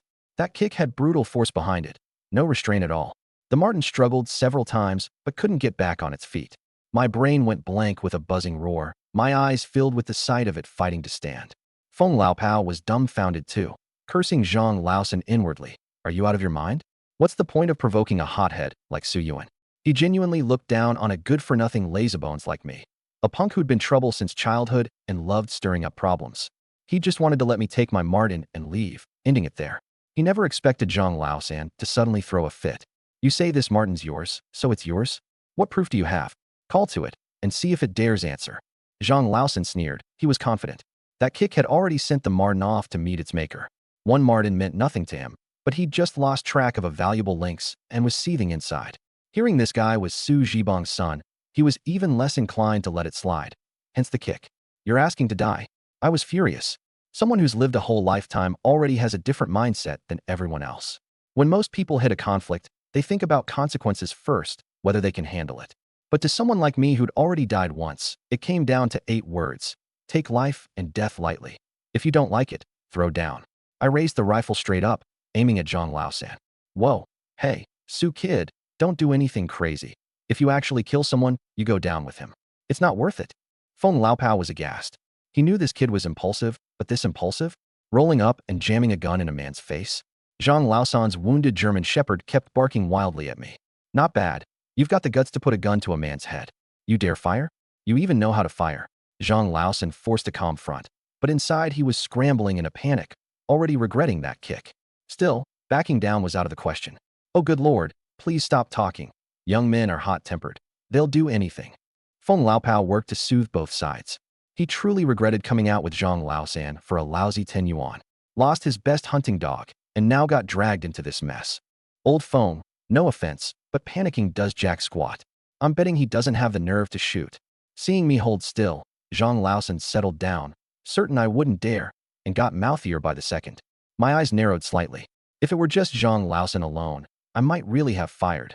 Out here in the deep wilderness, kill a man and toss the body anywhere. In 2 days there wouldn't even be scraps left. But Feng Laopao was still standing right there. I couldn't very well take out both of them. At the same time, murderous intent surged in Zhang Laosan too, but with Feng Laopao present, he didn't dare make a move. "That dog over there barking its head off. That's yours, right?" The corner of my mouth curled up slightly.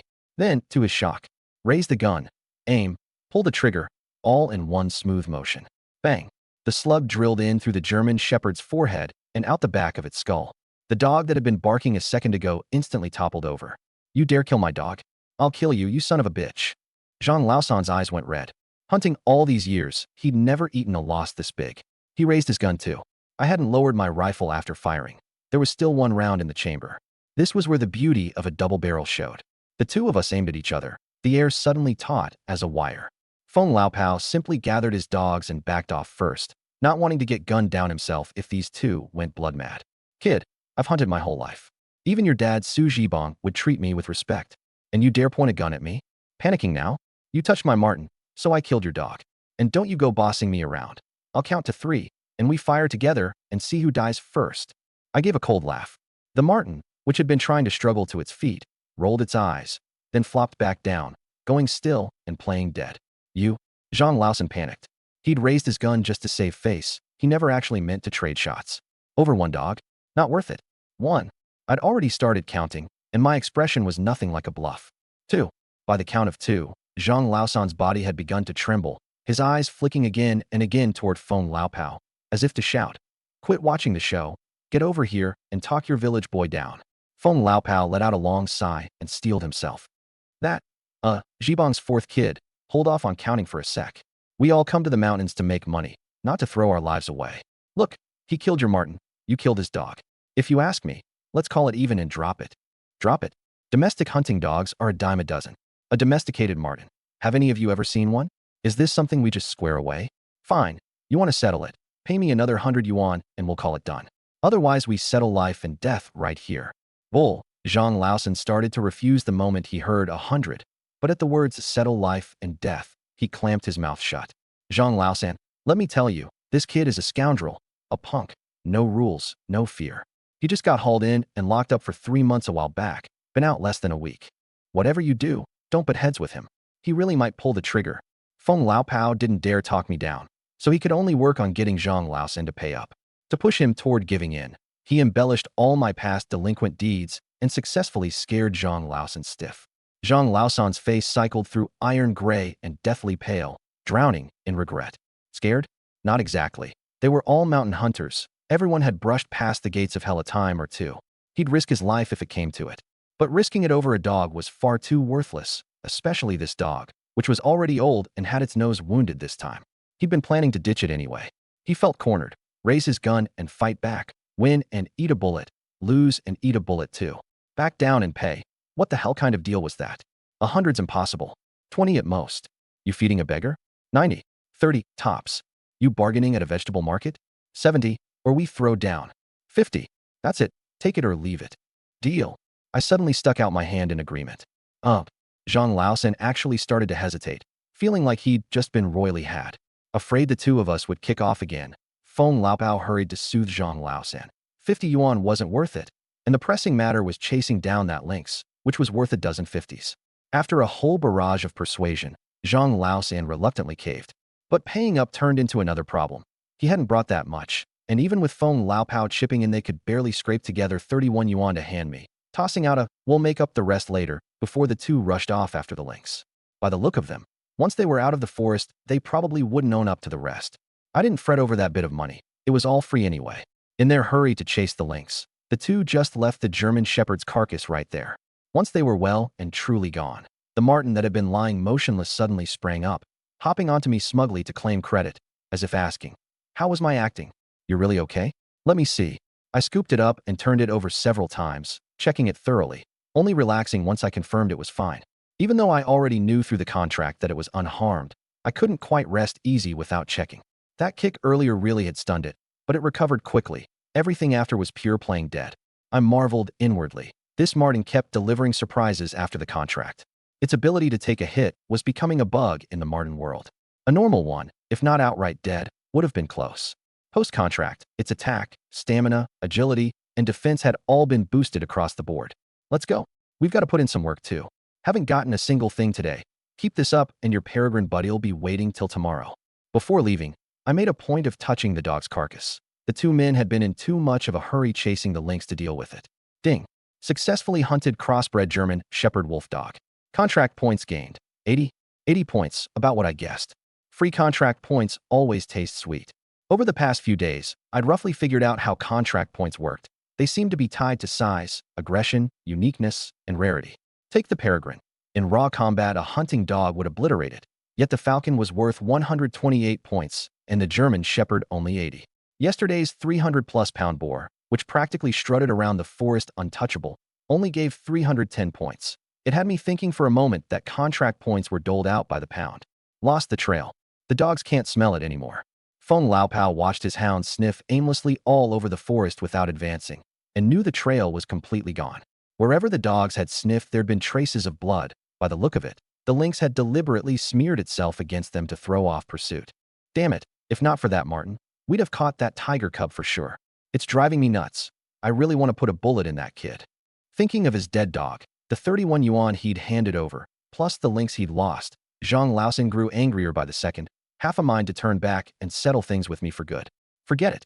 Less trouble is better than more. I come to the mountains to make money, not to gamble my life. You want to go, go alone. Feng Laopao shook his head, already resolved. After this trip, he'd never go into the mountains with Zhang Laosen again. I figured I definitely hadn't checked the almanac before heading out today. I'd roamed the forest most of the day with absolutely nothing to show for it. From overhunting earlier, the marten had gone into fatigue mode too, flopped on my shoulder on strike. There just weren't enough pets. That was the problem. One man and one beast. A perfectly good hunt turned into a walk in the park. This won't do. Keep it up and forget contract points. I won't even bag much game. How about we call up your marten buddies and go catch some fish? Seeing I couldn't hunt anything, I set my sights on the marten pack again and sent the marten off to rally its brothers. At the mention of calling in its buddies, its eyes lit up. It hopped down and dashed off toward the old den. But when it got there, the martens were gone, the den empty. What the they took off? Through its eyes I stared blankly at the deserted den, my brain not quite catching up. Could it be that yesterday's fishing had been so exhausting that the overworked marten skipped out overnight? Squeak. Squeak. The returning marten was especially heartbroken. All its buddies had been worked to death by their heartless boss and had run off. Okay, don't be sad. It's my fault for being too greedy yesterday. Shouldn't have caught so many fish. I was helpless too. I'd badly overestimated their stamina, and now my whole backup crew had bolted. Fine. Worst case, no fishing. But I refuse to believe that an old mountain hound who's ranged these forests his whole life can't find game after coming back to 83. I took a hard look at myself.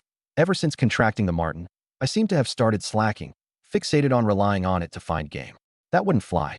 It wasn't a top-notch hunting dog. Its nose might not even reach as far as mine. Once I got serious, I quickly found unusual traces. Up ahead, tender young branches had been gnawed here and there, mostly birch and poplar, the brakes clean and still oozing faint sap. Whatever had eaten them had done so no more than half an hour ago. Haha, gotcha. To gnaw this high up, the animal had to be big. Oh. As I gradually closed in, a low, deeply penetrating roar sounded ahead, a bit like a cow's bellow. A deer? Moose or red deer? My face lit up. A call that low meant a big body for sure. From the sound, it wasn't far now. I placed my steps even more carefully. A mere 100-some meters took me over 30 minutes to cross before I finally saw the maker of those traces. A large red deer with branching antlers, leisurely nibbling tender leaves, utterly oblivious to the approaching danger. I slowly raised my rifle. This red deer probably hadn't hit its prime yet. Its build wasn't huge, but it still had to be close to 400 pounds. With the rifle's power at this range, to drop it in one shot, I could only hit the spine or the heartlungs. The spine was a small target, and the deer's neck kept twisting, too difficult. The best choice was the heartlungs. I slowly evened out my breathing, waiting for the perfect moment. Beside me the marten tensed up too, not daring to move a muscle, terrified of spooking the deer. At one instant, the moment the red deer lifted its head, I, in peak form, decisively squeezed the trigger. Bang! The bullet crossed 100 meters and instantly punched through just behind the shoulder blade. The red deer let out a low bellow and staggered off into the distance. Not dead? This is ridiculous. I had absolute faith in my marksmanship. That shot had definitely hit the heartlungs, a lethal wound. And yet the prey had run. Chase. I refused to believe it. I lowered my rifle and tore off along its escape route. Luckily, after only 5 minutes of pursuit, I found the red deer collapsed in the forest. Ha. Its mouth was full of blood, its breathing like a bellows, each gasp pushing out great gouts of blood. That shot had indeed hit the lung, but only clipped the edge, not immediately fatal, which was how it had run. But the blood was clogging its airways, making breathing hard. Death was only a matter of time. By the time I reached it, it was already on the brink. I drew my hunter's knife, aimed it at the heart, and drove it in hard, ending its agonized deer life. Ding. Congratulations, you successfully hunted a northeastern red deer. Contract points gained, 400. Holy crap, that many. I was overjoyed, even more than a boar gave. Before bothering to bleed it out, I was already tallying in my head how much more I needed. Host, Su Yuan. Contract points, 1,592. Current contracted beast, yellow-throated marten. Contracting the peregrine takes 1,664 points. I'm 72 short now. Once I knew the gap, I finally, with satisfaction, bled out the red deer. Otherwise, the bloody smell would seep into the meat and ruin it. After bleeding it, I pulled out the entrails and hung them on a branch so the wild animals could all eat. Rules couldn't be broken. The red deer was big, over 300 pounds even after bleeding. Just dragging it back would be a chore, and I'd lost the heart to keep hunting. As for that little gap in contract points, I'd just have the marten grab something along the way and be done with it. On the other side of the forest, Zhang Laosen and Feng Laopao were coming out with their game too. A dopey roe deer, some hares and pheasants, and, most jarring of all, 3 dead lynx cubs. Old Pao, does your village have any other dogs with a good nose? That tiger cub's leg is wounded. As long as we can track it, I can definitely borrow one. Zhang Laosen still hadn't given up. A lynx came and went like a phantom. Without a good dog, it was near impossible to hunt. Now with its leg wounded and its agility sharply reduced, it was the best chance to strike. Nope. Go check the other villages. Feng Laopao shook his head, in a foul mood. This trip, his favorite dog, the one with the best nose, had been left in the forest forever. He honestly didn't want to stay a moment longer. And in the forest behind the two of them, a lynx limped slowly into view, its cold gaze fixed unblinking on the departing pair. Shangha village, Lu Dequan's home. By now, dozens of people had gathered, every one of them fuming with righteous anger, all from the Lu clan. They'd come for one reason and one reason only: revenge. Lu Dequan had been ambushed and clubbed last night, his leg broken. 9 times out of 10, it was Su Yuan of Sanha village who'd done it, and today they were going to demand an explanation. The Lius weren't about to take a beating for nothing. Lu Jian's buying station sat right at the entrance of Shangha village. The moment Lu Dequan started rallying people, he got wind of it.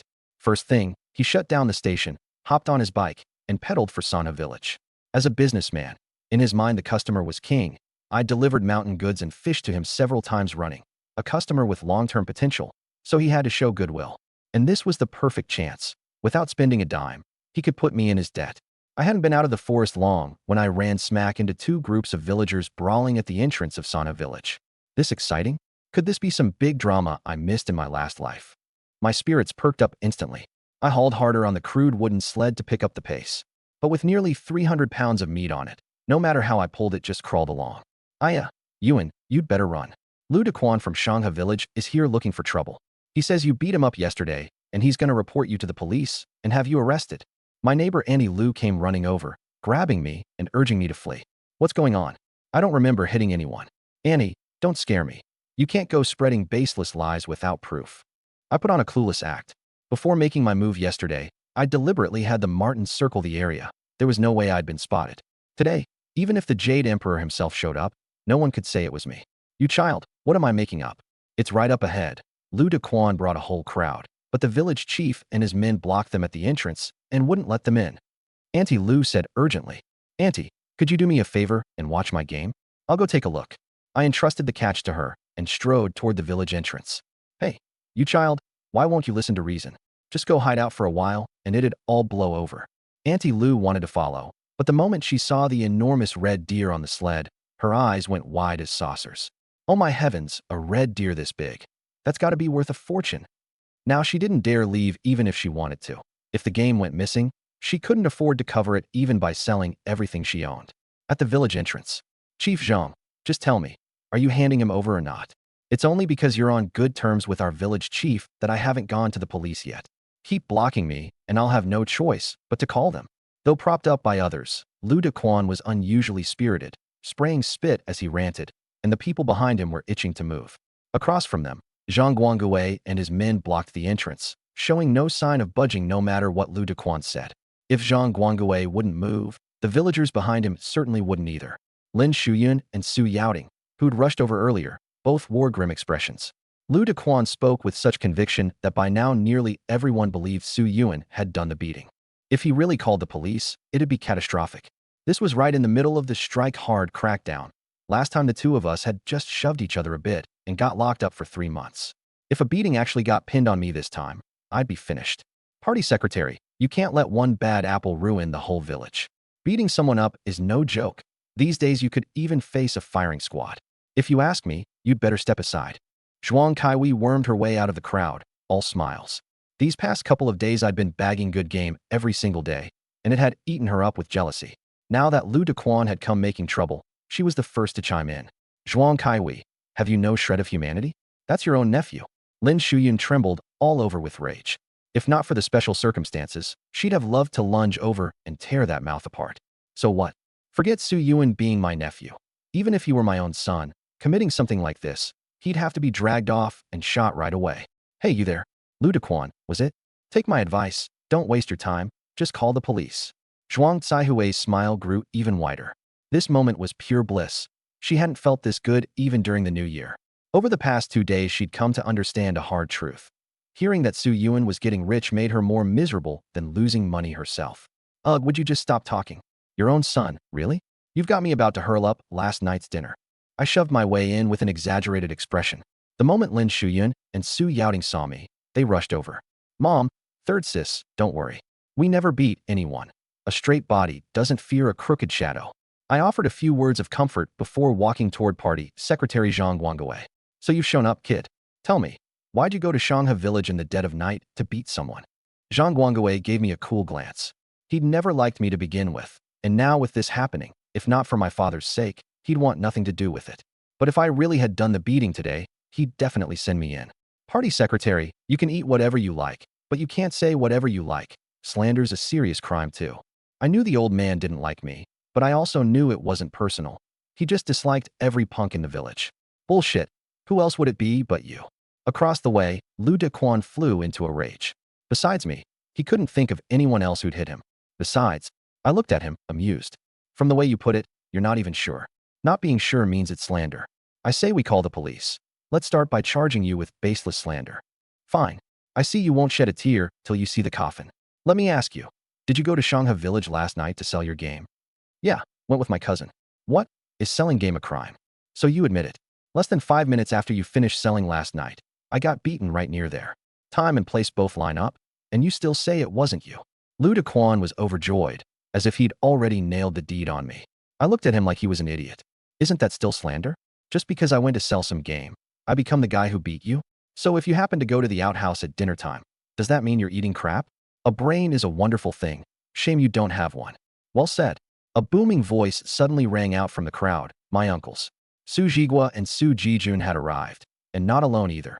Cousin Su Yutian and younger cousin Su Yobua had come too, with a whole mighty procession behind them, all uncles and elder kinsmen. The world's turned upside down. You Lius dare come to Sanha village and lay hands on my Su family's own? You really think the Su clan is easy pickings? Hot-tempered second uncle grabbed a carrying pole and charged forward. Su Yutian, seeming to have anticipated it, threw his arms around him and just barely held him back. Only now did I understand. The two uncles had disappeared earlier because they'd gone to round up people. The scene instantly livened up. That's how the countryside worked. Some families, clearly unable to feed themselves, keep having child after child. Why? For exactly moments like this, the instant conflict breaks out. A whole clan comes charging and howling, and their momentum swells more than a notch. In these times, a woman who'd given birth to 5 or 6 strapping sons could outshout anyone in an argument, purely on the strength of the basketball team standing behind her.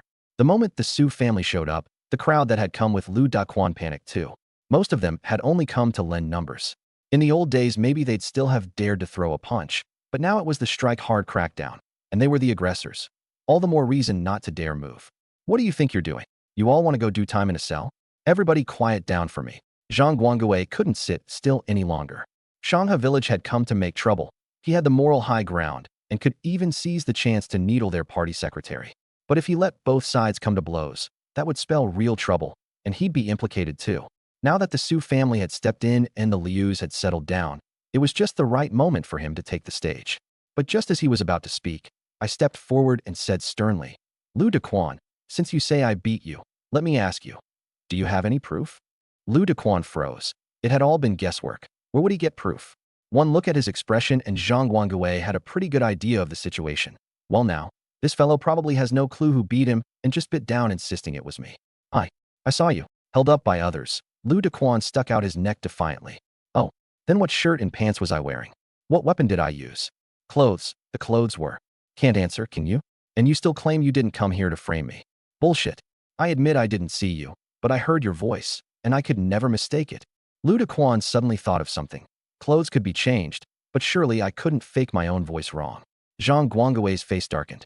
If the other side insisted they'd heard my voice, this would reach a stalemate. The police wouldn't act on one man's word alone, but Lu Daquan would surely keep coming back to make trouble, and sooner or later there'd be a real clash. But I just shook my head slightly and sneered. You say you heard my voice, so what did I say? Surely it wasn't. The one who beats people, Su Yuan is his name? Besides, anyone with half a brain, out beating someone in the dead of night, wouldn't make a sound and expose themselves. You. Lu Daquan's mind seized up, truly at a loss for how to respond. Can't answer, can you? Chief, he's got no proof at all. It's pure slander against me. You've got to stand up for me. The people of Sanha Village can't be bullied by Shangha Village. Having said all I needed to, I quietly retreated behind the party secretary. In these times, the party secretary still carried the weight. Zhang Guangwei shot me a glance. Since when did this kid have such crisp logic? Had that punk streak of his been suppressing it all this time, so it never showed? Suddenly, he found this young man before him not quite so much of an eyesore. Rendered speechless, Lu Daquan lost any desire to stick around and planned to withdraw. But someone else wasn't having it. Zhang Guangwei swept his hand out and imperiously blocked their retreat. Stop them all for me. Don't let a single one leave. You come make trouble in my Sanha village and then think you can just run off? No way. Send someone to Shangha village to fetch their party secretary Lu Ming. If I don't get an explanation for this, I'll take it all the way to the township. The faces of Lu Daquan's crew instantly turned sour. We're done for. Once the party secretary shows up, none of us come out of this well. Some were already looking for a chance to slip away, but one look around. Great. 3 rings deep, surrounded on all sides. It was dusk now, and the villagers had just come back from the fields. In this era, collective pride ran strong. Hearing that the neighboring village had come to cause trouble right at their doorstep, how could they stand for it? They all crowded around, many still holding the tools they hadn't had time to set down. This spelled misery for Lu Daquan's bunch. Every minute felt like a year. Luckily, the 2 villages weren't far apart, about 10 minutes by bike. In under half an hour, Lu Ming came riding up on a black 28-inch bike. Lu Daquan, you little brat, are you trying to start a rebellion? You dare bring people to Sanha village to stir up trouble? Watch how I deal with you. Lu Ming launched into a fierce tongue-lashing the moment he arrived, giving Lu Daquan a full spittle shower. The Lu Daquan who'd been so arrogant a moment ago instantly wilted at the sight of him, head bowed like a kid who'd done wrong. Only after the scolding did he ask what had happened, and the more he listened, the stranger his expression grew. In the end, he couldn't help but cuss him out again. What an idiot, bringing a crowd over to make trouble on nothing but his own hunch. Brother Zhang, this little brat is worthless. I'll deal with him properly when we get back. Lu Ming hurried to apologize to Zhang Guangwei. I raised an eyebrow. This Shangha village party secretary's got moves, trying to smooth it over in a few sentences. You old rascal, quit stalling with me. You don't think you can just walk your people out that easily, do you? Zhang Guangwei called him out flatly, giving him no face at all, though from their tone, the 2 seemed to be on decent terms. How could I? Tell you what, I'll find a chance to set up a table and make it up to you as an apology. How's that? Being called out didn't ruffle Lu Ming. His village was clearly in the wrong to begin with. Zhang Guangwei didn't agree right away. Instead, he looked to me. I was the main party involved, and whether it flew depended on my nod. I'll defer entirely to you, secretary. Whatever you say goes. I had no other thoughts. Clinging to it, the most the other side would get was a few days' detention, and it would only cost the party secretary face. Not worth it. Better to do Zhang Guangwei a favor. Right now, all I wanted was to make money. As for Lu Daquan, if he didn't behave, I'd contract a venomous snake later and tuck it into his blankets. No need for a table. I have just one condition. From now on, Lu Daquan is never to give Su Yuan any trouble. Agree to that, and we'll call it settled. You're Shangha village's party secretary. You have to guarantee it. Zhang Guangwei laid out his thinking. He was no fool. Though there was no proof, he figured the one who did the beating was most likely me, and Lu Daquan probably thought the same, which meant more trouble might well come. With my father in his current state, rather than clinging to the matter, better to secure me some insurance. Sure, that's easy, I agree. If Lu Daquan dares stir up trouble again, I'll break his dog legs myself. Lu Ming didn't hesitate for a second. If things really blew up, the first person the township leaders would come after was him, the party secretary. Lu Daquan looked a bit unconvinced, turning his head away in silence. You hear that? Yes or no? Speak up. Lu Ming didn't coddle him. He stepped up and delivered a slap. Lu Daquan had no choice but to bow his head and agree. Seeing him consent, Zhang Guangwei had the villagers disperse and let Lu Ming take his people away. That Shangha village party secretary's pretty fierce, stepped right up and slapped him twice. I said curious. Lu Ming's different. He's the party secretary, and his seniority in the clan is sky high. Every Lu in Shangha village is his junior. Forget one slap, a few more would be fine. Zhang Guangwei explained. With the matter settled, the surrounding villagers dispersed grumbling, but their gripes weren't aimed at Lu Daquan, they were aimed at me. They'd come to help thinking one of their own had been bullied, only to find it was me, the punk, who'd caused the whole thing. Still, remembering they'd all taken meat from me, they only muttered under their breath. Naturally, I heard them. My reputation really is garbage. But no matter, if one round of meat doesn't fix it, then bring on another. I quickly caught up and called out with a big laugh. Everybody hold up. Hear me out. Today, because of my family's business, I've caused you all a lot of trouble. I just bagged a red deer. Tonight, I'm treating everyone to a deer feast. What? A deer feast? For real? Whoa. Sue kid, that red deer Auntie Lou's watching outside the village. Don't tell me you're the one who bagged it. Where? Where? Right outside the village. Hundreds of pounds. My words sent the whole crowd into a frenzy, and the earlier displeasure vanished in an instant.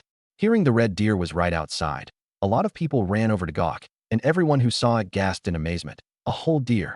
That was worth an ordinary family's entire year of income. Oh, right. My family doesn't have much in the way of side dishes. Anyone with extra veggies at home, bring some over later. I'll give you an extra ladleful when the time comes. That's easy. I've got cabbage at home. I'll bring a couple heads over. I'll bring some radishes. I'll bring potatoes, carrots, scallions. A whole crowd escorted me toward the Sue home. Lin Shuyan and Su Yaoting were still a bit dazed even now, only understanding that the family was suddenly hosting a deer feast for people. Mom, third sis, don't just stand there. Hurry home and get ready. And uncle, second uncle, don't let the cousins and elders leave. Bring them all over for the deer feast, every last one. Su Jigwa snorted out a laugh. When did this kid get so crafty, even knowing how to say the right things? Those uncles and elder kinsmen were from the same village and would have come to eat anyway, but the way I put it gave them plenty of face. Every one of them held their heads high, walking with a swagger, as if to say, hear that? He invited us specially. That freeloading lazybones, that rotten piece of work. Last time he bagged a boar, and this time an even bigger red deer. It's enough to make me drop dead from rage. And Lu Dequan's a useless fool too, such a big crowd. And he got shut down by a few words from that lazybones. Useless, all of them. Seeing the villagers all crowding around and fawning over me, Zhuang Kaihui was as miserable as could be. 1, 2, 10. Everyone hidden? Ready or not? Here I come.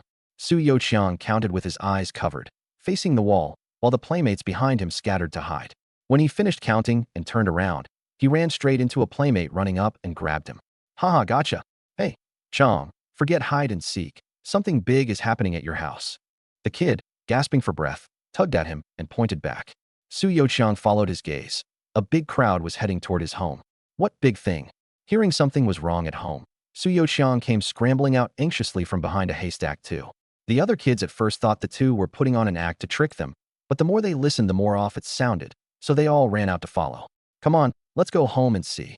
Su Youqiang grabbed Su Youqiang and ran for home. The Su home. Su Zhibong lay in bed, his face full of worry. Several times he tried to prop himself up and get out of bed, only for Yi Yuliang to stop him each time. Brother Zhibong, don't worry too much. The party secretary himself has stepped in. This won't blow up into anything big. Yuliang, go take a look for me. My heart just won't settle. That Lu Dequan's an old hunter, and he plays dirty. I'm afraid. Su Zhibong pleaded. Waiting at home for news was pure torture. All right, don't fret. I'll go see if I can help. Whatever you do, don't get out of bed. Rest properly. Yi Yuliang couldn't win against him, so he pushed open the door to head for the village entrance. But he'd gone only a few steps when he saw a big, lively crowd approaching, and at the very front, of all people, was me. Uncle Yuliang, field time's long past. Where are you headed? Come to our place tonight for some meat. I spotted him right away. I had a strong impression of this man. He was rock solid with my dad, and had helped my family plenty in my last life. Yuan, what's going on with all this? Yi Yuliang was a bit dazed. I was usually loathed by man and dog in the village. When did I get this popular? Nothing much. I went into the mountains and bagged a red deer. Today I owe everyone a favor, so I want to treat them all to a deer feast tonight. Hey, Uncle Yuliang, why are you running back again? Before I could finish, Yi Yuliang bolted back the way he'd come. Brother Zhibong, big news. He was shouting before he'd even made it inside. What big news? Spit it out. Su Zhibong panicked the moment he heard it. Thinking of how he was a useless cripple now, unable to help with anything, his eyes went red. Don't get worked up, it's good news. Your Yuan pulled off something huge. He brought back a red deer he'd hunted, and says he's treating the whole village to a deer feast tonight. It's really something. Yi Yuliang also realized his earlier words had come out wrong and hurried to explain. A red deer at deer feast? Su Zhibong looked bewildered. Since when had this son of his gotten so mighty? First a boar, now a red deer today. Creak. The courtyard gate was pushed open, and I came pouring in with a big crowd, directing people to set the red deer off to one side. Just as I was about to go process it, second uncle pushed me away. You brought in this red deer today. So you can't do the work. That's the rule. Leave this to your uncle and me. The two of them got to work. There was an art to this deer feast. The venison was probably close to 300 pounds, definitely more than we could eat. So the good meat had to be sold, and only the lesser cuts kept for the feast. That job had to be done by someone trustworthy. Su Jijun jumped in first to cut the meat, partly out of fear that I, not knowing any better, would cut up the good meat to eat. They'd barely started when a bunch of women brought over side dishes: cabbage, radishes, potatoes, chili peppers, soybean paste, ginger, garlic, everything. Villagers in those days were still simple and honest. You just provide the meat, we'll cover all the sides. Those with big pots at home hauled them over early. A full 3 big pots, each stewing about 100 pounds of deer feast. Though of course the meat was only a small portion, mixed with all sorts of side dishes. Otherwise there wouldn't be enough to go around. Even so, this was a hearty dish that many people rarely got to eat, even once a year. I did a rough estimate. The villagers kept gathering, more and more of them. It probably wouldn't be enough, so I had someone add another pot. The courtyard was too small, so 2 of the pots were set up right outside it. Chopping vegetables, gathering firewood. Everyone got busy, and the venison went into the pots quickly. I put 40 pounds in each pot, using a full 160 pounds. It had Su Jijun cursing me for a spendthrift. Other families' pork stew only had 30 pounds of meat, mixed with all kinds of offal. And here I was going with the top-tier spec of 40 pounds of pure venison. A poor man playing generous. I just smiled, knowing second uncle was feeling the pinch on my behalf. But I had my own plan. My reputation used to be terrible, and down the road I'd probably still have to fight it out with my eldest uncle and grandmother's household. The label of unfilial was mine to bear no matter what, so I had to build up some goodwill in the village now. With the venison in the pots, I had nothing to do. While there was still time, I planned to go deal with the rest of the deer meat first. I just stepped out of the house when I saw little 5 sitting on the village road, spacing out, while little 6 beside him stared fixedly at the big pot of stewing deer feast, all but drooling. Hey, wipe that drool. Have some shame. I walked over and gave little 6 a light kick, then patted little 5's head and asked softly, "Why aren't you going in?" Toward my little brother and sister, my attitude was worlds apart. "Fourth bro, you kick me again. I'm gonna go tell mom." "Go ahead." Then from now on, whatever candy I buy goes to little 5 alone. I gave him a sidelong glance. This little thing had even learned to tattle. "Watch how I deal with you." Fourth bro, I'm just messing with you. How could I be a tattletale?" With his lifeline pinched, Su Yoqiang immediately ran over to butter me up. "Fourth bro, didn't we just hand out meat yesterday? Why are we treating the whole village to a deer feast today?" Su Yoqiang asked, feeling the pinch. Those 4 pots were huge. How much meat did that take? "It's a return of favor. Our family today. Never mind. It's all fine now. You 2 go in and rest a bit. I've still got some things to do." I caught myself. The 2 little ones probably didn't even know about today's events, so I didn't explain further. Leaving home, I went to borrow an ox cart from the party secretary, loaded up the rest of the deer meat and game, and headed for Shangha village. Second uncle worried it wasn't safe for me to go alone. Lu Dequan had just come to make trouble, and insisted his 2 sons go with me no matter what. "Bro Yuan, you're incredible. A boar yesterday, a red deer today. Hunting for you is like picking up money off the ground. Not like my brother. It's either rabbits or pheasants, just 2 or 3 each time." On the road, Su Yobua was especially excited, constantly tugging at me with questions. Su Yutian shot him an annoyed glance. "Can't you use somebody else for your comparison? You have to drag me into it." Su Yobua just chuckled, not the least bit afraid. His big brother had a mild temper, unlike their dad, who was like a stick of dynamite. "Incredible. My foot just got lucky and ran into it. Swap in anyone who can shoot, and they'd have brought it back too. Bro Yuan, you're really modest. I just don't want to jab your big brother in a sore spot." Su Yutian. "And that's not jabbing?" The 3 of us chatted and laughed, and soon reached the Shangha village buying station. Oh my, a red deer. Now this is a rarity. How's nearly half of it gone? You used this to treat the villagers to a deer feast? I have to say, kid, you're way too extravagant. This is much pricier than pork. Lu Jian had been buying game for years, and had a sharp eye. One look and he knew these were the good cuts left over from making a deer feast. Thinking that I'd actually used a red deer to host a feast, his teeth itched with envy. Why couldn't he have been born in Sana village?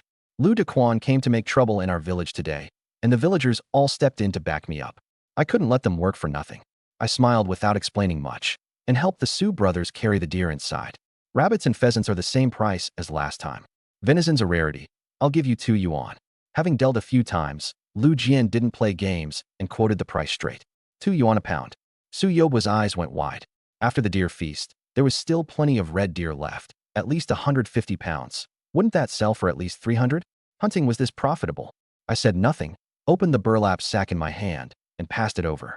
Take a look at this too. If the price is right, I'll sell it along with the rest. What V you got there? Packed up all special. Lu Jian took it and looked, and his eyes instantly went rigid. A sable. Su Yutian and Su Yobo were startled too. Goodness, there was a sable hidden in the burlap sack. Lu Jian carefully picked it up and examined it over and over, growing more astonished the more he looked. When he finished, his brow was completely furrowed. What? Is there something wrong with this sable? The corner of my mouth curled up. I'd already guessed what he was agonizing over. He definitely couldn't set a price. Sable pelts weren't like venison sold by the pound. The quality of the fur directly determined the price ceiling. And this pelt was top grade in every respect. You've really handed me a tough one. Let me put it this way. The supply and marketing co-op would buy this pelt for 100 to 200. But Lu Jian trailed off with a bitter smile, seemingly thinking about how to broach it. But what? Just say it. You're killing me. Before I could speak, Su Yobwa started pressing him, having fully inherited his father's impatient temper. But on the black market it could sell for 200 to 600, and top-grade fur is beyond estimation. This sable of yours, aside from a single bite mark at the neck, there's not another wound. It's large, the guard hairs even, fine and long, the underfur thick, dense, and soft, the color black with a bluish sheen. This is absolutely the very finest pelt. I've bought mountain goods for years and never seen one this good. For a moment Lu Jian truly didn't know how to price it, but seeing all three of us watching him, he gritted his teeth. Brother, if you trust me, I'll put down 300 as a deposit first. Once it sells, I'll make up the difference to you and take a small commission. How's that? Having said it, he watched me nervously, terrified of being refused. Rare pelts like this, he could open up plenty of channels, and making money was actually secondary. But 300 was already his limit. Any more, and he feared getting stuck holding it. After all, he'd never handled such an exceptional pelt before. Sure, since you're offering, Uncle Lu, I've got to agree. I didn't hesitate. My mom had already told me about him coming to notify our family today. He'd shown goodwill, so I had to return it. Haha. Thank you, brother. And you? Kid, stop calling me Uncle Lu. I'm only a dozen-odd years older. Let me be shameless about it. Just call me Brother Lu from now on. Lu Jian was overjoyed and gave my arm a hearty slap. That won't do. My dad's game used to sell right here. If I called you brother, it'd throw everything into confusion. No. I waved my hands. Back in the day, most of the game my dad Su Zhibong hunted was sold here, and he and Lu Jian dealt as equals in generation. Nonsense. Each keeps their own reckoning, and that's settled. Let me go weigh it. He wouldn't let me refuse, and turned to go weigh the venison. Venison's 167 pounds, 334 yuan. Pheasants and hares 16 yuan. Plus 300 for the sable, 650 total. Count it. Lu Jian handed over 7 bundles of 10 yuan notes, thoughtfully wrapped in cloth. I checked it over. The first 6 bundles 10 notes each, the last bundle 5. Finding it correct, I turned to leave. Brother Su, hold on. The three of us had just left the courtyard when Lu Jian called us back. Under my puzzled gaze, he hurried over and lowered his voice. You've got to watch out for Lu Dequan. On the surface, the man's generous, but he's actually sinister and ruthless, and he'll repay the smallest grudge. He's taken a big loss this time and definitely won't let it rest. Well, what a coincidence. I'm that kind of person too. I raised an eyebrow, revealing a meaningful smile. I got to the gate, then stopped. Oh, right, Brother Lu, about last night, thanks. Ah, small matter, no trouble at all. Lu Jian didn't think much of it, but a beat later he sensed something off. I'd said, last night, not today. Last night. Wasn't that when he'd blocked Lu Dequan's crowd? How did I know about that? He hadn't said anything, and Lu Dequan certainly wouldn't, unless. I'd been hiding nearby last night and seen it with my own eyes. Damn, Lu Dequan really was beaten by this kid. Lu Jian sucked in a cold breath. He'd heard whoever beat him last night had been extremely heavy-handed. If the villagers hadn't come out to check, who knew how badly Lu Dequan would have been beaten? Looks like this kid's nothing like his dad Su Zhibong. He's the type to strike from the shadows too, but I like it. Coming back from Shangha village, I'd meant to split some money with my 2 cousins, but I'd barely opened my mouth when I got cussed out. And Z, you're insulting us here. You hunted the deer. What's the meaning of giving us money? Yeah, since when did Bro Yuan learn to belittle people? The 2 of them griped at me until I actually felt embarrassed. Back home, the deer feast was nearly done, and there weren't many villagers left in line. I dished out a full bowl for each of my 2 cousins. Su Yutian was a bit embarrassed. There were 3 people in his household. So wasn't this like getting 3 bowls worth? Su Yobwa had no such qualms. In his words, big cousin's giving it. Why not eat it? By now, Su Yaoting had started dishing out food too. I loaded up another big full bowl and drove the horse cart over to the party secretary's home. Kid, you just borrowed a horse cart. Why bring a bowl of deer feast too? Take it. Take it. My old lady already went to your place with a bowl. Zhang Guangwei kept a straight face. This is different. This is different. Auntie's bowl is the same as everyone in the village gets. This bowl is a little token from me. I set the bowl down and bolted, shouting as I ran. I'll come get the bowl tomorrow. No need to trouble Auntie to return it. This little brat used to be such a punk, and now he actually knows how to work a room. Zhang Guangwei couldn't help sighing with a laugh. Not long after I left, the party secretary's wife came back carrying a big bowl of deer feast. Old man, quit smacking on that dry tobacco of yours. This deer feast is delicious. I was one of the first few to get some, and there's a good thick layer of oil on top. Hey, why is there another bowl here? Did you go get some too? Why didn't you tell me? I wouldn't have bothered. You mean our household went and got 2 servings? Old thing, even if you have no shame, I still do. And such a big bowl too. The moment she walked in and saw a bowl on the table too, the largest speck at that, she assumed Zhang Guangwei had sneaked over to grab it, and her face burned with embarrassment. You woman, am I that kind of person? Sneaking off to grab a serving. Do you think I'd throw away my face as party secretary? Su Yuan brought this over. Zhang Guangwei scolded, putting on airs. Really? Hearing it was from me. The woman's face broke into a smile at once. She set her own bowl beside it for comparison and spotted the difference. Oh my, this bowl isn't just bigger. It's all venison inside, hardly any broth. That Su kid is really generous. Watching his wife's heartfelt smile, Zhang Guangwei's good impression of me shot up. By the time I got home, of the 4 big pots of deer feast, only the last one was left, and there were hardly any people in line. The uncles and elder kinsmen had all left, and the 2 uncles were nowhere to be seen. You're finally back. Hurry and take over for me. I'm dead tired. The moment Su Yaoting saw me, she shoved the shovel straight at me. Wait, I'm hungry. Can I eat something first? You think I've eaten? Nobody in the family has. Hurry up and serve people. Quit dawdling. I glanced at little 5 and little 6, who were hiding off to the side holding bowls and gnawing on deer legs. I really wanted to ask how those 2 were already eating, but wisely swallowed it back and silently took over the head chef's shovel and started dishing out food. The person at the front of the line lowered their head and held out a super huge basin. I chuckled inwardly. Well now, what's with the basin? You want the whole pot? I looked up at who it was, and my expression got even more colorful. Wasn't this Zhuang Kaiwei? Just moments ago she'd been shouting for Lu Dequan to call the police and have me arrested, and now she actually had the nerve to come eat the deer feast. Truly shameless. Inspiration struck. In an instant I was possessed by the spirit of a cafeteria lady. The raised shovel performed a triple shake, precisely shaking all the venison right back into the pot, not even leaving many chunks of potato. Su Yuan, what's the meaning of this? Serving everyone else, but not your own Andy. Zhuang Kaiwei blew up on the spot.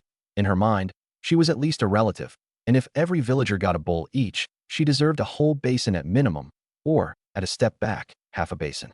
Instead, this little brat gave his shovel a shake, and forget half a basin, there wasn't even half a bowl. Fifth auntie, you're wronging me. It's not that I won't serve you. There just isn't enough of this dish to begin with. There are so many people behind you. If you take too much, they'll have none left. I blinked my big eyes, the picture of innocence. That's right, today's deer feast is everyone's share. Don't go thinking you can take extra. Zhuang Kaiwei, no offense, but we're all using bowls. What's the meaning of you bringing a basin? Get your food and move along. Make room. Hearing there might not be enough, the people waiting behind got anxious and shoved Zhuang Kaiwei aside outright. The women who'd come to get food were all fierce. They all but flipped over her basin. Little brat, you just wait. Seeing everyone taking my side and the food getting scarcer, Zhuang Kaiwei clutched her basin and ran for home. I knew what she was up to. No doubt going to find Grandpa and Grandma. In the past, whenever the 2 households clashed, she'd used this trick against my dad and mom, and it worked every time. But she'd forgotten that the head of the Su family had changed now, no longer that blindly filial father of mine. Just as I was mulling over how to deal with the old lady throwing a fit later, a frantic burst of dog barking suddenly rang out through the village. Woof woof. Woo woof woof. Boom. Then a dull gunshot followed. What's going on? Who's shooting? The villagers in line all panicked. Why was there gunfire this late at night? Before long, several women who'd just gotten their food and left came running back with their bowls. It's bad. A lynx got into the village. Everyone stay put. It's too dangerous out there. What? A lynx? At those words, everyone panicked. That was a life-threatening beast. At the party secretary's home, Zhang Guangwei heard the gunshot too. He'd just grabbed a flashlight to head out when militia captain Yi Youfu came running up. Secretary, it's bad. Something big's happened. A lynx got into the village. What? Quick, muster the militia. Remember to draw guns first, and whatever you do, don't let that beast hurt anyone. Zhang Guangui's face changed dramatically. As a mountain native born and raised, there was no one who didn't know the terror of a lynx. The armed militia split into two groups. One patrolled around the village, the other went to the Sioux home to escort the women back first. The militia turned nearly the whole village upside down, but never found the lynx. The commotion carried on until the middle of the night before finally dying down. Early the next morning, someone went around beating a gong and drummed to warn everyone. A lynx had gotten into the village yesterday, so stay indoors today unless necessary, and above all watch your children. Su Youqiang, who'd just been planning to go show off to his playmates about eating deer meat, was grounded by his mom on the spot, deflating like a punctured ball. Cluck, cluck, cluck, cluck, cluck, cluck. After finishing breakfast, I played with the peregrine. Having been kept a day or two, its color looked much better, and it had turned aloof and proud again. It even talked back, and would try to peck me the moment it got a chance. Gotta contract it soon. This peregrine's starting to think about a jailbreak. I'd already noticed it entertaining thoughts of escape several times. Once its wound healed a bit more, this back basket probably wouldn't hold it. Too bad I'm still 52 contract points short. How about I let the little yellow guy out to hunt freely and see how that goes? No sooner thought than done. I decisively released the marten, instructing it to bring back more prey like sables and hazel grouse. Locking the door and shooing away the two little ones who were watching longingly, I was about to head out. Where are you going? The militia said the lynx might be in the mountains right near the village. Don't go into the mountains today. My mom, assembling the fish traps in the yard, had been keeping an eye on me and called out the moment she saw me about to leave. This child, when he's lazy, he won't even move his mouth to eat, and when he's diligent, he doesn't spare his own life. I'm going to buy some bait for the fish traps. I'm not going up the mountain. I was speechless. Back when I was a punk, I went out every day and no one cared. And now that I'd started acting like a decent person, I got tailed just for going out. You're going to town again? My mom and Su Youting exclaimed in unison, then exchanged a glance. Su Youting silently set down the fish trap in her hands and stood up. Come on, I'll go to town with you. What's this about? It's just a trip to town. Don't need company, do I? I said offhandedly. Me too. Me too. Hearing that third sis and fourth bro were going to town, little 4 and little 5 instantly popped out. No, it's dangerous out there. You're not going anywhere. Before I could speak, my mom refused, then looked at me. Fourth, take the hunting rifle when you go out. Go with third and come back early. Since mom had spoken, I didn't refuse. After all, an extra person meant company, and at least the road wouldn't be boring.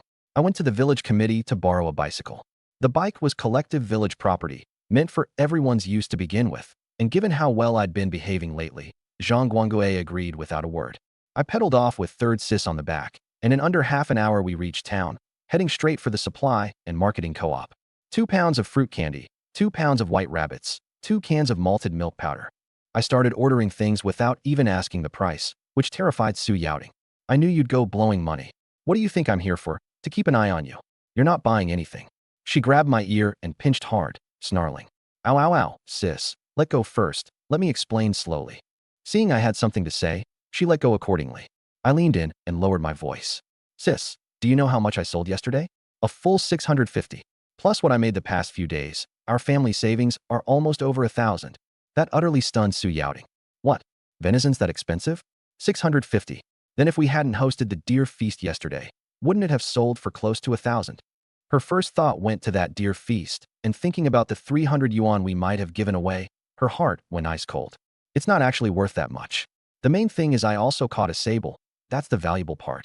Afraid she'd overthink it, I hurried to explain. But she wasn't listening at all. The impact of over 1,000 yuan was too huge. She still had to digest it. Only after the clerk had packed everything up and I'd paid did she snap out of it and shoot me a glare. This guy definitely provoked me on purpose, so I'd pay up. Next, I bought a whole bunch more. Wheat bran, distiller's grains, honey, brown sugar, cornmeal, fishbone meal, soybean flour, bean cake. A big jumbled pile.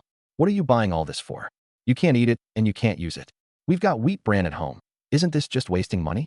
Even if you've got money, this isn't how you spend it. Su Youting half complained, half criticized. Haha, third sis, don't underestimate this stuff. This is going to be the main work for you and mom from now on. Our family's road to riches depends on it. I smiled mysteriously without explaining for the moment. Luckily, I didn't keep buying, so she finally relaxed. With the bicycle, the trip back was quick too. But the moment we entered the village, I noticed something was off. Villagers kept pointing at us and whispering. I wanted to go ask, but people quickly scattered. Baffled, I could only head home first. We'd just entered the courtyard when little 5 and little 6 came rushing out. Fourth bro, fourth bro. The two little ones were all smiles and flattery, their heads full of my words about buying fruit candy and white rabbits. Su Yoqiang even jumped up to peek into the back basket. Malted milk powder. And 2 cans. Fourth bro really bought it. Sharp-eyed, he spotted the eye-catching cans of malted milk powder first thing and bounced around in place with joy. Stop jumping. I'm going to wash my hands. You go bring out the thermos. Bro's going to make you all some malted milk today. By the time I finished washing my hands, the thermos and bowls were ready. Under the two of them's expectant gazes, I mixed 4 bowls of malted milk, 1 each for the 2 little ones. Little 6, don't drink yet. Take a bowl to dad first. I'm in the middle of drinking mine. Let 5th sis go. Su Yoqiang held his bowl, bubbling away, not wanting to move a muscle. Then you two fight it out, loser delivers it. I carried a bowl over to 3rd sis, who was assembling fish traps. Looking at that full bowl of malted milk, she felt an inexplicable surge of emotion, but still shook her head. I don't want it. Save it for yourself, or leave it for mom. I already made it. If you won't drink it, I'll force feed you. I'm stronger than you now. I pushed the bowl forward a bit more. She hesitated a long while before taking it, and gently took a sip, her face instantly glowing with excitement. As for Su Yoqiang, after a period of deep deliberation, he rationally delivered the 4th bowl to dad. Watching the 3 of them cradle their bowls and slowly savor them, like they were holding some rare delicacy, a wave of happiness welled up in me. This was the family warmth I'd always longed for in my last life, plain and heartwarming. Yuan, your mom's gotten into a fight with your 5th uncle's family. They're about to come to blows. Hurry over and take a look. Just then, neighbor Annie Lee came running over, gasping and shouting. What? Su Youting shot to her feet, spilling more than half her malted milk. When she looked at me again, I'd already bolted out of the courtyard and vanished. Zhuang Kaiwei, let me tell you, it's one thing for you to egg on Ma and Pa to suck my family's blood, but if you dare slander my son, I won't let this rest. My mom stood outside Su Zhifu's house, hands on her hips, shouting at the top of her lungs. Zhuang Kaiwei was dumbfounded. When had she ever seen my mom like this? In the past, no matter how much resentment she had, the moment Grandpa and Grandma stepped in, my mom would always choose to swallow it. But today, for reasons unknown, she'd gone berserk, not only refusing to give face, but taking roundabout jabs at Grandpa and Grandma too, so much that Grandpa Su Taipsing was blowing his beard and glaring in rage. Seeing my mom so aggressive, Zhuang Kaiwei felt a bit cowed, but being someone used to dominating, she wouldn't allow herself to back down and forced herself on. Slander what? I'm stating facts. Your son overhunted in the mountains these past 2 days, and that's what lured a lynx into the village. Yesterday, it nearly bit someone. He sold his game for so much money. Who's supposed to compensate for the losses caused, if not him? You tongue-wagging shameless slut, spreading rumors like that. I'll tear your mouth apart. Zhuang Kaiwei hadn't expected my mom to charge straight at her, grab her hair, and yank hard. Ah, you dare hit me? I'll fight you to the death. Zhuang Kaiwei wasn't having it either, and the two instantly tangled into a brawl. But having lost the initiative, with her hair yanked, she was practically pinned and getting beaten. Stop it. Both of you stop it. What kind of behavior is this? Su Taiping trembled all over with fury, 2 daughters-in-law brawling in the street. He as the father-in-law had lost all face. Song Chuanxiang was watching with mounting rage too, but her thinking was different. The 3rd son's wife was too arrogant, actually daring to come make trouble at their door. This brazen streak had to be crushed. Su Zhifu was livid too. His normally domineering wife was actually losing, getting manhandled, and worst of all, he couldn't step in himself. That's what infuriated him most. Suddenly, he unconsciously glanced at Su Yuzhu beside him and instinctively shoved her forward. He'd meant for his daughter to go help, but hadn't given her any warning, and Su Yuzhu, shoved off balance and dazed, was grabbed by the hair before she could even react, yanked until she yelped. Double kill. Seeing her beloved granddaughter bullied, Song Chuanxiang couldn't hold back any longer and charged straight in. The scene instantly turned lively. For women locked in a standoff, my mom fiercely gripping Zhuang Zihui's and Su Yozhu's hair without letting go, while Song Chuanxiang grabbed my mom's hair and wouldn't let go. Su Yubao, seeing his mom and sister being manhandled, was frantic on the sidelines, reaching out and pulling back several times. Unable to jump in, unwilling to leave. That scene, if not once in a century, then at least a once-in-many-years spectacle, soon drew a crowd. Old lady Song, they're both your daughters-in-law. Why are you taking sides in the fight? Zhibang's wife is this fierce, actually taking on 3 at once. If you ask me, she was pushed to it.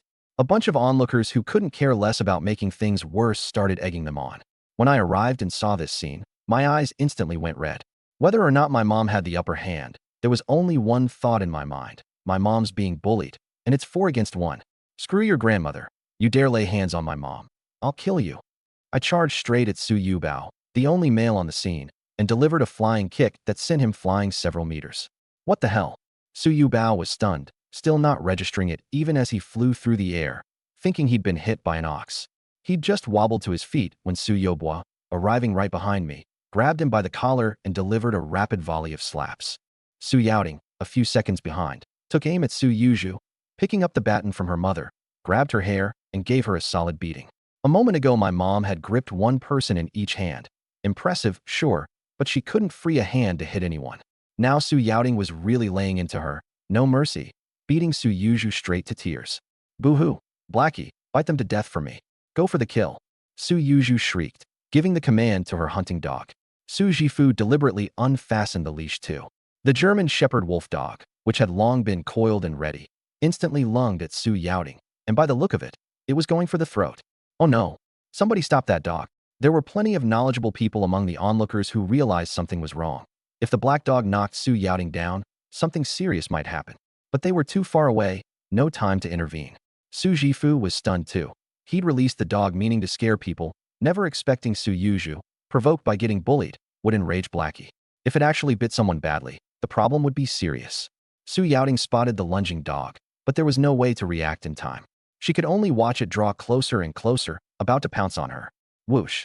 The yellow-throated marten shot out from the crowd, beating it to the punch by pouncing onto the German Shepherd and savagely tearing into it, its sharp claws like two blades raking mercilessly across the dog's body. Woof woof! Woof woof! The German Shepherd howled in pain, trying several times to turn and bite the marten, but the marten always sensed it first and dodged, then wheeled around to attack again. Its attacks were wild, but every one aimed at the same spot, the German Shepherd's neck. In that earlier fight, it hadn't managed to bite this German Shepherd to death. Over the past 2 days it had reflected on it. Its teeth were too short to deliver a one-hit kill against a larger hunting dog. After reviewing, it had a countermeasure. Use the sharp claws to break through the defense first. SSS, this marten's vicious. It's about to solo a hunting dog. Unbelievable, the fiercest marten I've ever seen, bar none. Those claws can actually rip through a German Shepherd's hide with ease. But as vicious as this dog is, its combat awareness is too weak. An experienced old dog would have hit the ground rolling to shake it off long ago. A dog raised by a little girl. What fighting ability could it have? Children mustn't watch. The surrounding crowd was stunned by the marten's combat prowess, and some adults simply covered their kids' eyes. The scene was too bloody. The German Shepherd covered in blood, the marten still on top, operating nonstop. Good boy, even learned to change tactics. I watched, delighted. Seems its intelligence had grown after the contract too. Teeth won't do, so add the claws. Ah, my dog. Su Yuan, get your marten away from my dog right now. Seeing her beloved dog's wretched state, Su Yuju wailed in fury. I sneered. If not for my marten just now, my third sis would probably be in danger right now. And you've still got the nerve to make me call it off? Let me tell you, your dog already shows signs of being a man-killer. The marten's doing this for your own good. This dog can't be kept. You beast. Let go. Seeing his hunting dog in crisis, Su Jifu grabbed a shovel from the house and charged out. I frowned, beating him to it and pinning the German Shepherd underfoot, staring him down hard. Fifth uncle, I advise you to calm down first. Screech hiss. Seizing the chance, the marten climbed onto my shoulder, staring down the charging Su Jifu and letting out a shrill screech, its body taut and lowered, ready to pounce at any moment. That wild, feral gaze made Su Jifu stop dead in his tracks. Thinking especially of those terrifying claws, he too lost his nerve. It was just a dog, not worth risking his life over. You bastard, let go of Blackie right now. If anything happens to it, I'll kill you. Su Yuju repeatedly tried to rush over, but was blocked each time by Zhuang Kaiwei. That marten was simply too terrifying. Grr. This German Shepherd was fierce too. Even gravely wounded and pinned underfoot, it still growled, trying to struggle back up. A good dog, but a shame it followed the wrong person and can't read the situation. Today let me show you what a hunter is, and what prey is. With a cold sneer, I suddenly drew the hunter's knife from my waist, held the German Shepherd down, and thrust it into its chest. Ding! Successfully killed German Shepherd wolf dog. Contract points gained, 156. Thunk! The sharp knife pierced the hunting dog with ease, driving straight into the heart and lungs, an extremely practiced technique. The dog passed peacefully, without the slightest pain. Ah, my Blackie. You dare kill my Blackie, I'll kill you. I'll kill you. Her beloved dog slain. Su Yuju descended into madness, trying to snatch the shovel from Su Jifu's hands and fight me to the death. But Su Jifu himself was scared stiff. How could he let his daughter face me? He gripped that shovel and wouldn't let go. He wasn't the only one. The onlooking villagers were all stunned into silence. My move was decisive and ruthless, without a shred of mercy in my eyes. If it had been a butcher or an old hunter, they could accept it. But I was just a young man barely into adulthood, and a few days ago still the village's notorious good-for-nothing, the bottom of the contempt chain. The scene had people sucking in cold breaths, their eyes on me tinged with fear, some even beginning to back away and put distance between us. Now I understand why the Su kid can always hunt good game. This kid's too ruthless. That knife went straight for the heart, without a moment's hesitation. That old hunter who came to the village a few years back, his skill and coldness when killing game were almost exactly like this. At that moment, I hadn't noticed the change around me at all, still immersed in shock. The German Shepherd had actually given 156 contract points. And this time the system's prompt had changed to killed, not captured, nor hunted. A word suddenly popped into my mind: knife hunting. Perhaps that was exactly why the contract points were so unusually high this time. Su Yuan, you beast. My Su family has no cruel, unfilial descendant like you. I'm going to expel you from the family register. Su Taipeng roared, fury twisting his aged face into ridges and furrows, the hand pointing at me trembling nonstop. That'd be great. From Su Yuan onward, let's restart the family register. I'll lead the Su clan to grow strong and create a new glory. I snorted, utterly indifferent to being expelled from the register, even a little amused. You. Su Taiping nearly spat out a mouthful of old blood, unable to even speak clearly. He'd meant to use this to crush my arrogance, never expecting me to say something so utterly rebellious, even clamoring to restart the register. Why don't you just fly up to heaven? Pa, don't be angry. Your health matters most. That little beast isn't worth it. Su Jifu hurriedly helped the trembling Su Taiping sit down. No matter how things were within the family, out in public his identity as a filial son had to be maintained. You little beast, are you even human? You won't rest until you've enraged your grandpa to death. Everyone saw it. Su Yuan has no filial piety, deliberately trying to enrage his grandpa to death, and he's cruel and merciless too. I suggest we all drive him out of Sanha village together. Su Jifu shouted to the crowd, trying to rally the villagers. Unfortunately, he'd miscalculated. This was his own family's business to begin with. No one wanted to get involved. Besides, everyone was no fool. You had your dog go for the kill, and you won't allow someone to strike back lethally? And stepping back, over the past 2 days I'd handed out meat and hosted a deer feast. As the saying goes, a full mouth is easily silenced and a taking hand is easily softened. Having both eaten and taken, who'd have the nerve to step forward? I looked Su Jifu straight in the eye, a cold smile at the corner of my mouth. Humph, expel me from the family register. Suit yourself. I've no objection. I'll invite the party secretary to preside over it tomorrow. As for driving me out of Sanha village, you're not qualified. Since we've torn off all pretense today, I'll just lay it out here. From now on, whoever dares touch my family, I'll take their life. Don't believe me? Go ahead and try. Mom, third sis, let's go. With that, ignoring what everyone thought, I strode off grandly with my mom and third sis. Back home, Su Yaoting's mind was full of the scene of me blowing up earlier, actually falling out directly with grandpa and fifth uncle. Mom, why is fourth like a different person? But honestly, it makes me feel so secure. As a child, she'd fantasized countless times about dad standing up and having it out with them, but was disappointed every time. She'd never imagined that wish would come true today, and through this always useless little brother of hers at that. You girl, isn't this even better? If it had been your dad, today would have ended in apologies again. Now that's infuriating. Lin Shuyan deliberately raised her voice and, embellishing generously, recounted my heroic deeds of the day in detail, precisely so Su Zhibong inside the house would hear, as if to say, I've got a son to stand up for me now. I'm not counting on you. Mother and daughter were genuinely happy today. This was their first ever victory over Su Jifu's family, and even their hands assembling fish traps moved a good deal faster. As for me, I'd long since made my way to the back basket holding the peregrine, and I couldn't wait to take it out. Ding. Contracting the peregrine requires contract points. 1,664 current remaining. 1,770. Contract. Contract. I shouted excitedly. This was the peregrine, dubbed the bullet in the sky. Contracting, it was like carrying a high-altitude radar, and when needed it could dive from on high for pinpoint strikes. In that instant, an inexplicable connection formed between me and the peregrine, and I felt its grief too, so despairing and helpless. A fine family of 6, all gone in a single night. Thankfully, now it had a master, someone to soothe the wounds in its heart. Cheap. The peregrine let out a crisp cry, flapped its wings, and burrowed into my arms to nuzzle affectionately, with not a trace left of a raptor's pride. Okay, okay, don't be sad. I'll take you out for some fresh air. I promptly took the peregrine and the marten and headed out. During the contract just now, I felt like there was some change in my eyesight, but the confined view indoors made it impossible to verify. Yet the moment I stepped out and looked toward the distant woods, my eyesight hadn't changed one bit. Exactly the same as before. Could that have been an illusion just now? No, that's not right. I clearly felt a warm current flow into my eyes. How could there be no change? My mind raced. I felt sure I just hadn't figured out the trick.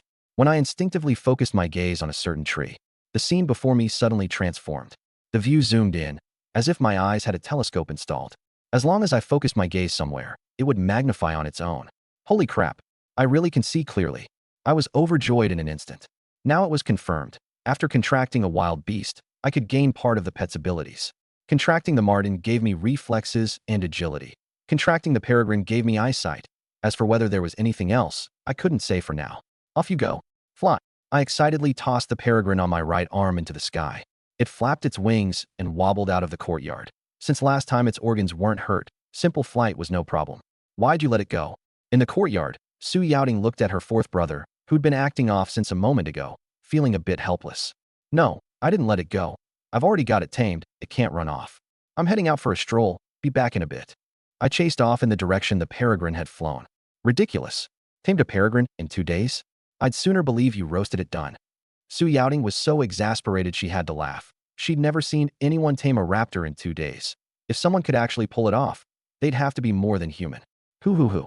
I'm flying. I switched to the peregrine's point of view, feeling like I'd become a god, experiencing holographic flight in real time.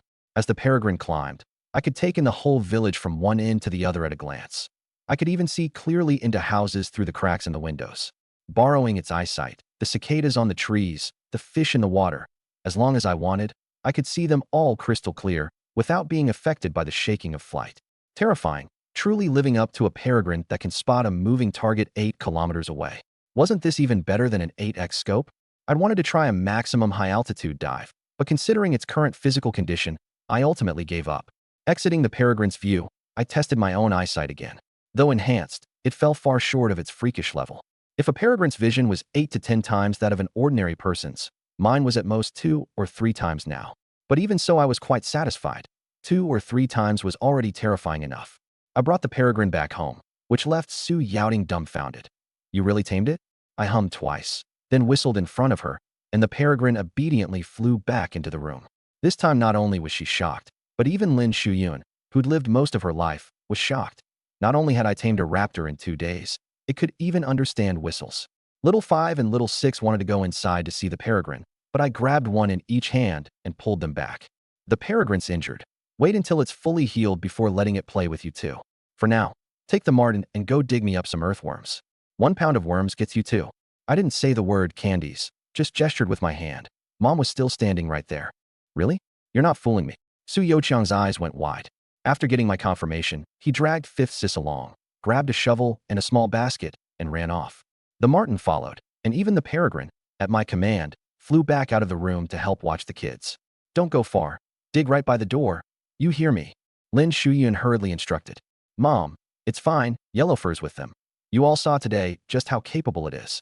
I hauled out all the wheat bran, distiller's grains, honey, brown sugar, cornmeal, fish bone meal, and soybean flour I'd bought that morning, and started mixing up the bait. This is fish luring bait? Isn't this too extravagant, using honey and all? Everyone else lures fish with just fermented wheat bran, and that's it. Lin Shuyun held back a scolding and only grumbled a few words. So there's a reason they come home empty-handed every day, stingy with the bait, and still want to catch fish? Working themselves to death all day, and they don't catch enough fish to even eat. Mine's different. This is the treasure that's going to make our family rich. Oh right, Mom. I forgot to ask earlier. How'd you get into it with them today? That's not like you. I asked as I mixed the bait. The moment I brought it up, Lin Shuyun's anger flared again. You have no idea how black-hearted that Zhuang Kaiwei is. First thing this morning, she was strolling around the whole village, bad-mouthing you to everyone she met. saying you'd hunted too much game in the mountains these past 2 days and lured the lynx into the village, and that if the village suffered any losses, you'd have to compensate. It made me furious. That woman just can't stand seeing another family do well. The more she talked, the more worked up she got. Thankfully, Zhuang Kaiwei wasn't around, or they'd have come to blows again. Soon she thought of something and warned me. Oh right, someone spotted the lynx in the woods outside the village again this morning. Don't go up the mountain these next couple of days. Wait for the fuss to die down. As she spoke, her face suddenly fell, and after hesitating a moment she urged, how about you go apologize to your grandpa? Don't actually get kicked out of the family register. Then you truly have no face left in the village. What's face worth? I'm not going. Kick me out or don't. Clutching that register like it's some imperial sword. Do they really think I care? My hands mixing the bait didn't even pause. Only then did Lin Shuyan realize I genuinely didn't care, that I wasn't putting on an act. Don't talk nonsense. You're my child, an upstanding member of the Su family, and you will be your whole life. No one can kick you out of the register. Perhaps my words were too rebellious, because Su Zhibong inside the house finally couldn't hold back and spoke up to lecture me. I shrugged, didn't argue, and kept fiddling with the bait. The group chatted and laughed, and the leisurely morning quickly passed. Fourth bro, look, me and fifth sis caught tons of earthworms, huge ones. Su Youqiang held out the little bamboo basket like he was presenting treasure. Inside were all big, fat native black earthworms, about 3 pounds, I reckoned. Not bad, not bad. Put them here, I'll deal with them in a bit. I nodded, satisfied. The white rabbits weren't bought in vain. At least they got the little ones working. Then fourth bro, can we? Su Youqiang looked longingly toward the room, practically drooling. I knew he was craving candy, so I nodded in agreement. Overjoyed, he sprinted for the house, while Su Youqiang went to wash her hands first. Su Youqiang, you just finished digging worms. Get your butt over and wash your hands first. I scolded with a laugh. Halfway there, he immediately turned around to wash up. Why are these two so happy today? Lin Shuyan wondered. Normally these two little ones were never this obedient. Ugh, what else could it be? Your son today. Ah, get that thing away from me. Su Yaoting was about to say I'd bought a bunch of candy when I shoved the back basket full of earthworms over to cut her off. The sight set off her trypophobia. What my sis means is, they're kids, being happy is their nature. If it bugs you to see them like this, a good beating's guaranteed to wipe the smiles off. I covered for myself, then got up and found a sealed jar in the yard. Just as I was about to pour the worms in, little 5 and little 6 ran out, each stuffing a white rabbit into their mouth. Fourth bought candy. Third girl, didn't I tell you to keep an eye on him? Lin Shuyan finally understood why the two little ones were so happy and looked at Su Yaoting. You'd better handle this job yourself from now on. I don't have what it takes to keep an eye on him. He didn't just buy candy. He bought 2 cans of malted milk too, super expensive, 5 yuan a can. Su Yaoting pouted. Su Yuan, can you not keep your hands to yourself? My big soybean paste crock. You little brat, stop right now. Lin Shuyan was about to lecture me when she turned her head and saw me dumping all the worms into her big soybean paste crock. She was instantly furious. The courtyard instantly turned into a grand drama of maternal love and filial devotion.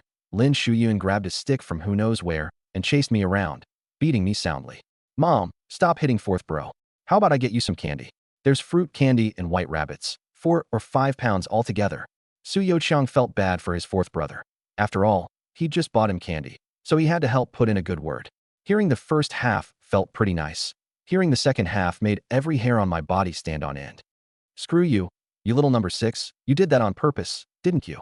You just wait, SSS, ow ow ow. Before I could finish, my butt took another whack of the stick. Threatening little 6, huh? And you bought 4 or 5 pounds, huh? And bought malted milk too, huh? The more Lin Shuyan thought about it, the angrier she got, having money and not knowing to save it properly for a wedding. Game wasn't something you could hunt every day, and he didn't know to economize. I took a solid beating and, after much coaxing and pleading, finally soothed my mom's temper down. Then I launched into a whole string of bizarre operations. First I mashed the worms with a wooden stick, poured in brown sugar and stirred, then added baijiu and mashed garlic, and sealed the jar to ferment and go rank. Then, under Lin Shuyan's murderous glare, I found another big soybean paste crock, dumped in cornmeal, wheat bran, and soybean flour, mixed with honey and distiller's grains to ferment. All these strange operations left everyone gaping. By the time the bait was all mixed, the day was nearly over. I hadn't gone into the mountains today, so I planned to make a hearty dinner to reward the family, and I set my sights on the big rooster Mom raised. I didn't dare touch the hens yet. That could get me beaten to death. 6. Mom's been tired all day. Go help her make a bowl of malted milk. Put in extra. I gave Su Yoqiang a wink, signaling for him to get Mom out of the way so I could kill the chicken.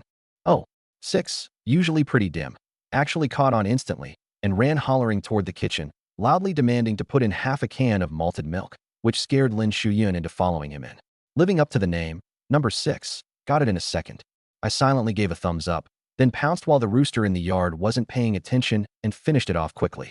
By the time Lin Shuyun heard the squawks and ran out, all that was left for her was a dead rooster waiting to be dressed. I'd expected Mom to blow up, but she just shot me a glare. If you want to eat it, just say so. No need to send me away. With that, she picked up the rooster to dress it, while I went to prepare the seasonings. By the time she had the chicken chopped up, I had everything prepped on my end. Seeing me about to cook, the whole family gathered around. Those few dishes last time had been so fragrant, downright unheard of. Cold pan, cold oil, a few big spoonfuls of sugar, stir-frying the sugar color. What are you doing? Lin Shuyun was puzzled. She'd heard when chatting with the village women about putting sugar in first when stir-frying, but that was only for wealthy households. This is called stir-frying the sugar color. It gives the dish color, infuses it with a caramel flavor, and makes the taste more layered. You can substitute soy sauce, but the flavor's a lot worse. I explained as I stir-fried. Stir-frying sugar color had existed since ancient times, but sugar was a luxury nowadays. Eating it was a dream, let alone cooking with it. Once the sugar melted into an amber color and dense white foam bubbled up, I dumped in the chicken pieces and stir-fried quickly, coating them evenly with caramel.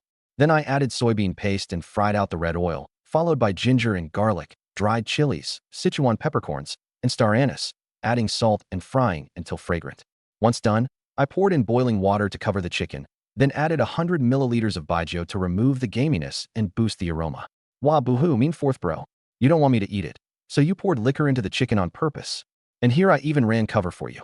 Seeing the liquor poured in, Su Yoqiang, who'd been drooling with craving, burst into tears, sobbing his heart out. Don't cry. This is to remove the gaminess and enhance the flavor. Not only can you eat it, you'll find it especially delicious. I explained. Don't try to fool me. Last year, Uncle accidentally spilled liquor into my bowl. It was so gross. That's different. High heat braising evaporates the alcohol and carries the gamey smell away with it. Forget it. I can't explain it to you. I'm telling you, cry one more time and you won't get any of the liquor chicken either. Seeing that explaining wasn't working, I pulled out the trump card. Sure enough, Su Yoqiang, who'd been bawling a moment ago, instantly stopped. Chicken with liquor was still chicken, better than none. I braised it for a full hour and a half before adding the potatoes and scallions. Half an hour later, the potatoes, soaked full of the sauce, were braised soft, glutinous, and fragrant. Dinner's ready. Keeping it simple today, potato and chicken stew with white rice. The rooster was a good 3+ pounds, and with the potatoes, it filled 2 big platters. I want some, I want some. Su Yoqiang hooped excitedly. The moment the chicken started smelling good, he'd been guarding the table waiting for the meal. Here, this big drumstick goes to the cutest one in our family, little 5. I picked up the big drumstick Su Yoqiang had long had his eye on and dropped it straight into Su Yoqiang's, little 5's bowl. Thank you, fourth bro. The little girl's eyes crinkled into smiles as she gnawed away, bobbing her head, which infuriated Su Yoqiang. Where's mine? I'm the youngest treasure in our family. I want a big drumstick too. Su Yoqiang wasn't having it, wrapping his bowl with his chopsticks, so it clacked.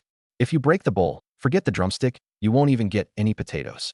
Su Yaoting shot him a flat look, an invisible pressure spreading out. Su Yoqiang instantly sat bolt upright, his little hands placed obediently on the table, the picture of compliance. Su Yaoting nodded, satisfied, then looked at me. And you, a grown man, still teasing your little brother? Hurry up and give him the other drumstick. Hearing there was a drumstick, Su Yoqiang immediately looked at me eagerly. Sorry about that. I ate it while tasting earlier. Next time for sure I'll save it for you. I put on a helpless expression. Why'd you taste him? Why drumstick? Couldn't you have tasted the regular pieces? Su Yoqiang wilted all over. His little mouth stuck out far, the light in his eyes completely gone, even on the verge of crying. The more he thought about it, the more wronged he felt, and the tears finally broke through. Are you done making a fuss? What kind of big brother are you? Only happy once you've made your little brother cry. Hurry up and cheer him up. Lin Shuyun crossly slapped me. You don't get it. This number 6, he needs a good bit of taming. Having made my little brother cry, I finally turned and went into the kitchen, bringing out the drumstick I'd dished up separately and setting it in front of Su Yoqiang. Here, eat up. Such a lively little fella, crying over not getting a drumstick. Yeah, shame, shame, shame. Su Yoqiang gnawed on her drumstick, not forgetting to mock her twin brother. Wow, a big drumstick. Su Yoqiang hugged his bowl, the light back in his eyes. And Z, you used to not even touch a pot. Where did you learn these cooking skills? And you put in so much sugar, but it's not sweet at all, and a good bit of liquor, but you can't taste any liquor either. Can you teach me? This time Su Yaoting was truly won over, feeling like all the chicken she'd eaten before had been wasted. Don't just focus on the meat. Let me tell you, this rice needs to be paired with the soul, the sauce. I picked up the ladle and spooned some sauce over everyone's rice. The family took a bite, and nearly all gave a thumbs up. Even Su Zhibong cracked a rare hint of a smile. Since the whole family happened to be there, I laid out my idea. Pa, don't go around looking so glum all day. I asked old Blindy, and your injury can be treated at the county hospital. When I get some free time, I'll go to the county town to check things out, then send you over. No treatment, no treatment. Why spend that money? Save it for your wedding. Far from being pleased, Su Zhibong flatly refused, his face darkening again. His only thought now was not to be a burden on his children, getting by one day at a time. Last time, treating him had emptied the family coffers. Now that his son had finally come to his senses and brought new hope, he didn't want to drag this family down any further. Don't worry about the money. Just my exclusive bait with 4 fish traps could bring in around 10 some yuan a day. A little saving here and there, and it'll be enough. I knew what was on my dad's mind and reassured him. But no one took it seriously. If catching fish were really that lucrative, someone would have gotten rich long ago. Would it be his family's turn? I didn't bother explaining further. In a couple more days the bait would be ready. I just wondered whether the fish of 1983 could resist the temptation of Dragon King's Bang. Come nightfall, I got a rare, early sleep. But in the middle of the night, first I heard a bout of dog barking. Then even the marten by the Kong started making chittering sounds, its whole body going tense. What's wrong? I picked it up in puzzlement and stroked it, but it didn't ease its state. This went on for nearly 2 hours before the marten finally calmed down. At dawn, the moment the sun let out its first faint light, I was woken by the noisy footsteps and chatter outside. Third sis, what's going on outside? So noisy. I'd just gotten up when I saw Su Yaoting come running back in a panic. Something big's happened. Old man Zhao at the head of the village and his grandson are dead, killed by the lynx last night. Really? Both grandfather and grandson bitten to death. My pupils contracted. A lynx entering the village and killing people was a big deal, extremely rare. So last night the marten was acting up because of the lynx? I suddenly understood its strange behavior last night. Chances were the lynx had been prowling around the village, maybe even right near our house. Yeah, their throats were completely torn open, so gruesome. That drunk Zhao Daqiang is crying his eyes out. Old man Zhao and his grandson are so pitiful. That drunk went out drinking again last night and wasn't home, or this wouldn't have happened. Don't go into the mountains these next few days. That lynx might still be prowling nearby. Lie low for a while. Why did this cursed thing have to set its sights on our village? Su Yaoting grumbled a few words, then went to prepare breakfast. Today she had to keep a close eye on the 2 little ones and couldn't let them go outside. Why'd it target old man Zhao and his grandson? Shouldn't it be old Gunner Feng? I was puzzled too. Yesterday, learning a lynx had entered the village, my first thought was that it had come to take revenge on old Gunner Feng. After all, he and Zhang III had just hunted the lynx. I never expected the ones to die would be old man Zhao and his grandson. Did they take the bullet meant for someone else? Once my curiosity was piqued, I sent the peregrine out, having it fly over and land on the eaves of Zhao Daqiang's house. By now Zhao Daqiang's house was surrounded by villagers, with an armed militia squad standing guard around the perimeter. In the main room, a man crouched on the ground wailing. It was Zhao Daqiang, the village's notorious drunk, whose reputation was on par with mine. Even the village dogs gave him a wide berth on sight. Addicted to drink, his wife had run off with another man, and his household ate feast or famine. In front of him lay the grandfather and grandson covered by a white cloth, the cloth already stained red with blood, the ground covered in it. So gruesome, this damned lynx. Why would it come down the mountain to harm people? Exactly, that's a lynx, extremely fierce. Anyone with kids at home, keep them in these days, don't dare let them out. Militia squad, hurry up and get rid of it, or there's no living like this. The chatter around swirled, panic spreading through the crowd. Today it was old man Zhao. Tomorrow it might be their own turn. Yi Youfu, the militia squad leader, worked his throat but didn't know how to broach the subject. What happened? Are you sure it was the lynx that killed them? Zhang Guangwei came hurrying over, heading straight for Yi Youfu. Yeah, it's confirmed. We found fur it left behind in the room. No mistake, and the wounds are all from tearing and biting. Yi Youfu nodded. Villagers who lived by the mountains were too familiar with wild animals to get it wrong. Are you confident you can get rid of this thing that's harming people? It's hard. Yi Youfu shook his head. Ever since the lynx was spotted in the village the night before last, we've had the militia squad patrolling, but there's been not a single trace. It's almost as if. Perhaps knowing that what came next was too terrifying, he couldn't quite bring himself to say it. What time is it, and you're still hemming and hawing? Out with it.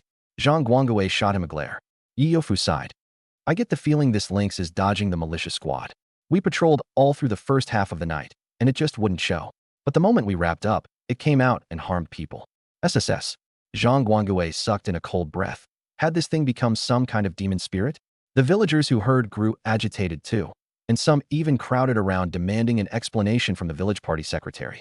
To prevent greater panic, Zhang Guangwei hurried to placate them. Everyone, don't panic. I'll have the militia squad organize people to go into the mountains and hunt it and arrange for round-the-clock patrols. I absolutely won't let this happen again. With the party secretary's guarantee, the crowd finally settled down. With the militia squad on the case, it should be manageable. But right then, an ill-timed voice rang out. Zhuang Kaiwei stepped forward.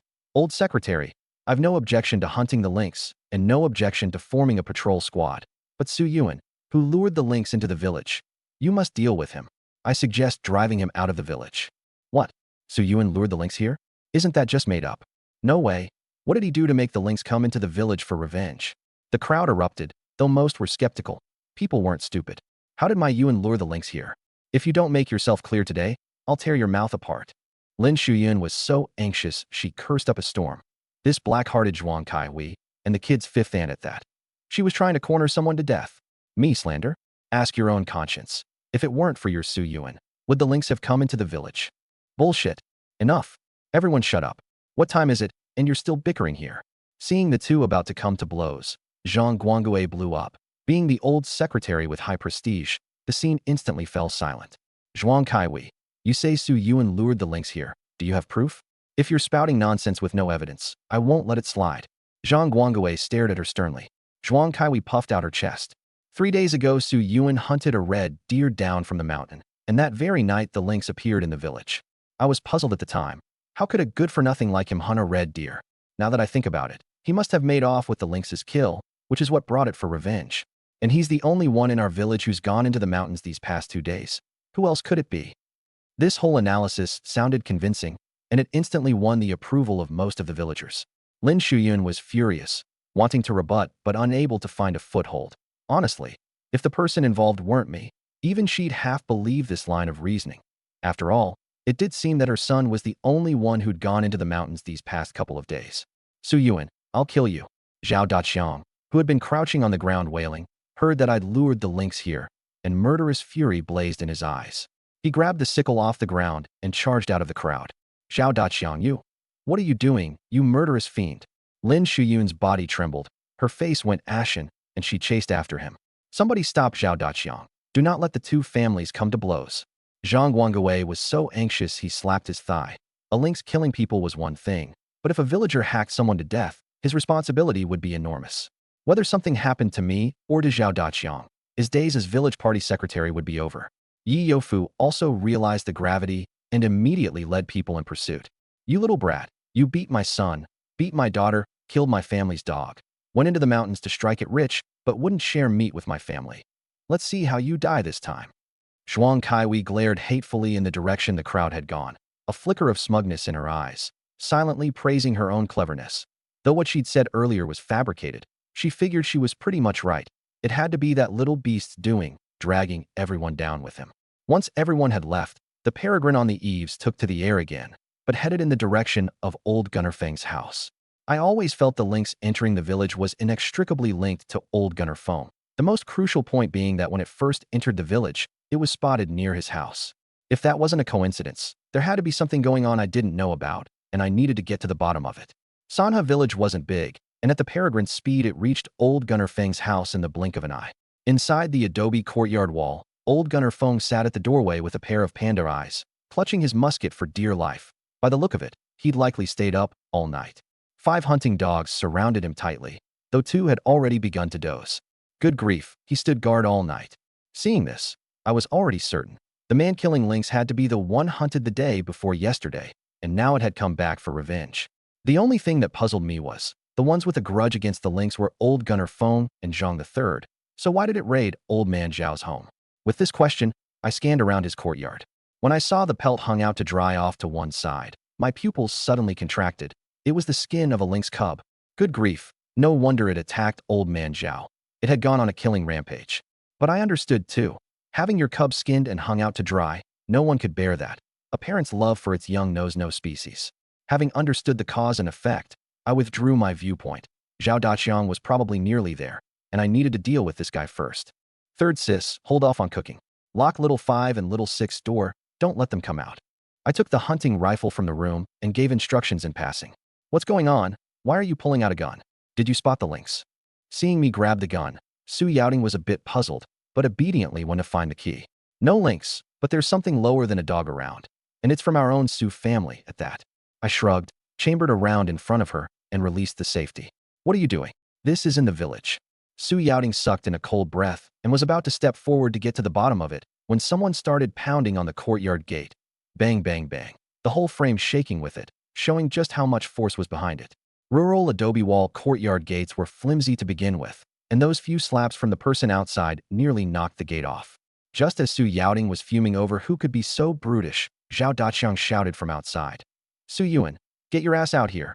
If you don't come out, I'll set your house on fire. As he shouted, the sickle in his hand kept hacking at the gate. The sound of blade chopping would tip Su Yaoting off that something was wrong. She quickly locked little 5 and little 6 door and ran to the kitchen to grab a cleaver. Outside the courtyard, Zhao Daqiang, you stop right now? If you've got the guts, come at me. Lin Shuyun, a step behind, arrived just in time to see him hacking at the gate and immediately wanted to rush over and stop him, but Auntie Li held her back tightly. Auntie Li shouted at the top of her lungs, Yuan, don't open the gate. Hide in the house and lock the door tight. Whatever you do, don't come out. Wait for the party secretary to mediate. What's going on out there? That sounds like Zhao Daqiang. Did you all offend him?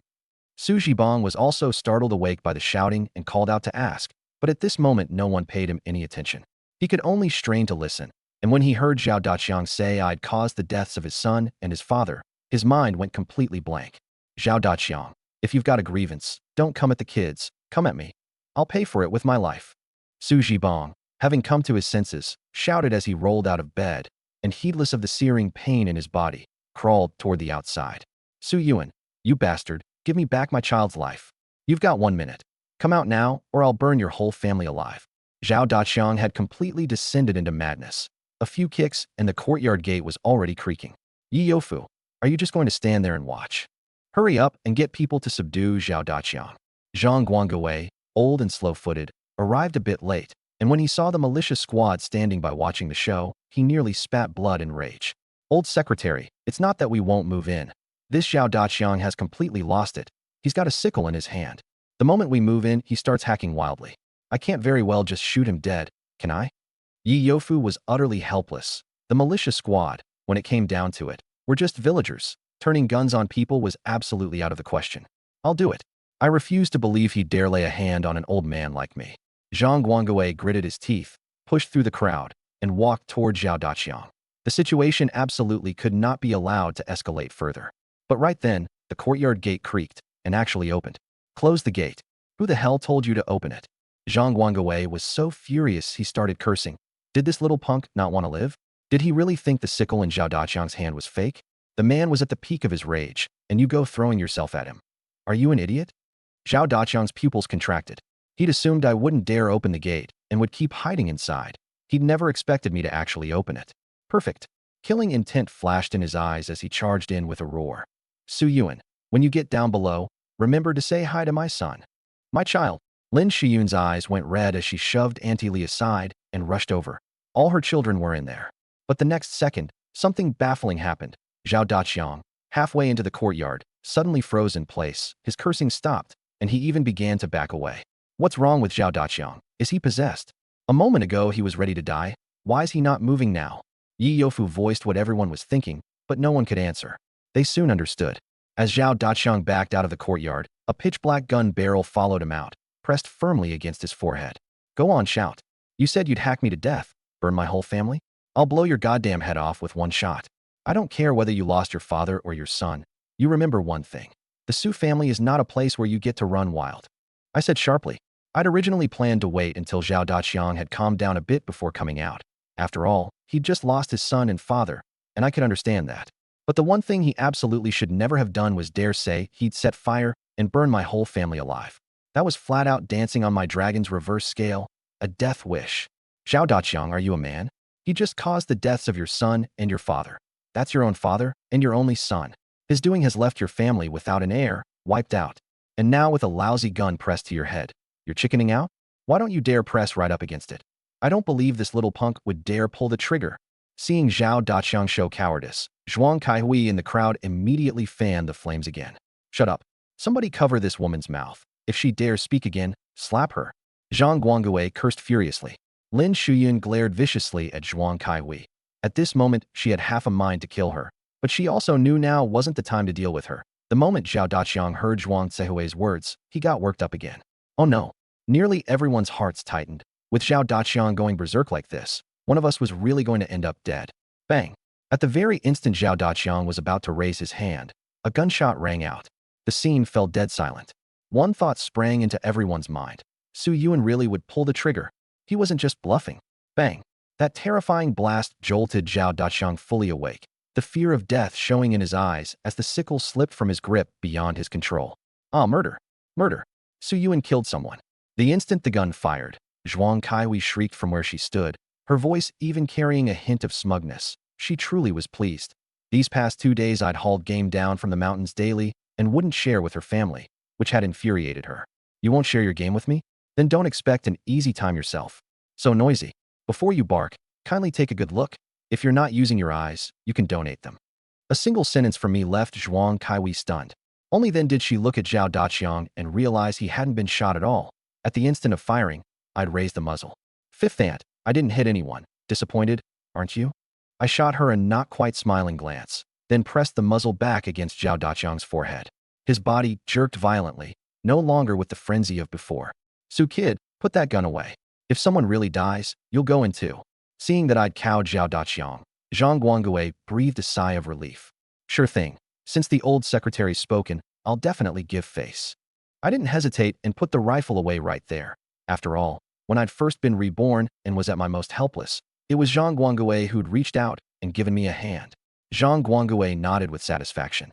This kid was getting more and more likable. Zhao Daqiang, right? Don't misunderstand. I put the gun away only to give the village chief face, not because I don't dare kill you. You broke into my home illegally with a blade. Even if I shot you dead, the right would still be on my side. Though I'd put the gun away, I still gave him a warning. Only, as I said this, my eyes were fixed on Zhuang Kaihui. Rather than warning Zhao Daqiang, I was really putting her on notice. All right, everyone's calmed down, disperse. Zhao Daqiang, don't act rashly. I will definitely get to the bottom of your family's matter for you, but not by taking certain people's baseless nonsense and pinning it on Su Yuan as the one who lured the lynx here. Zhang Guangwei had the militia squad disperse the onlooking villagers. I know the reason behind the lynx. I suddenly said, you know? Zhang Guangwei and Yi Yufu both whipped their heads around to look, find the reason, and maybe this whole thing could be resolved. I suggest you go take a look at old Gunner Feng's place, and be quick. Too late and the evidence will be gone. I jerked my chin toward old Gunner Feng's house. Just a moment ago, through the peregrine's viewpoint, I discovered that old Gunner Feng was actually trying to burn the lynx cub's pelt. That wouldn't do. If he really burned it, I might end up taking the fall for this. Let's go. We'll take a look first. Seeing that I didn't seem to be lying, Zhang Guangwei made the call on the spot. Old Gunner Feng held the lynx cub's pelt, and looking at the fire before him, he suddenly felt a pang of reluctance.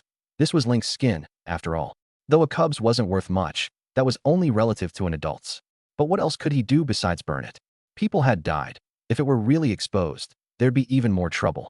The worst part was that lynx had been prowling near his house these past few nights. If not for the dogs he kept and his hunting rifle, the one to die yesterday might have been him.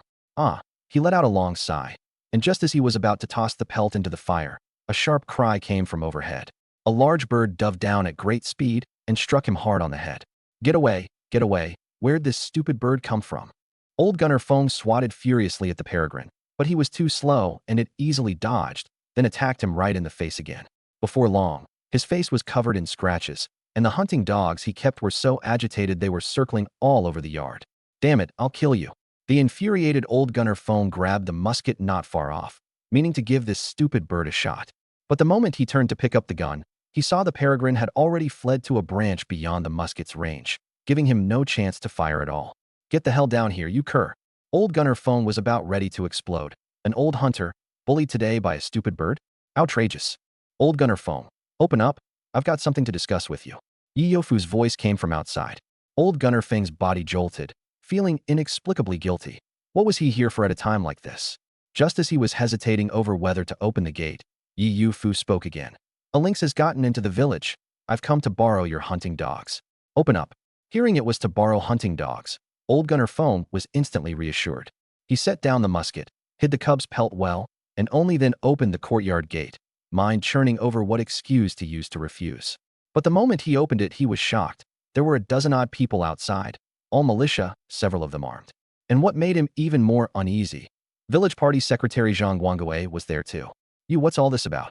Don't worry, we're just confirming a few things. Without waiting for a reply, I squeezed past him and the gate gap into the courtyard. You little brat, what are you doing?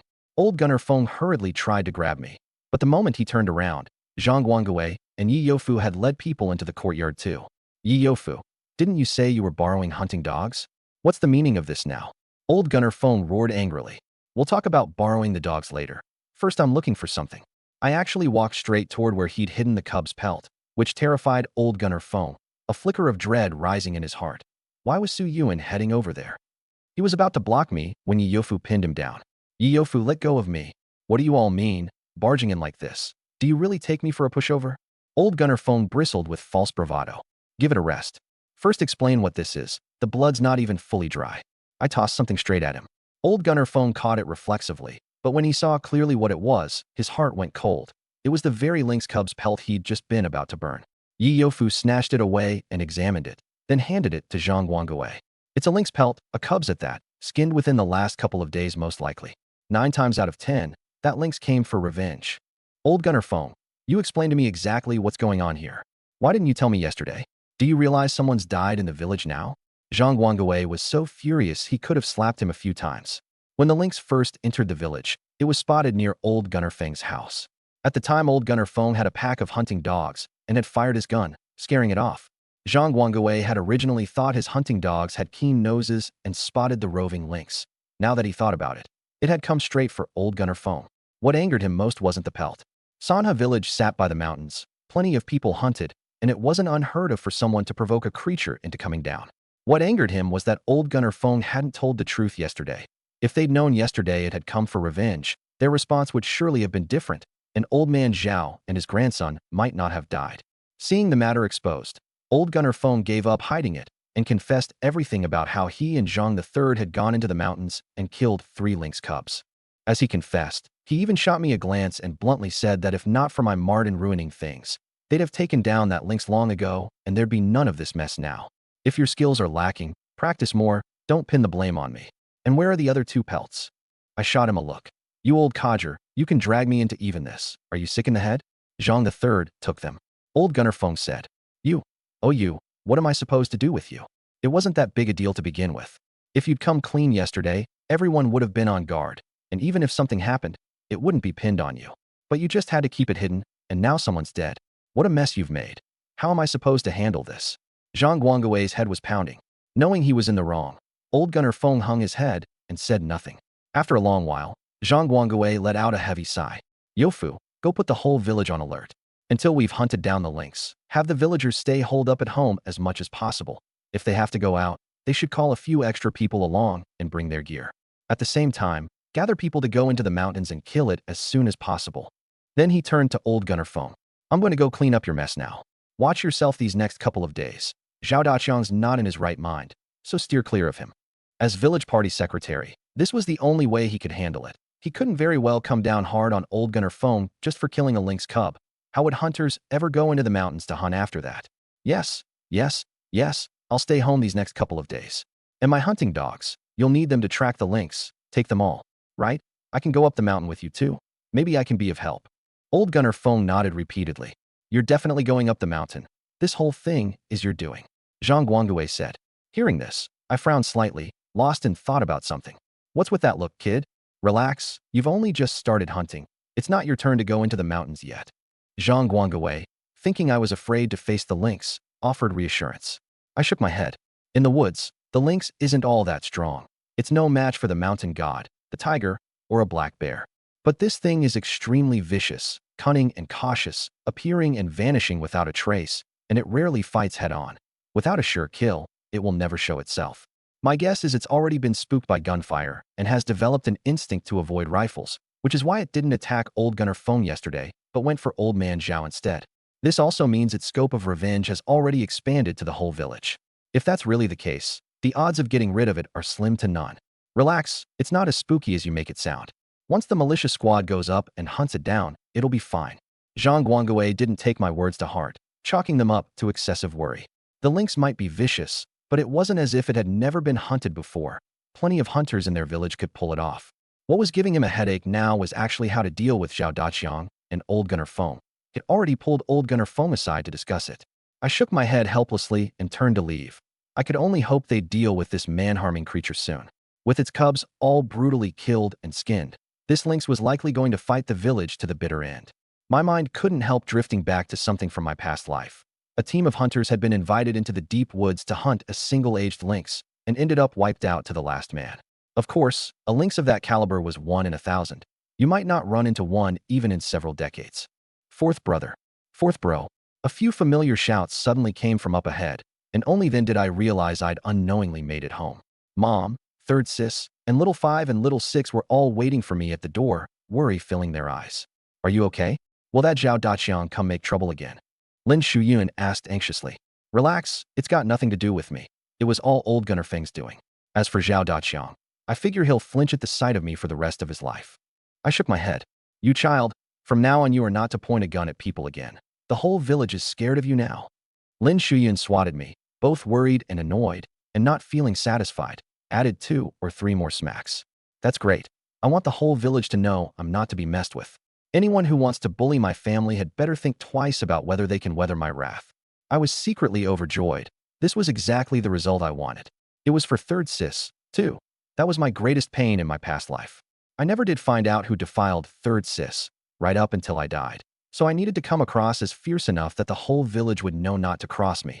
And only then might I deter that person and prevent the tragedy from repeating. What nonsense are you spouting, child, wanting people to be scared of you? Do you even want to keep living in this village? Mom, hurry up and make dinner. I'm starving. I clutched my stomach and wailed, finally steering the conversation off the topic. Before long, just as our family had started eating breakfast, the militia squad went through the village announcing the big news, the lynx's revenge, and the organized mountain hunt, calling for villagers to join up and guaranteeing that whoever made the kill would keep it. Quite a few villagers with hunting experience signed up on the spot, and in less than half a day the first militia squad headed into the mountains with hunting dogs. After breakfast I'd meant to go into the mountains, but Mom stopped me and absolutely refused to let me, saying that with the village having organized a hunting party, if I didn't join it and instead went off hunting on my own, it'd give people something to gossip about. I had no choice but to give it up. What could I do? She was my mom. With nothing else to do, I first checked on the progress of the bait. Not bad. It had already started fermenting and would probably be usable tomorrow. Then I gave my pets the command to go play on their own, and the yellow-throated marten and the peregrine each dashed off toward the mountains. I found a comfortable spot to lie down and once again entered the peregrine's viewpoint. The peregrine had already flown to several hundred meters up, and through its eyes the whole village was crystal clear. Because of the lynx, Sanha village was especially deserted today. Fewer people out in the fields, hardly anyone out and about. Everyone hunkered down at home. Panning my gaze into the mountains, I soon spotted the hunting party. 2 teams, with several hunting dogs, searching in 2 directions. But I quickly realized just how serious the situation was. That man-harming lynx was actually lying in wait on a hilltop not far off. Its eyes locked on one of the teams. Before long, the hunting dogs caught the lynx's scent and began leading the people toward its position. The lynx, meanwhile, slowly rose and cautiously backed away, always keeping a perfect distance from the hunting party, close enough for the dogs to track its scent, but not so close they could quickly pin it down. Sometimes when the dogs lost the trail, it would even come back and give them a target again. SSS, this thing is trying to lure them to Black Bear Ridge. My scalp went numb as I watched. From what I knew of these mountains, keep going in that direction and you'd plunge straight into Black Bear Ridge. So this lynx meant to use the black bears to take out the hunting party. Was this thing even a lynx anymore? Something's off. This direction leads to Black Bear Ridge. And the dogs have been acting strange since a while back. Quick, get the dogs under control.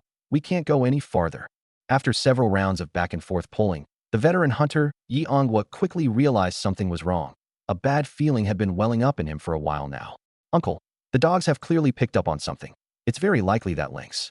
Keep after it, and we're sure to get results. Yi Yofu was a little anxious. Until this thing was dealt with, he as militia squad leader wouldn't have a moment's peace. Shut it. Whatever's ahead, we can't keep chasing. The risk is too high. You all rest here. I'll sneak up for a look. Under Yeong was firm orders. Everyone stayed put while he took the dogs and crept forward alone. Yi Yofu might have been the squad leader and the head of this outing, but Yeonghua was his uncle, and once his uncle had spoken, he could only comply. Advancing alone, Yeonghua soon found telltale clues. Inside a set of wild boar tracks, he made out Link's prints, along with buried droppings. SSS. This lynx is deliberately hiding its own scent. The discovery made his scalp prickle. Once he'd figured it out, he quickly turned around and, with a firm attitude, led everyone in retreat. Smart enough, it knew not to chase. After the hunting party retreated, the lynx didn't follow, only lurking in the distance, silently watching. Watching the two sides open up distance between them, I couldn't help showing a flicker of admiration. In a situation like this, the best choice was to retreat and not be led around by the nose. To really hunt down this lynx, they'd probably have to rely on a veteran hunter, and one going in solo at that. Otherwise, it would never show itself. After having the peregrine keep a close watch on the lynx, I stopped paying attention. I hadn't been reborn to watch a lynx. Spending time with family was what mattered most. Mom, why are you chopping firewood again? Didn't I tell you to stop? If you keep this up, I'll spend every last cent of my hunting money. The moment I stepped out my door, I saw Mom chopping firewood in the yard, with third sis helping beside her. She hadn't taken yesterday's words to heart at all. Then I'll beat you to death. Lin Shuyan shot me a flat glance, then explained, there's nothing to do anyway. Might as well sell a little of it. Give it a rest. How much can it even sell for?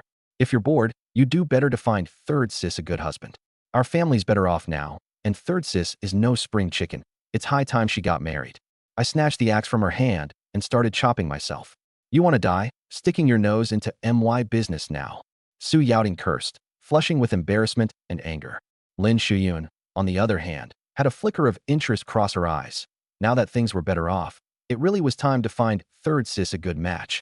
One who absolutely had to be better than that bastard Zheng Xuejuan. You too, get the firewood chopped. I'm heading out for a bit. Once the thought took hold, there was no suppressing it, and Lin Shuyun rushed out the door in a hurry, presumably off to find the matchmaker. Su Yaoting's face rarely took on such a blush, and I kept laughing beside her. Third sis, you're blushing. The sharp-eyed Su Yoqiang shouted excitedly as if he'd discovered a new continent, and the next moment the yard erupted with number 6 howling and wailing. This number 6 really lived up to being number 6, fearless in the face of death. Born in ancient times, he'd surely have made a general. Soon enough, the yellow-throated marten, having had its fill of playing while out hunting in the mountains, came back too, a pheasant in its mouth, seriously slacking off, and I gave it a stern scolding. Not long after, Lin Shuyun came home beaming, like she'd eaten honey, so happy she didn't even comment on the mushroom-stewed pheasant I prepared. Over dinner, she deliberately brought it up. The village matchmaker had taken the job and said she'd go ask around in other villages over the next couple of days.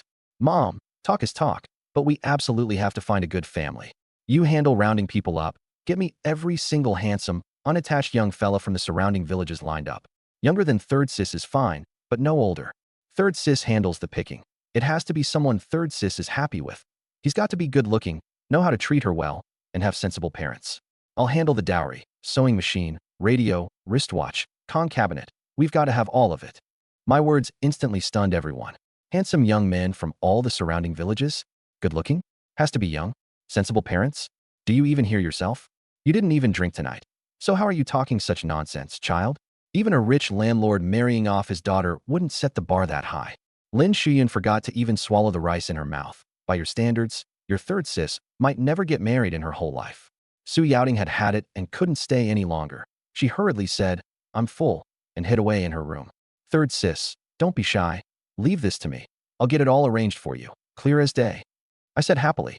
My first 2 elder sisters were already married off. Little 5 and little 6 were still too young, way off. So now it was just third sis's marriage, and I absolutely had to pick her the very best. Bang, bang, bang. Someone knocked on the courtyard gate. Who is it?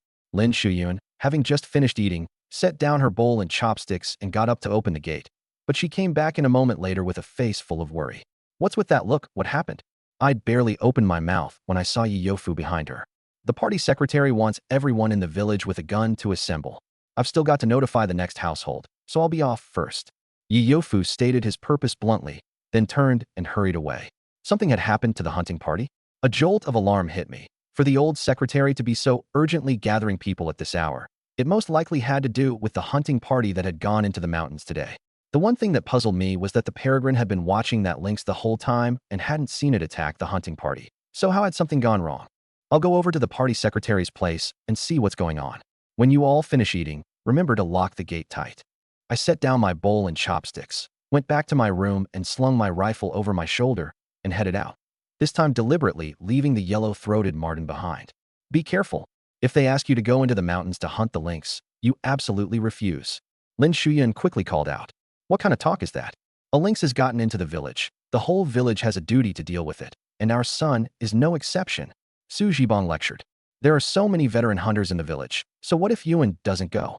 If he were a seasoned hand, I certainly wouldn't stop him. Lin Shuyan immediately shot back. You two stop arguing. Squad leader, you just said he was notifying others too, so it's probably about tonight's patrol. Not wanting the two of them to quarrel over something uncertain, Su Yaoting hurried out to smooth things over. I'd just arrived at the party secretary's house, and 4 or 5 people had already gathered there, all with rifles slung over their shoulders.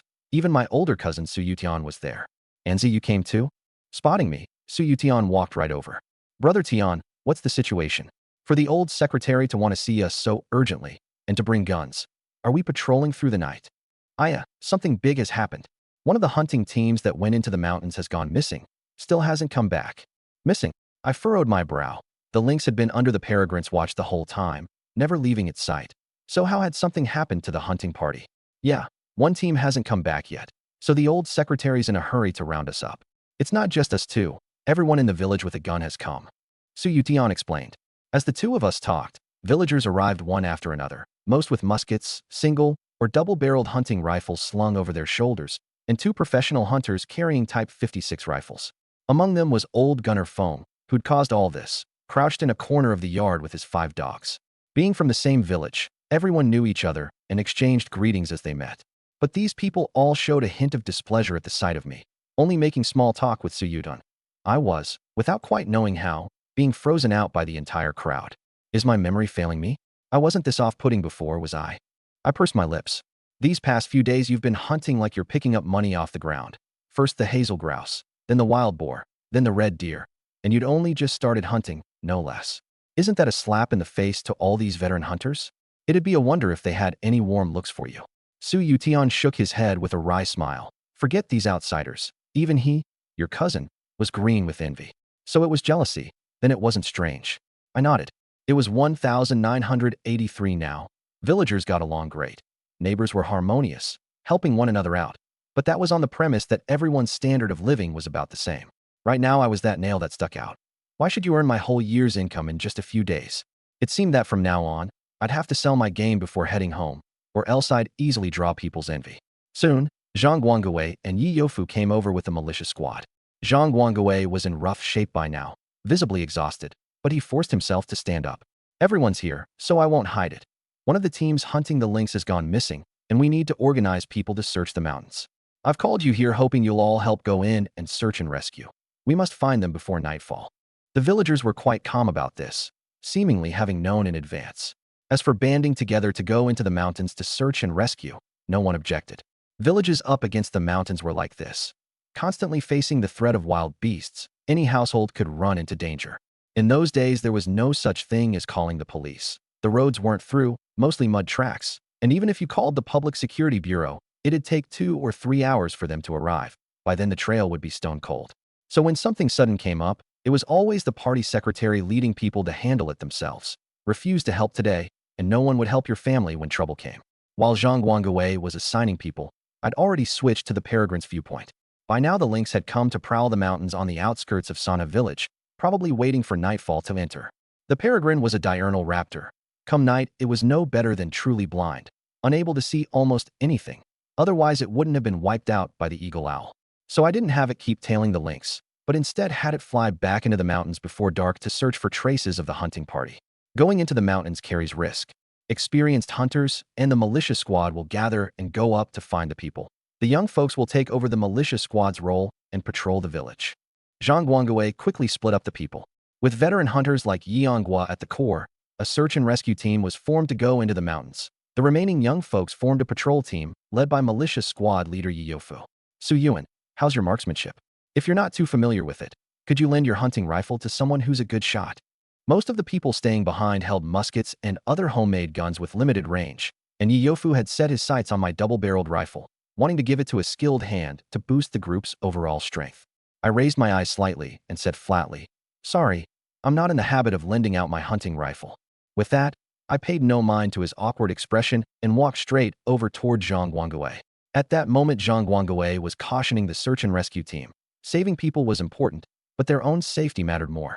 Seeing me come over, he assumed I, young and hot-blooded, wanted to go into the mountains too, and waved his hand. "Su kid, the mountains are dangerous. You just stay in the village and patrol, that'll do. Old secretary, you can have the search and rescue team check out the Rocky Woods area. If I'm not mistaken, the hunting party might be right there," I said directly. Foolish. When the hunting party went in, they were specifically told to search only the woods near the village. The Rocky Woods have complex terrain and are nearly 10-some kilometers from Sanha village. There's no way they'd go there. Before Zhang Guangwei could speak, Old Gunner Feng cut in, his tone extremely hostile. He'd been chewed out by Zhang Guangwei at length over the morning's affair, and with the Zhao Daqiang matter still unresolved, he'd already developed a grudge against me, sparing no mercy in his words. "You focus on your patrol. The search and rescue is none of your concern." Zhang Guangwei's thinking was about the same as Old Gunner Feng's, and he too was convinced the hunting party wouldn't go to the Rocky Woods. Before heading up, he'd specifically instructed them not to wander far. Only Yong's expression shifted, as if he'd thought of something. Hearing all this, I got a bit of a headache too. None of them believed me, and worse, my words might make the search and rescue team instinctively avoid the Rocky Woods once they went in, and that would be a grave mistake. But the problem was, the hunting party was in the Rocky Woods. Just a moment ago, the peregrine with its freakishly sharp vision had already found them. It was just that the situation wasn't looking good. Since several lives were at stake, I decided to make one more push and volunteered an explanation. I just made some inquiries. After the first team went into the mountains, it seems they ran into the lynx, which tried to lure them toward Black Bear Ridge, clearly trying to use the bears to hurt them. The second team was headed north. Since they haven't come back, they must have run into something they couldn't handle. And the only dangerous woods in that area happened to be only the Rocky Woods. I think Yuan makes sense. Before I could finish, Yiong was suddenly cried out. He was there in person today and knew just how uncanny this lynx was. If that team had run into it too, it really could have been lured to the Rocky Woods. I don't agree. You know what kind of place the Rocky Woods is? There's a wolf pack there. We can't send our whole crowd off to take that risk just because Su Yuan says so. If you really insist on going to the Rocky Woods, then count me out. Old Gunner phone blew up on the spot, showing Yongwa no face whatsoever. Go or don't. Suit yourself.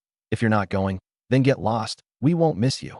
Yongwa was, after all, the most respected hunter in the village, and senior in seniority to boot.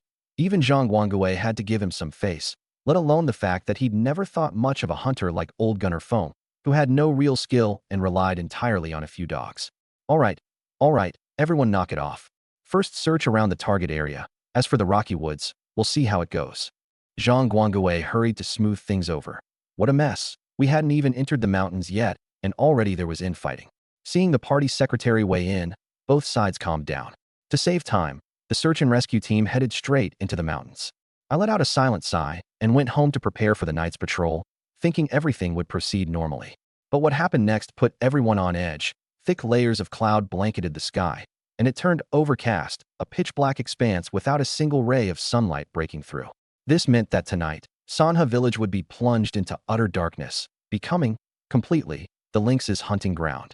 The dense black clouds shrouded the sky tight, and the usually brilliant starry night and moonlight showed not a trace of their glow.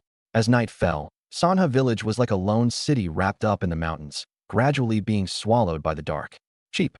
Deep in the mountains, the peregrine beat its wings frantically. The black clouds had come too suddenly, and Sanha village had gone dark especially early today. The instant I realized the clouds had covered the sky, I immediately gave it the command to come home. The peregrine was a purely diurnal raptor. At night its eyesight was pitiful, even worse than a human's. A person can make out rough outlines after adjusting for a while, but the peregrine? Just a smear of black, stone blind. Otherwise it wouldn't have been cornered at home and picked off by the eagle owl, not even daring to flee. Faster, faster, fly faster. I couldn't stay calm either. The wind was clearly about to pick up, and there was no telling how vicious things would get in the mountains tonight. I couldn't let my newly acquired peregrine get lost up there. Luckily, it was fast enough, and by the last bit of dim light it finally made it home before the dark closed in. Only then did I breathe a sigh of relief. Anzi, what are you muttering about? Keep up. Su Yutian turned around, and, finding that I'd somehow fallen behind and was standing in place mumbling to myself, hurriedly urged me on. Ah, coming. Seeing the peregrines safely home, I withdrew my viewpoint and quickly caught up to the 2 men ahead. Since most people had gone into the mountains, few were left in the village. To boost efficiency, we split into several teams of 3. 3 to a group, each with a gun. Even if we ran into the lynx, there wasn't much risk. Su, Yuan, I hear you've been hunting like a beast lately. How'd you pull it off? A young fella in his early 20s suddenly sidled up. He didn't seem to know me well from before, and he spoke a little shyly. What? You want to go into the mountains too? Aren't you afraid the old secretary will break your legs? I teased. Though we weren't close, I had some impression of this youth, Zhang Hongbing, the old secretary Zhang Guanggui's grandson. His father had been a famous hunter too, only he was bitten on the right leg by a venomous snake once in the mountains and couldn't be saved. At my words, Zhang Hongbing's face instantly fell. Under his father's influence, he'd loved hunting, but ever since his father died in the mountains, Zhang Guanggui had strictly forbidden him from going in to hunt. Hongbing, don't look so glum. The old secretary means well. How about you hurry up and get married and have a fat baby boy? Maybe if the old secretary's happy enough, he'll let you into the mountains. Su Yutian laughed. Everyone in Sanha village knew that as a kid, Zhang Hongbing was in the mountains every single day, forever proclaiming he'd be the village's strongest hunter. It had practically become his trademark. Brother Yutian, go ahead and laugh at me all you want, humph. Zhang Hongbing pouted. Wuao, wumiao. A low, urgent moaning rose up in the village, somewhat like a plaintive cat, but hoarser, carrying an intensely oppressive weight. The lynx is back, and it's not far from us. Quick, go check it out. The 3 of us, who'd been laughing and chatting, immediately hurried toward the source of the sound. Old Gunnerfang's courtyard. In the bitter, howling wind, a lynx threw back its head and let out a long, furious, mournful roar. Before it lay the very lynx cub pelt that I'd stopped from being burned. Old Gunner Fong had taken all his hunting dogs when he went up the mountain with the search and rescue team, which was how the lynx got into the courtyard for the first time and found its cub's pelt. Hiss, huh? The pain and grief in the lynx's eyes quickly vanished, leaving only endless hatred and bloodlust. As hurried footsteps drew nearer, it snatched up its cub's pelt, leaped effortlessly onto the courtyard wall, and vanished into the black night. Right after, the courtyard gate was slammed open, several dazzling flashlight beams shining in first, and the 3 of us crept in with our rifles raised, sweeping our gaze around. No sign of the lynx. After searching a bit, we found that a window at Old Gunnerfang's house had been smashed, but there was no trace of it inside either. It's already fled, it's not here. The village probably won't have any peace tonight. I sighed. Sure enough, this lynx could already distinguish the scent of a hunting rifle and would never come face to face with us. The village was now pitch black, the flashlight beams pitifully limited, and to make matters worse, the wind had picked up. In that howling gale, our hearing was all but useless too. Hunting a lynx in such extreme conditions was nearly impossible. After all, it was a textbook nocturnal animal. Damn it, it's just a lynx barely bigger than a hunting dog, and it's this much trouble. If it dares show its face in front of me, I could kill it barehanded, no gun needed. Zhang Hongbing said indignantly. That's exactly what makes a lynx so terrifying. It only strikes at the most opportune moment, and by the time you notice it, those 4-centimeter claws may already be buried in your body. And it's not just the lynx, many beasts are like this. I shook my head. The 3 of us didn't linger, and once again began searching around the village. Tonight was destined to be a sleepless one. No one could sleep. It wasn't just the patrol that heard the lynx's mournful roars. Most of the villagers did too, but not one dared come out. They all prayed in their hearts for the patrol to kill this beast quickly. Unfortunately, after that initial round of roaring, there wasn't another sound, as if it had already left the village. We've patrolled most of the night and nothing's come out. How about we go home and sleep? I'm dead tired. Zhang Hongbing said. By the second half of the night, both he and Su Yutian were visibly drowsy, but I only grew more vigilant. In my past life, I'd been a hunter my whole life, and I knew that an animal's emotions were purer, more deeply cut than a human's. All 3 cubs killed, even skinned. There was no way the lynx would just let it go. It would certainly take revenge. Wait a bit longer. I have a feeling that lynx is about to make its move. I was quite certain. No way. If it were really going to make a move, it'd have done it already. Why wait until now? Zhang Hongbing was still convinced it had run off. You know too little about wild animals. Their whole lives are spent amid hunger, predators, competition, and disease. They've almost never known true peace. Even eating means calculating the energy cost. The one thing they're never short on is patience. They can lie in wait a whole day for a single shot at a kill. After saying it, I couldn't help shaking my head. Why was I even bringing this up? Humans who never worry about food or clothing and have a house to shelter them while they sleep could never understand. This. Zhang Hongbing was dumbfounded. Didn't wild animals just eat and sleep, sleep and eat? Why would they have to live in constant fear? Where'd you pick up this weird theory? Su Yotian's interest was piqued too. Do you two smell anything? I suddenly stopped, my nose sniffing lightly, again and again. The two of them started, then stopped and began sniffing too. A gust of wind swept through, and a strong, bloody stench hit our noses in an instant. Such a thick smell of blood. The three of us jerked our heads up, our eyes full of shock. Something's happened. Follow the wind and go check, I said in a low voice. The bloody smell jolted the two of them awake too, and every trace of drowsiness was gone. Everyone be careful. The blood smell is coming from Lame Lu's place. Braving the fierce wind, I led the two of them, following the scent, to the home of Lame Lu, one of the village's solitary elderly folks. We pushed open the door, and the scene inside utterly shocked the three of us. Lame Lu had been bitten and torn beyond recognition, his whole body covered in claw and bite marks, not a patch of intact skin to be found, blood soaking the bed and running onto the floor. Bleg, when had Su Yutian and Zhang Hongbing ever seen a scene like this? Their stomachs instantly churned, and especially when they saw me actually go over to examine it closely and even reach out to touch it, they couldn't hold it in any longer and backed out of the room with their hands over their mouths. Wretch, wretch. Once the two of them had more or less finished throwing up, I walked out under their looks of admiration. The throat was crushed, the blood drained dry. My preliminary judgment is that the lynx first crushed his throat. That's why there wasn't any sound. Then came the savage, inhuman mauling. Lame Lu may have watched himself be torn apart until his last drop of blood ran out. The body's not missing any parts. It didn't eat a single bite. This was purely for the sake of killing. I was calm as an emotionless machine. You're a badass. Zhang Hongbing and Su Yutian silently gave me a thumbs up. Capable of what others can't do. This kid was bound for greatness. Woof, woof woof. Just then, shrill dog barks and faint wailing came through the strong wind. The lynx has attacked someone again. Hurry over. We can't let anyone else die. Zhang Hongbing shouted. But when he turned around, he found the two of us had already broken into a run, especially me, who'd already vanished into the darkness. Xuelian run. On the pitch-black road, the desperate Zhao Yakin dragged her daughter along, running aimlessly, with roars and dog barks ringing out behind them from time to time. Brother Lu, I'm begging you, open the door. Your house is brick and tile. The lynx can't break through. Please, save us.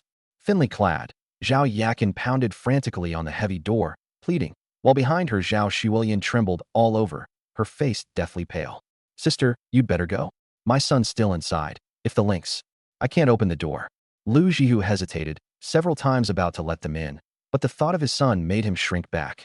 Lu Jihu, if you dare open the door for that slut, I'll never let you hear the end of it. Don't think I don't know about the two of you. Zhao Yakin, we're not opening the door. Get lost, quick, and don't lead the lynx over here. A woman's shrewish cursing rang out from inside. With no hope of the door opening, Zhao Yakin dared not waste any more time and pulled her daughter along toward the next house.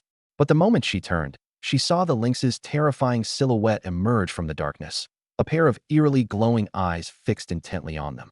Xuelian, run, run to the party secretary's house. Zhao Yakin was trembling all over, yet she resolutely planted herself in front of her daughter. No, I won't run. Zhao Xuelian shook her head desperately, refusing to leave no matter what. Get out of here. Don't let me die for nothing. Zhao Yakin roared, shoving her daughter away, and picked up a wooden stick to hold in front of her. When had Zhao Xuelian ever seen her mother like this? She was so frightened she froze in place, until another shove sent her stumbling into a run. Well, the lynx let out a roar and charged at Zhao Yakin. Terror completely seized her, and she instinctively swung the stick, only for it to be nimbly dodged. Then she felt herself knocked to the ground, the pain of claws raking across her skin filling her with despair. Watching the bloody maw drawing closer and closer to her neck, she gave up resisting and gazed lovingly at her daughter. Woof. At that very moment, a Chinese rural dog, its whole body covered in blood, darted out and slammed head-on into the lynx, knocking it several meters away. Da Huang. Zhao Yakin froze. Da Huang was now covered in wounds. Its yellow coat dyed red with blood. It had stayed behind earlier to cover them. Even so, it fearlessly threw itself in front of her, turning back to growl at her twice, signaling her to run. Zhao Yakin glanced back at her daughter, who'd already run far, and slowly shook her head. At the lynx's speed, she had to stay behind, and by time so her daughter had a chance to escape. She picked up the stick again and stood shoulder to shoulder with Da Huang. Wu roar. The lynx pounced again, and the gravely wounded Da Huang had no strength left to dodge, its neck seized in the lynx's jaws. All Zhao Yakin could do was frantically swing the stick, but that little force did nothing at all, and she could only watch helplessly as the lynx bit Da Huang to death and lunged at her. Bang!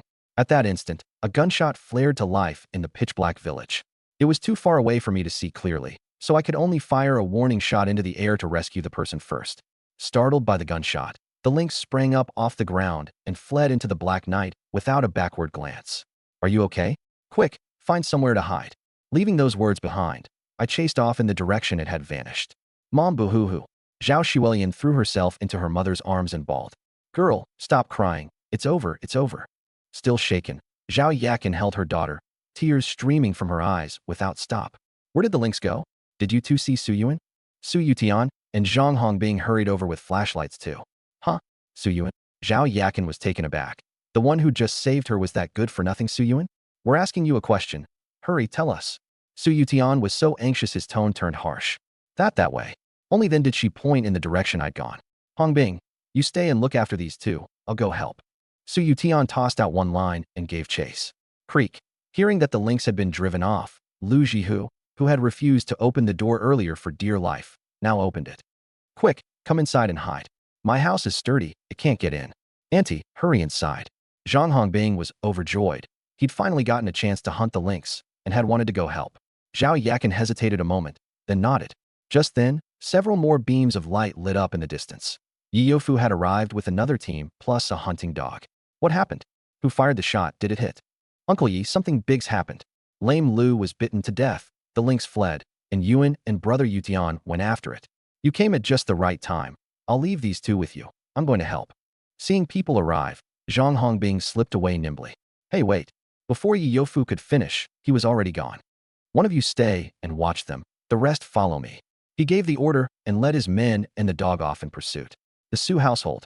Under the feeble kerosene lamp, Lin Shuyun, Su Zhibong, and Su Yaoting hadn't slept, on edge with worry all night. Especially the instant the gun went off, their faces went pale at a visible pace. Squeak squeak. The yellow-throated marten, sensing its master had encountered the lynx, sprang up abruptly, its two paws scrabbling anxiously at the crack of the door, yowling and yowling. Su Yaoting hurried to open the door and let it out. Cheap. The peregrine flew frantically all over the room, several times trying to burst out, only to be held back by the dark. Because the memories were so distant, the village layout had grown extremely hazy in my mind. After chasing for a stretch, I lost the lynx's trail. Lucky for you that you're fast. I stopped, loaded up on bullets, and pondered how to get rid of it. Where's the lynx? Before long, Su Yutian and Zhang Hongbing hurried up, with Yi Youfu and the others trailing behind. Lost it. This thing's too nimble, it can hop over walls at will. So catching up to it is nearly impossible. But one thing's for sure, it hasn't left the village. It probably still means to hurt someone. I shook my head. Uncle Yi, send the dog after it. It can't have gone far. Follow the scent, and we're sure to find it. Zhang Hongbing said quickly. Yi Youfu smiled bitterly. It's no use. That beast deliberately left its scent all around the village, and the dogs are all misled. We just followed it to several spots, and it was all its piss and droppings. Damn it. This is the first time I've ever run into such an uncanny beast. Then what do we do? Someone died again today. If this keeps up, the village will fall into chaos. Zhang Hongbing dropped his usual devil-may-care attitude. At this rate, his grandpa would be the first to bear the blame. If nothing else, we wait for tomorrow, when the people in the mountains come back, and set up a dragnet in the village. I don't believe we can't deal with it then. Yi Youfu said resentfully. He'd been militia squad leader all these years, and this was the first time he'd swallowed such a humiliation, actually being toyed with by a beast. It's no use. The bigger the operation, the less it'll show itself. The key right now is how to find it. I shook my head. Just now I'd only fired one shot, and a blank at that, meant to stop it from hurting anyone, but its reaction had chilled me. The instant the gun fired, it turned tail and fled without the slightest hesitation. That was the behavior of an animal that had been spooked by gunfire before. It wouldn't give you the chance to fire at all. So what do? Surely grown men won't be stumped like this. The group was a little at a loss. They weren't afraid of beasts. After all, they had guns, but the lynx simply wouldn't give them the opportunity. It can't get away. It's been a long time since I ran into prey this formidable. I'll play with it good and proper. The corners of my mouth curled up, and that hunter's heart quietly stirred to life. In my past life, Once I set out to hunt, I was a man who cared nothing for his own life, hoping that one day I'd die at the hands of my quarry and put an end to that miserable existence. I'd hunted the most ferocious game there was. Forget one lynx, even the mountain god himself, I'd have taken down today. Whatever good plan you've got, we'll back you with everything we have. For some reason, seeing the expression on my face at that moment, Yiyofu instinctively wanted to cooperate. No need. More people will only scare it off. You all just patrol as normal. I'll go it alone. I waved my hand, switched off the flashlight, and walked off alone into the darkness. Squeak, squeak. The yellow-throated marten darted out from the side and leaped onto my shoulder. Damn, that's so freaking cool. I hereby declare that from now on, Anzi is my idol. Watching man and beast vanish into the dark, Zhang Hongbing felt an inexplicable surge of fired-up blood. Can he really handle it alone? Su Yutian, on the other hand, fell into deep thought. Today this cousin of his had given him a nearly earth-shattering impression. Able to stay calm-faced before Lame Lu's mangled corpse, even precisely analyzing the cause of death, and when chasing the lynx, moving with astonishing speed. All of it overturned everything he'd thought he knew about his cousin. We can't worry about all that. Let's patrol first, and whatever happens, no more incidents. Yiyofu sighed. He wasn't a hunter. Otherwise he wouldn't have been left behind, and right now he was equally at a loss. I didn't actually go looking for the lynx. The village was pitch black, and the flashlight's harsh glare would scare it off from hundreds of meters away. Going without a flashlight was even more absurd, since you couldn't spot it unless it was right in your face. Right now, the only option was to wait by the tree stump for the rabbit. I went back to Lame Lu's house, smeared both the yellow-throated marten and myself all over with stove ash to completely hide us by sight and smell, then went to the downwind side at the edge of the village to lie in wait.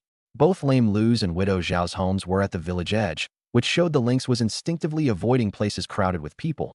The village outskirts were near the mountains, so if it ran into danger it could retreat into the mountains at any time. So its next target could only be on the outskirts too.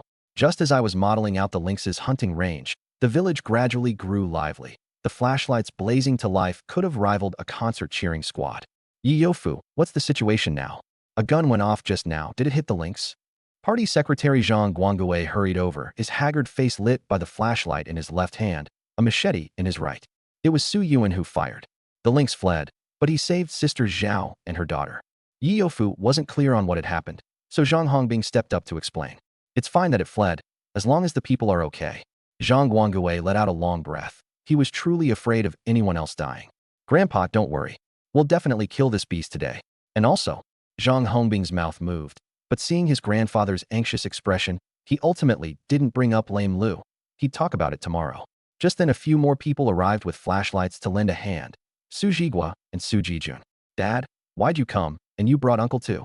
Su Yutian hurried to greet them. Isn't that a stupid question?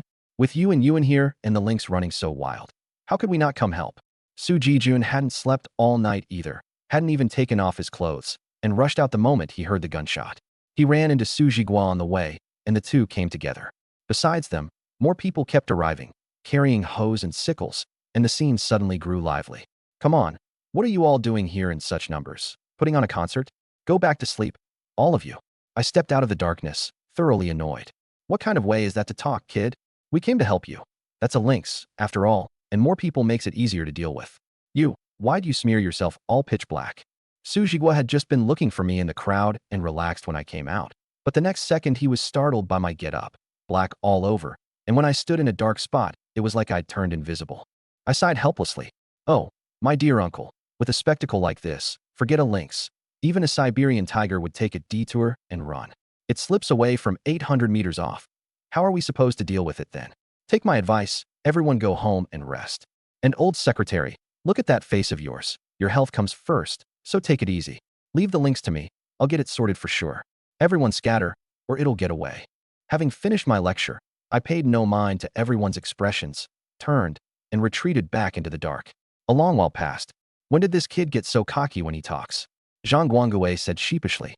Old secretary, so now we? Yiyofu asked in a low voice. Everyone disperse. Cocky as he is, that kid's not wrong. This many of us really would scare it off. Zhang Guangwei waved to break up the crowd, muttering to himself. And what the heck was putting on a concert supposed to mean? With the old secretary's word, the crowd quickly dispersed, and the village returned to darkness. An hour later, atop an abandoned adobe house, the hidden lynx slowly rose, its cold gaze sweeping over the village. It soon fixed on a direction and leaped down. Wow. The lynx let out a low growl, moving soundlessly around the village outskirts, stopping now and then to scan its surroundings, sniffing that terror-inducing scent in the air. Before long, it locked onto a house on the outskirts, and only acted after checking repeatedly to confirm there was no danger. The 2-meter courtyard wall was flat ground to it. It hopped over easily. But this was a new house, built from logs, extremely sturdy, and it tried several times without being able to get in. Who's there? Get lost. The commotion outside woke the people inside. The man's voice was a bit panicked, and a child's crying could be heard within. Rayo. Exposed now, the lynx no longer bothered being stealthy, and frantically slammed and clawed at the door. Thud.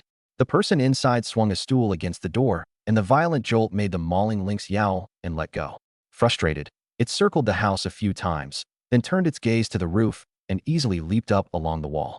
Quick, take the kid and hide in the inner room. A man's terrified voice came from inside.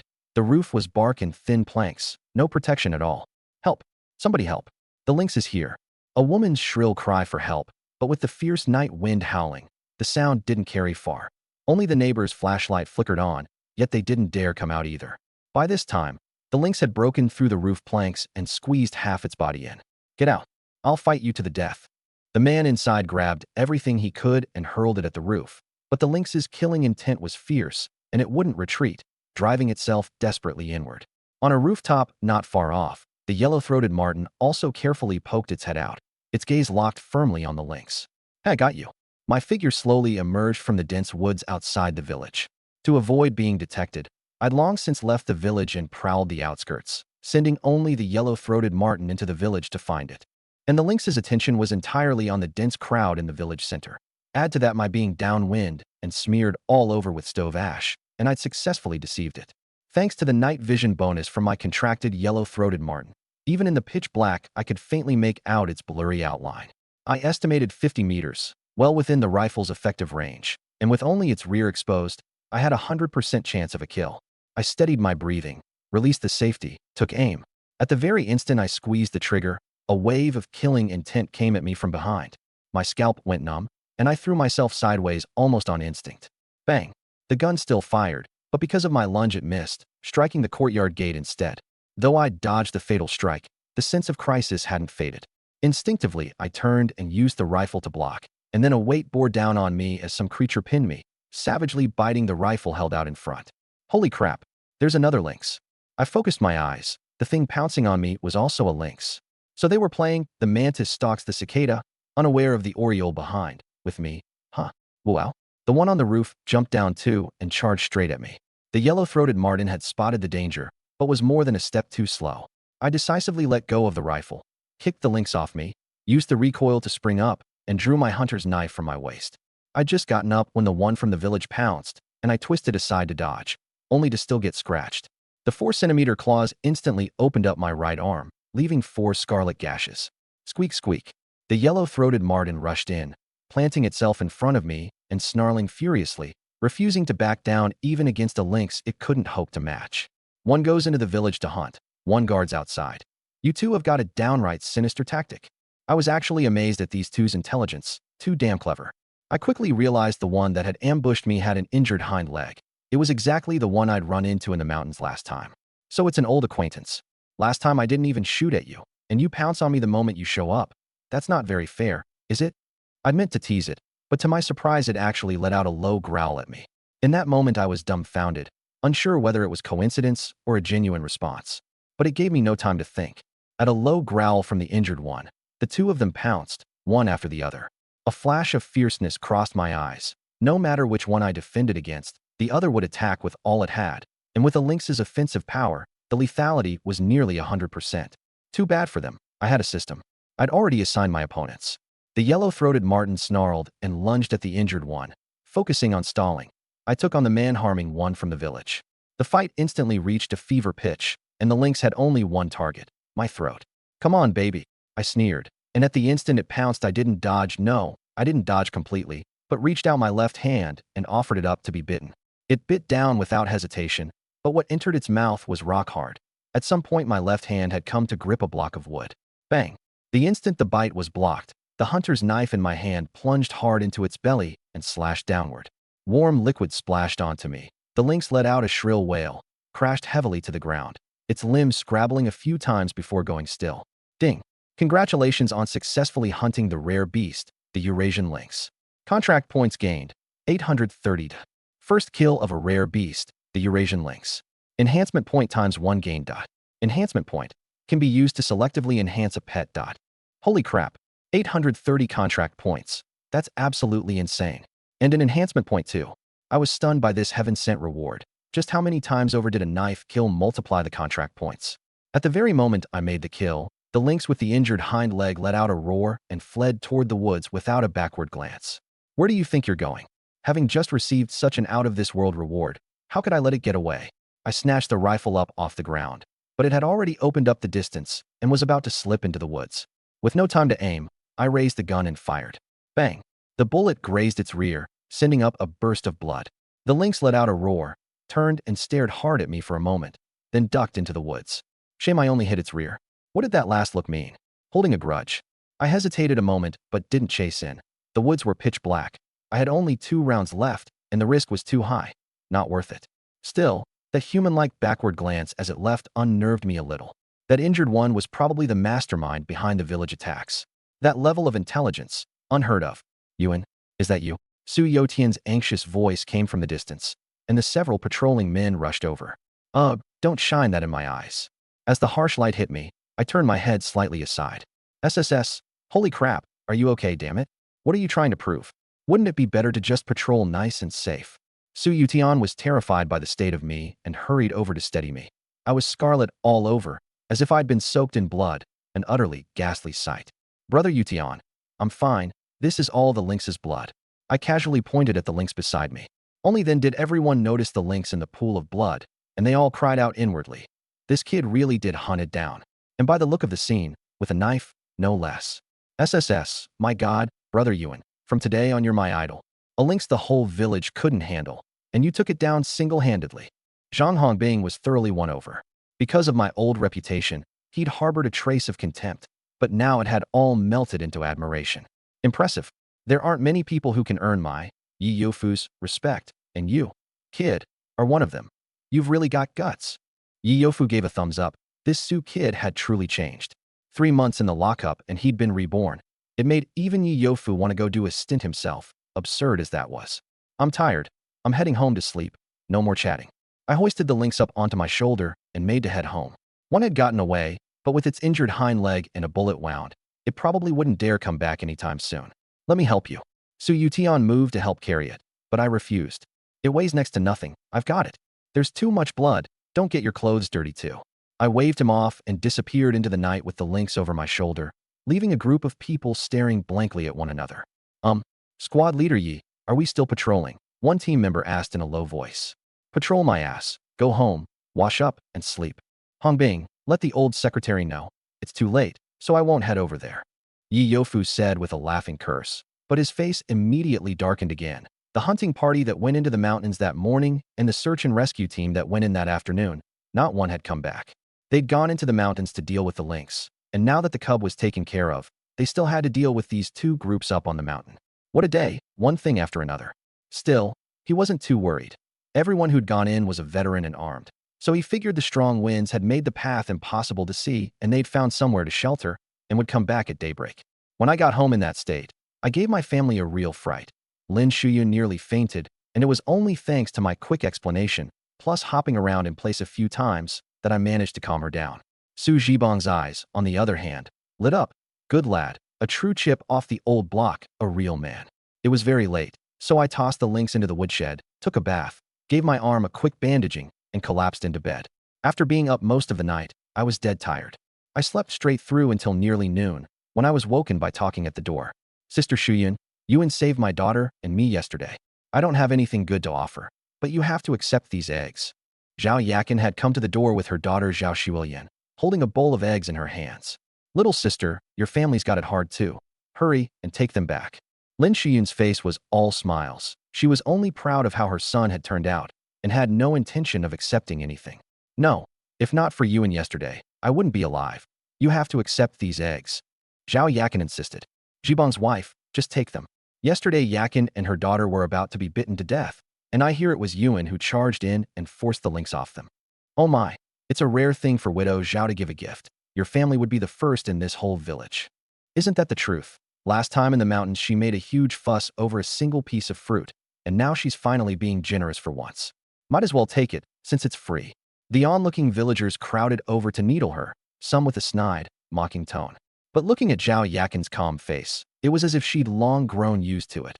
Over the years, to survive, she'd crawled into many men's beds, and nearly all the women in the village despised her.